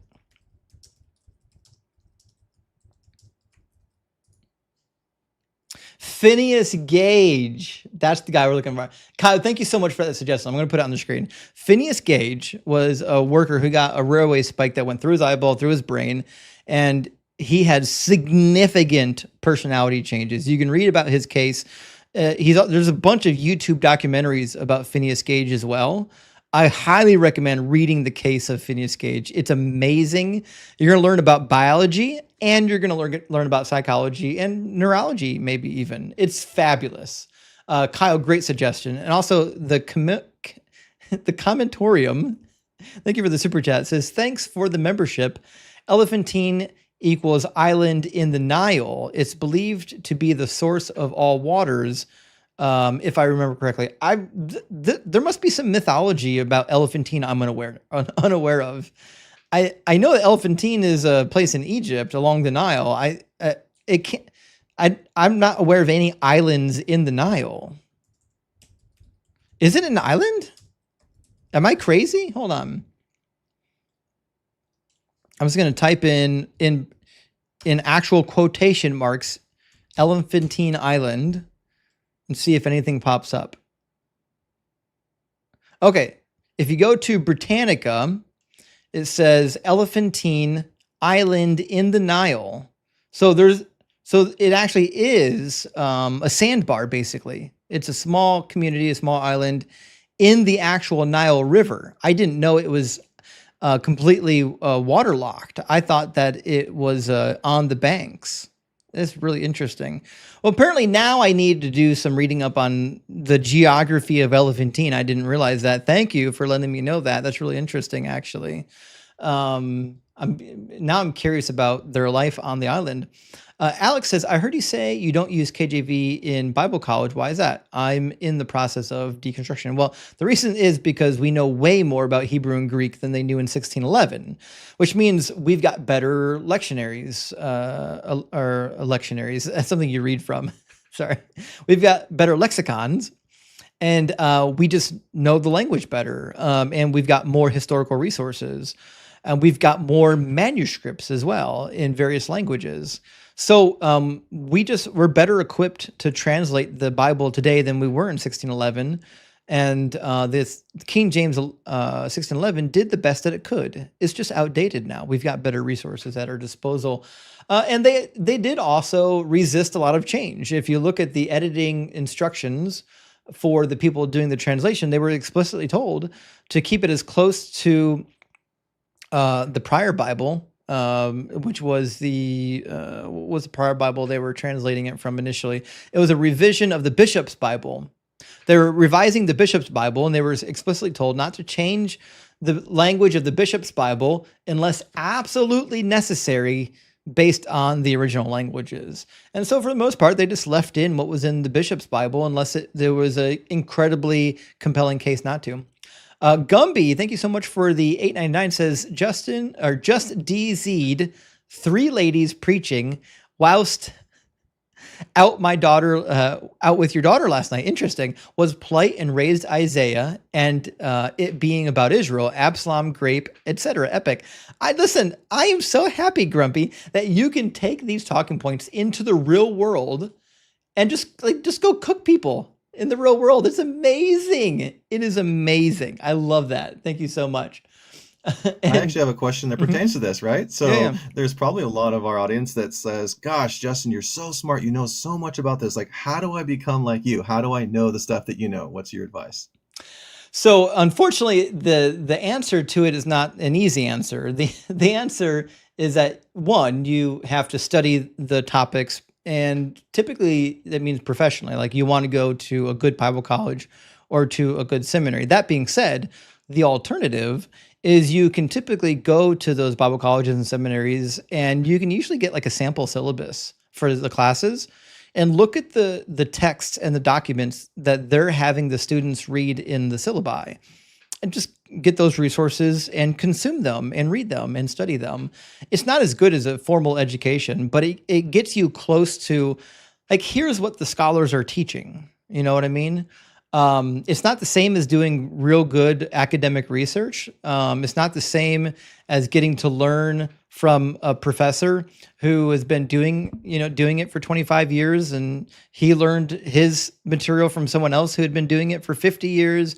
So the quality is going to be different, but it certainly is going to get you closer to an academic worldview of the Bible than the nonsensical worldview of the apologist.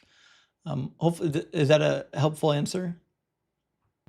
Yeah, 100%. I imagine there's a lot of folks who go, gosh, like I really want to know the Bible as well as you do. Well, I tell you what, the best thing you can do, and I recommend it every live, is first read the damn thing. That's step number 1. Step number 2 is get a really good study Bible, like the New Oxford Annotated Study Bible or the Catholic Study Bible 3rd edition, and get familiar with what the academics are saying about the passages. Even though they're condensed, they're small, the notes are small, you'll get a good flavor for what academics are saying about the passage, not what pastors are saying about it. But we got a bunch of super chats. I think I got time to get through all of them, though. And Bad Religion says, happy birthday, Justin. Us boomers are getting old. And you're right. I'm not getting any younger. I'm officially over the hill this year. Last year I was on the crest of the hill. This year I'm over the hill. I'm on the downward descent now. But thank you for the birthday wishes. And Jared says, happy birthday and congrats on the job situation. Well, Jared, thank you so much for the congratulations and for the super chat. We're going to cook as much as possible. And Leave in the Fold says, thank you for helping people critically think. That's what I want people to take away from this. If anything, I'm not saying everyone has to be an atheist. I just want people to use critical thinking and to not be led to make dumb decisions because your book told you to. And Marduk says, I forgot to ask in my previous super chat, what did Enoch mean by the phrase, I took my mother? That's actually a really good question. I'd have to reread the passage and do a little bit of exegesis to see how that phrase gets used, because it might be an idiom for something. But DM me. I think you're on our Discord. Send me a message over Discord. Remind me of this, because I'll look into it for you. I can get the actual Greek edition of Enoch and give you a better idea of what's happening. And Dustin says, just tuned in. Smells like this pretzel is already cooked. Yeah, we cooked some pretzels tonight, friend. I appreciate the super. And rock hard for Doug. Good to see you, my friend. Thank you so much for being here. Says, thou shalt not own slaves. That's gross. The Book of Doug. Also, praise Doug for your B-Day and the big news. Well, thank you so much, Josh. I really appreciate that. And praise Doug. And yes, we do have an active and alive Book of Doug in the Discord if you need to add to it. And Katie says, slavery, not spas. Super chat on the phone sucks. Sorry, I think we knew what you meant. That's why you retracted your prior comment. I actually couldn't read your prior comment because it got retracted. But thank you. Slavery does suck. We actually agree. Oh, I dropped my pen. Mr. Swanson says, do you post your lives on a podcast app? I don't. I don't know a good way to streamline it. I'm working on it. I'm working on an app that will take what's already on YouTube and just port it over to one of the podcast apps. I haven't found a good app for it yet. Now that I'm going to have more free time, I'll get on that. I could just download them and then re-upload them. I don't know if I want to go through all that trouble. We'll see. I've got hundreds of episodes, so if I can automate it, I will. The Nightman Cometh says, these young life indoctrinated Gen Z and millennial Christians are the absolute worst. Their apologetics are so bad. Actually, Nightman, first of all, I do agree with you. But second of all, I've been rereading some of the more apologetic church fathers recently. So I'm working through the disputations of Origen, and they're not much better. Like, it's the same old arguments, just worse. It's worse because they're putting more words to it. They're like articulating it in 30 sentences rather than 5 sentences, where like the uneducated apologist, they'll just blurt out, the answer. The educated apologist has to do all the dancing and the circle jerking around the topic to get to the conclusion. Rashid says, she swears the sky is green. Praise Doug. Listen, the sky certainly could be green as long as you have a different idea of what green is. And Doc says, this woman's out here defending divinely sanctioned grape like it's a clerical error. Yeah, actually, yeah, that's exactly it. It was Nathan, not God. Honey, Yahweh signed the death warrant. Nathan just read it out loud. That's the point. It is a punishment. Because you did A, I'm doing B. It's a punishment. It's a decision that God made. The deliverer of the message is irrelevant, but Christian's going to cope. They're going to cope. Good point, though, Doc. I appreciate that. And the Christian atheist says, I feel terrible that I believe this for 47 years. Keep up the good work. Hail, Doug. Well, Christian atheist, thank you for the super chat. And a lot of us did for a long time. I believe for 20 years. Well, maybe just shy of 20, but pretty damn close to 20. I grew up believing it. Like, when you're indoctrinated into it, you're going to believe the stuff. And Mike says, is Doug uncomfortable? A woman defending the consort grape seems like it might be infringing on his bottom. Wait, what? Doug? Listen, Doug is not pro grape, just so we're on the same page. But thank you for the super chat. And Steve Nash, thank you for the $10 super chat, says, thank you for doing this. Many of us feel so helpless combating this nonsense, and watching you dismantle it is beautiful. You are doing the world a service. Thank you. So Steve, that's how I feel about it. I feel like I'm providing a service, and I'm going to keep doing it as much as possible. Thank you for the super chat. Thank you for being here and watching. And Storm Chaser says, if they weren't graped and God is doing it, that means God altered the free will of the wives. Yeah, listen, if it was consensual, then God compelled them to commit adultery. Like, so getting away from the grape apologetic doesn't make it any better. God is now compelling them to sin, which is a contradiction of the New Testament when it says God doesn't tempt anybody. James chapter 2, I believe, says that. And Kay says, God wrote the Bible intentionally horrible to test his followers, and they all failed. Instead of questioning him, they all blindly followed him. So this goes with the evil God hypothesis, or it's adjacent to it. Bash does a great version of this. If you ever get to see Sebastian Cole do this, tune in. And Dustin says, I'm very respected in the Christian community. Translate roughly to, I'm one of the most popular clowns in the entire circus. Yeah, that's actually it. That's like saying I was really good friends of Hitler. You shouldn't brag about that. Under construction, thank you so much for the super chat. Let me guess. On this episode, Christians will say, 1, words don't mean words. 2, my God has superpowers. 3, I believe it because I believe it. 4, you are wrong because I have faith. And under construction, you are a prophet. All those things did come to take place. And apparently now I'm your disciple. Thank you for letting us know you're a prophet. And Beep-Boop says, me and the boys spiriting after work on a Friday. Actually, that might be the best use of the word spirit as a verb. I'll give that one to you. That's a good one. And Commentorium says, what is your best counter argument to you don't have the spirit, so you can't understand the Bible? I got this argument even as a believing Christian. So first of all, usually my first argument is, well, then God has a self-defeating book, right? So if you come to the book and you don't believe, and you're saying, okay, let's read the book and determine if I believe it. Well, okay, if you, being a non-believer, don't have the Holy Spirit, you cannot read this book and come to the understanding that God is real and all this stuff is true because he hasn't given you the Spirit yet, right? So the whole thing is self-defeating. It's a nonsensical claim. Anyways, Brian, thank you for gifting out 5 DZ memberships. I appreciate that, good friend. And also, Wildman Chris is with us. It's been a while, Chris. Thank you for the super chat. It says also, in one, this was at Simeon the leper's house. In the other, it was Simon the leper, Simon the Pharisees. Which effing house was it? Yeah. There's some details in there. Other than the number of days that are different too, by the way. I don't know if anyone caught that. I didn't want to get bogged down in details, but there's a couple details that are different in those 2 stories. And you nailed one, Chris. You got one. I'm glad that you're reading with good eyes. And God damn says biblical slavery was fine. God had a dress code. Oh, sure. That'll take care of it. And Wimp says Jesus literally only convinced 12 people when he was live. Why should I even believe the claim 2,000 years later? At least Doug is contemporary, and you've seen him with your own 2 eyes, and you know he's real. And Doug's got thousands of followers right now, way more than Jesus ever had when he was alive. And Dark, thank you for gifting out 20 DZ memberships. Big W, Dark. I super appreciate that. That's very generous, my friend. And Silver Surfer coming in again with another $5 super thanks. Big W, Silver Surfer. Thank you so much. And Brian says, thanks for your channel. Got my NRSV updated edition using your cheat sheets to tab it out and start cooking. Praise Doug. Actually, a couple people have done that now. Get those book tabs, friends, like these. I've got tabs like these.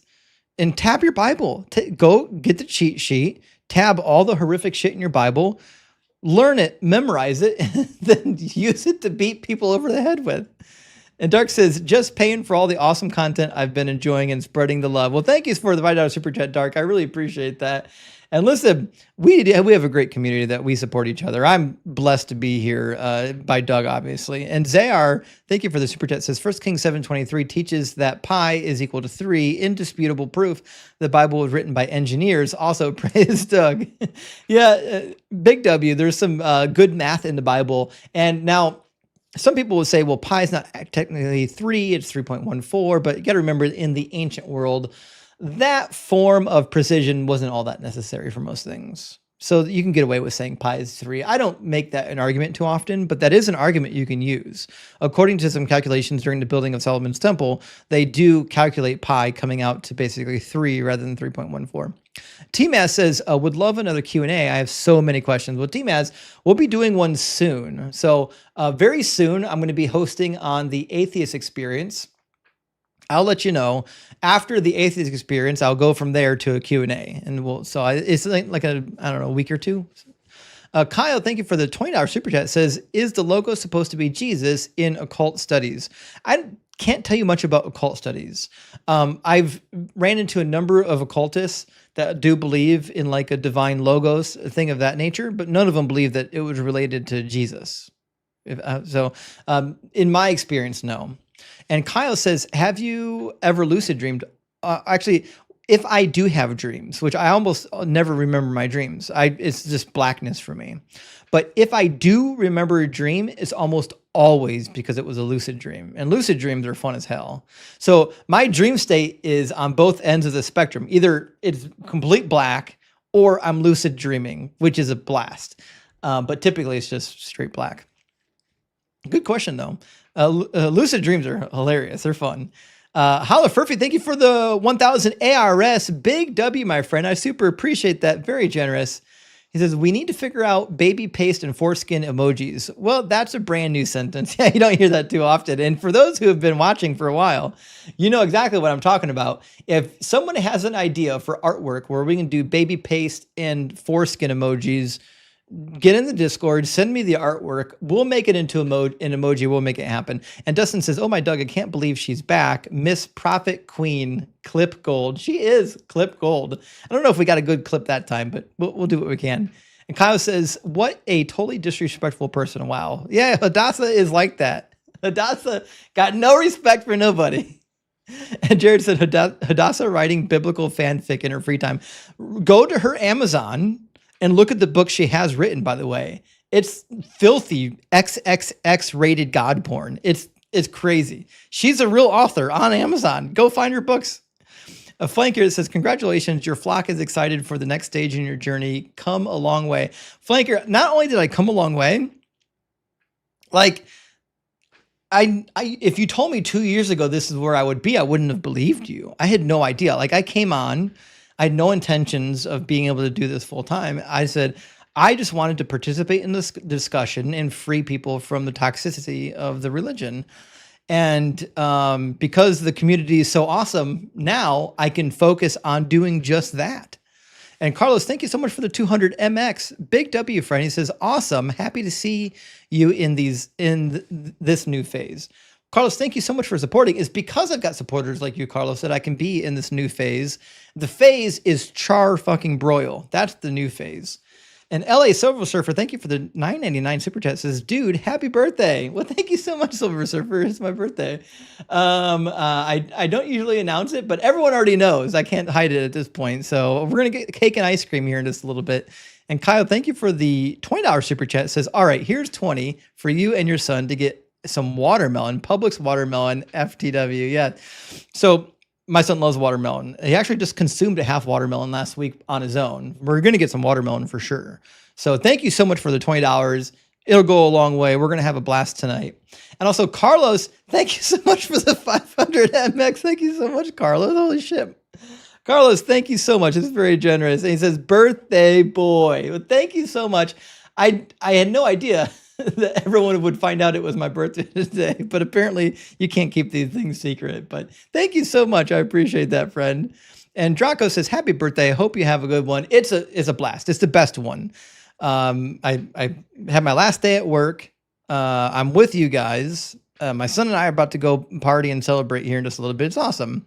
And Noah, thank you so much for the super chat. Good to see you. He says, how wild is it that I randomly sent a package on your birthday? Happy birthday from First Aid Fashion, Noah's Skins. I actually did get it. I opened it and it's amazing, by the way. So if you guys know Noah, she also has a fashion company, First Aid Fashion. She sent me some clothing samples and some stickers and it's amazing. I'm going to wear them on stream. You're going to see them soon. And she sent a shirt for my son. Thank you so much, Noah. I really appreciate that. You're going to love the shirt, though. It's an awesome shirt. Everyone's going to want one soon. I'll be your free advertising. I'll make sure everyone gets one. Germs, thank you for sending out 5 DZ memberships. I appreciate that. And Judas says, happy birthday, happy quitting day. Thank you for this channel. Praise be to Doug for all his gifts. Well, thank you, Judas, for your gift. I really appreciate you, friend. Thank you for always being here. And Robin says, happy birthday. Well, thank you, Robin, for wishing me happy birthday. It's very kind of you. And Rachel, thank you for being here. Thank you so much for the $10 super chat. So Justin, I'm so happy with the news you just shared. I've been watching and listening to you for so long. I was hopeful you'd make it to this point. Happy birthday, friend. Well, Rachel, thank you for supporting. Thank you for being here. It's wild to believe that I'm actually at this point. I had no idea I would ever get to this point, but man, I got to tell you, it feels good to be able to do what you're passionate about full time. And there will be no foot on the brake. I'm putting the foot on the gas pedal and we're going to cook as hard as completely possible. You guys know I don't do anything halfway. And Mel V, thank you for the $10 super chat, says, happy birthday. Thank you for all that you do. Been listening to you over a year. Oh shit. Thank you for listening all that time. You've helped a lot in my deconstruction as a 25-year-old. It was hard, but really changed my life for the better. Well, Mel, I'm so glad that I was able to help in your deconstruction. And I agree, it is hard. I didn't find it pleasant when I was going through it. It wasn't a good time for me. And so when I first started in the deconstruction space, my goal wasn't to cause people hurt by forcing them to deconstruct. But now that we've seen all the toxic religion, I think it's my goal. I want people to deconstruct at this point. Get away from the toxic religion. It's nonsense. Justin, do you ever have any plans of maybe doing a live or having a recorded conversation with Bart Ehrman? I do. I don't have anything in the works yet, but I'm hoping to get to that point. There's a lot of content from a text critical standpoint I want to do some video on. I want to dig into some good New Testament criticism, which he knows. He's been around. He's not technically a textual critic. He's more of a historian, but he's done a lot of work in that area, and he's done a lot of work in the history. So I think those are two topics that we could really dig into and have a lot of fun. Yeah, that'd be really exciting. I would love to. Yeah, it'd be great. Somebody, when I first started on TikTok, somebody was like, Justin, I think one day you're gonna be up there on a screen with Matt Dillahunty, and I was like, nah, probably not. That seems far fetched. But like the community in the deconstruction community has been so strong.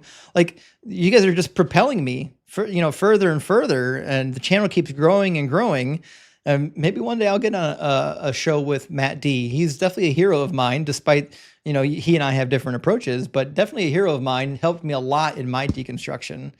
But guys, thanks so much for supporting the channel the way that you have. It's been great. And Willie, thank you for the PayPal for the $5. Happy birthday. Keep cooking. Thank you so much. And Grim Reaper says, happy birthday, dude. I hope it's awesome. Smash on some cake for me. I'm definitely going to, Grim. I'm going to smash some cake here in about 10 minutes. And Woodspell says, I was in Plymouth. I saw a rock under a stone canopy. False God. Praise Doug. The Plymouth Rock was a different rock. It was a different rock. Thank you for the super chat. And Kyle says, I've learned a lot here. Thank you for all that you do here. Well, that's the great thing about getting to spend less time at work and more time doing this. I've got a backlog of books that I'm going through, not just so I can add more to the cheat sheet, but so I can bring more to the debates. So my goal is to always bring more material, always bring better and newer arguments. So in the future, expect to see a lot more stuff happening. And Aaron, you might be happy to know that I finally went out and purchased philosophy books that I'm going to be going through and finally learning philosophy. Yes, love it. I have to eventually, right? Yeah. By the way, if you're going to talk to somebody like Big John Steele, you got to make sure that you go over not only like the fine-tuning arguments, but also Richard Swinburne and his argument for divine simplicity. As nonsense as it is, a lot of these people are pivoting to that. And as you know, J Mike and I play in a band together, right? So we're best friends and stuff. And he knows Matt Dillahunty, so I'm messaging him right now. I'm trying to get you on with. All right, hook it up. Hook it up. Yeah. Okay. Kyle, thank you so much for the $20 super chat. Kyle says, have you done any videos with another channel called Mindshift? Yeah, I did a video with Brandon from Mindshift. It was one of his podcast episodes. And we really cooked the prophecies hard on that show. And we did a whole episode on why Jesus is not the Messiah. It was a great episode. I had a lot of fun doing it. And Brandon's phenomenal. In fact, Brandon might be one of the first deconstruction channels I found on YouTube. We kind of started not too far apart from each other, but I loved his material from the beginning. He's awesome. And Zed says, what do you think about a deconstruction zone fantasy football league this season? Is there enough interest, you think? I don't know. That's actually a good question. I would be interested. If somebody in our deconstruction community was going to run a fantasy league, I would join it for sure. I just don't have time to run it. But people who are really into that, if there's somebody in the community who wants to run it, DM me on Discord, let me know. I'd love to do a deconstruction fantasy league. I love football, by the way. I grew up playing football. For anyone who don't know, I did football and wrestling all through school, and I loved it. I'm a total sports nut. I'm a big meathead, but I'm not as interested in sports as I am academia, so I don't really get a whole lot of time to dig into sports. That being said, I love me some fantasy football. So if somebody can get the league going, I'll join you. And she says, God ordered women who didn't bleed stoned. Since there was no birth control, it stands to reason that some were pregnant. So didn't he order abortion? This is actually a really good point because it coincides with Numbers chapter 5, where God basically commands abortion. And if in fact a woman doesn't bleed, possibly because she's already pregnant, and there's something happening with her body that's abnormal for her at least, and she couldn't bleed, and she got stoned, then yeah, technically the baby would die with him, right? This is actually a really good point that I haven't thought about. I thought about it in conjunction with Numbers 5. I haven't thought about it in conjunction with Deuteronomy 22. So that's actually a really good point. But we already seen it from elsewhere. God's not all that concerned with the life of babies in the womb. In fact, he commands armies to rip open the wombs of women in war. So yeah, not a good time. Narcissa, thank you so much for the $99.99 super chat. Thank you so much, Narcissa. It's super generous, my friend. Super generous. Says, okay, now my chat is matching up. So here is another $100 TDIF and happy birthday. Thank you so much, Narcissa. And thank you for being here. And thank Doug. It's Friday. Big W, my friend. Thank you for supporting the channel. I really appreciate that. And Neil says, I'm heading off to Prophet Hadassah's OnlyFans site to spirit one off the wrist. Shit. That's a good one. Guys, spirit might be a verb now. I think we made it a verb. Gary says, congrats on going full time. Well, Gary, thank you so much. It's friends like you that allow me to go full time. And Saint says, denying the island full of elephants is heresy. Guys, this is the fun thing. I'm learning something today. I didn't realize that Elephantine was actually an island. I thought it was on the bank of the river. So now I got to go study the geography of Elephantine, which what are you going to do? You got to do it, right? An atheist truck driver, good to see you tonight, or this morning, this evening, this afternoon, says, holy fuck, one gen is 38,000 years. Yeah. 1,000 generations is 38,000 years. Yeah. So that means whatever judgment was on the original people that referred to in Exodus 34:7, whatever that judgment was 38,000 years for the 1,000 generations. I think it's probably closer to 40,000 years because of the generation 40 years. But that means that you're fucked. For 40,000 years, your lineage is screwed. That's what that means. Thanks for doing some math for you, though. I appreciate that. And Maestro says, wait, was Hadassah back? Also, when dealing with Christians, have you tried a board game metaphor when describing their God's original design and choice of get out of jail free option? I haven't actually done a get out of jail free metaphor. I'm surprised it actually hasn't happened. But we do a bingo with these discussions. I've got a bingo card in my link tree. We haven't done it in a while. We do need to do a bingo night where who's ever listening, you can follow along with a generated bingo card with all the nonsense stuff that Christians say. And punctuated says, was Jesus racist vis-a-vis Mark 7? Also, what are the requirements for being a prophet of the most holy Doug? Praise Doug. Love the content. Well, all you need is a vision or a word from Doug, and you are then a prophet of Doug, as long as you're not telling lies. In Mark chapter 7, when it comes to being a racist, I assume you're referring to, is that the chapter where the woman is called a dog? Yeah, verse 24. So the Syrophoenician woman was called a dog. It's unclear she was called a dog because of her religious or her ethnic background. If it's from her ethnic background, then yeah, she would be a racist. But either way, Jesus is suggesting here at this point in his ministry that anyone who's not part of Israel is not part of his mission. Right? He came only for the lost sheep of Israel. So if that's the case, then yeah, ethnicity plays a big thing. Also, guys, stop. We got to stop sending super chats, my friends. Got to stop sending them. I got to go. I'm past my time. I got to get off. Czar, thank you so much for the 700 ZAR. Big W, my friend. I appreciate the super chat. Says, thanks for making me the best Bible scholar as an atheist in my religious family. Well, thank you for supporting Dal. And listen, go cook them. Go cook them. You've got my approval. You got the information. You got the cheat sheet. You got the Bible. Go do it. Go show them what the scholars are saying. And Kyle says, all right, excited for Sunday. Hope I'll be able to come up and chit chat. Well, Kyle, come up and chit chat Sunday. I'd love to hear from you. And thank you so much, guys. There might be a couple super chats that I missed. I apologize if I did. I think there might be 5 or 10 on the board. I'm past my time. I was supposed to end at 5 o'clock. My babysitter is probably downstairs tapping her foot at me. Thank you so much for being here, friends. I love you. Appreciate all the super chats and birthday wishes. We'll be live again on Sunday, and we'll be cooking for a long one. It'll be a long stream. None of this 4-hour business. It'll be a full 6-hour live stream. Happy birthday, brother. Make it a great one, okay? Hey, thanks so much, buddy. Great to see you.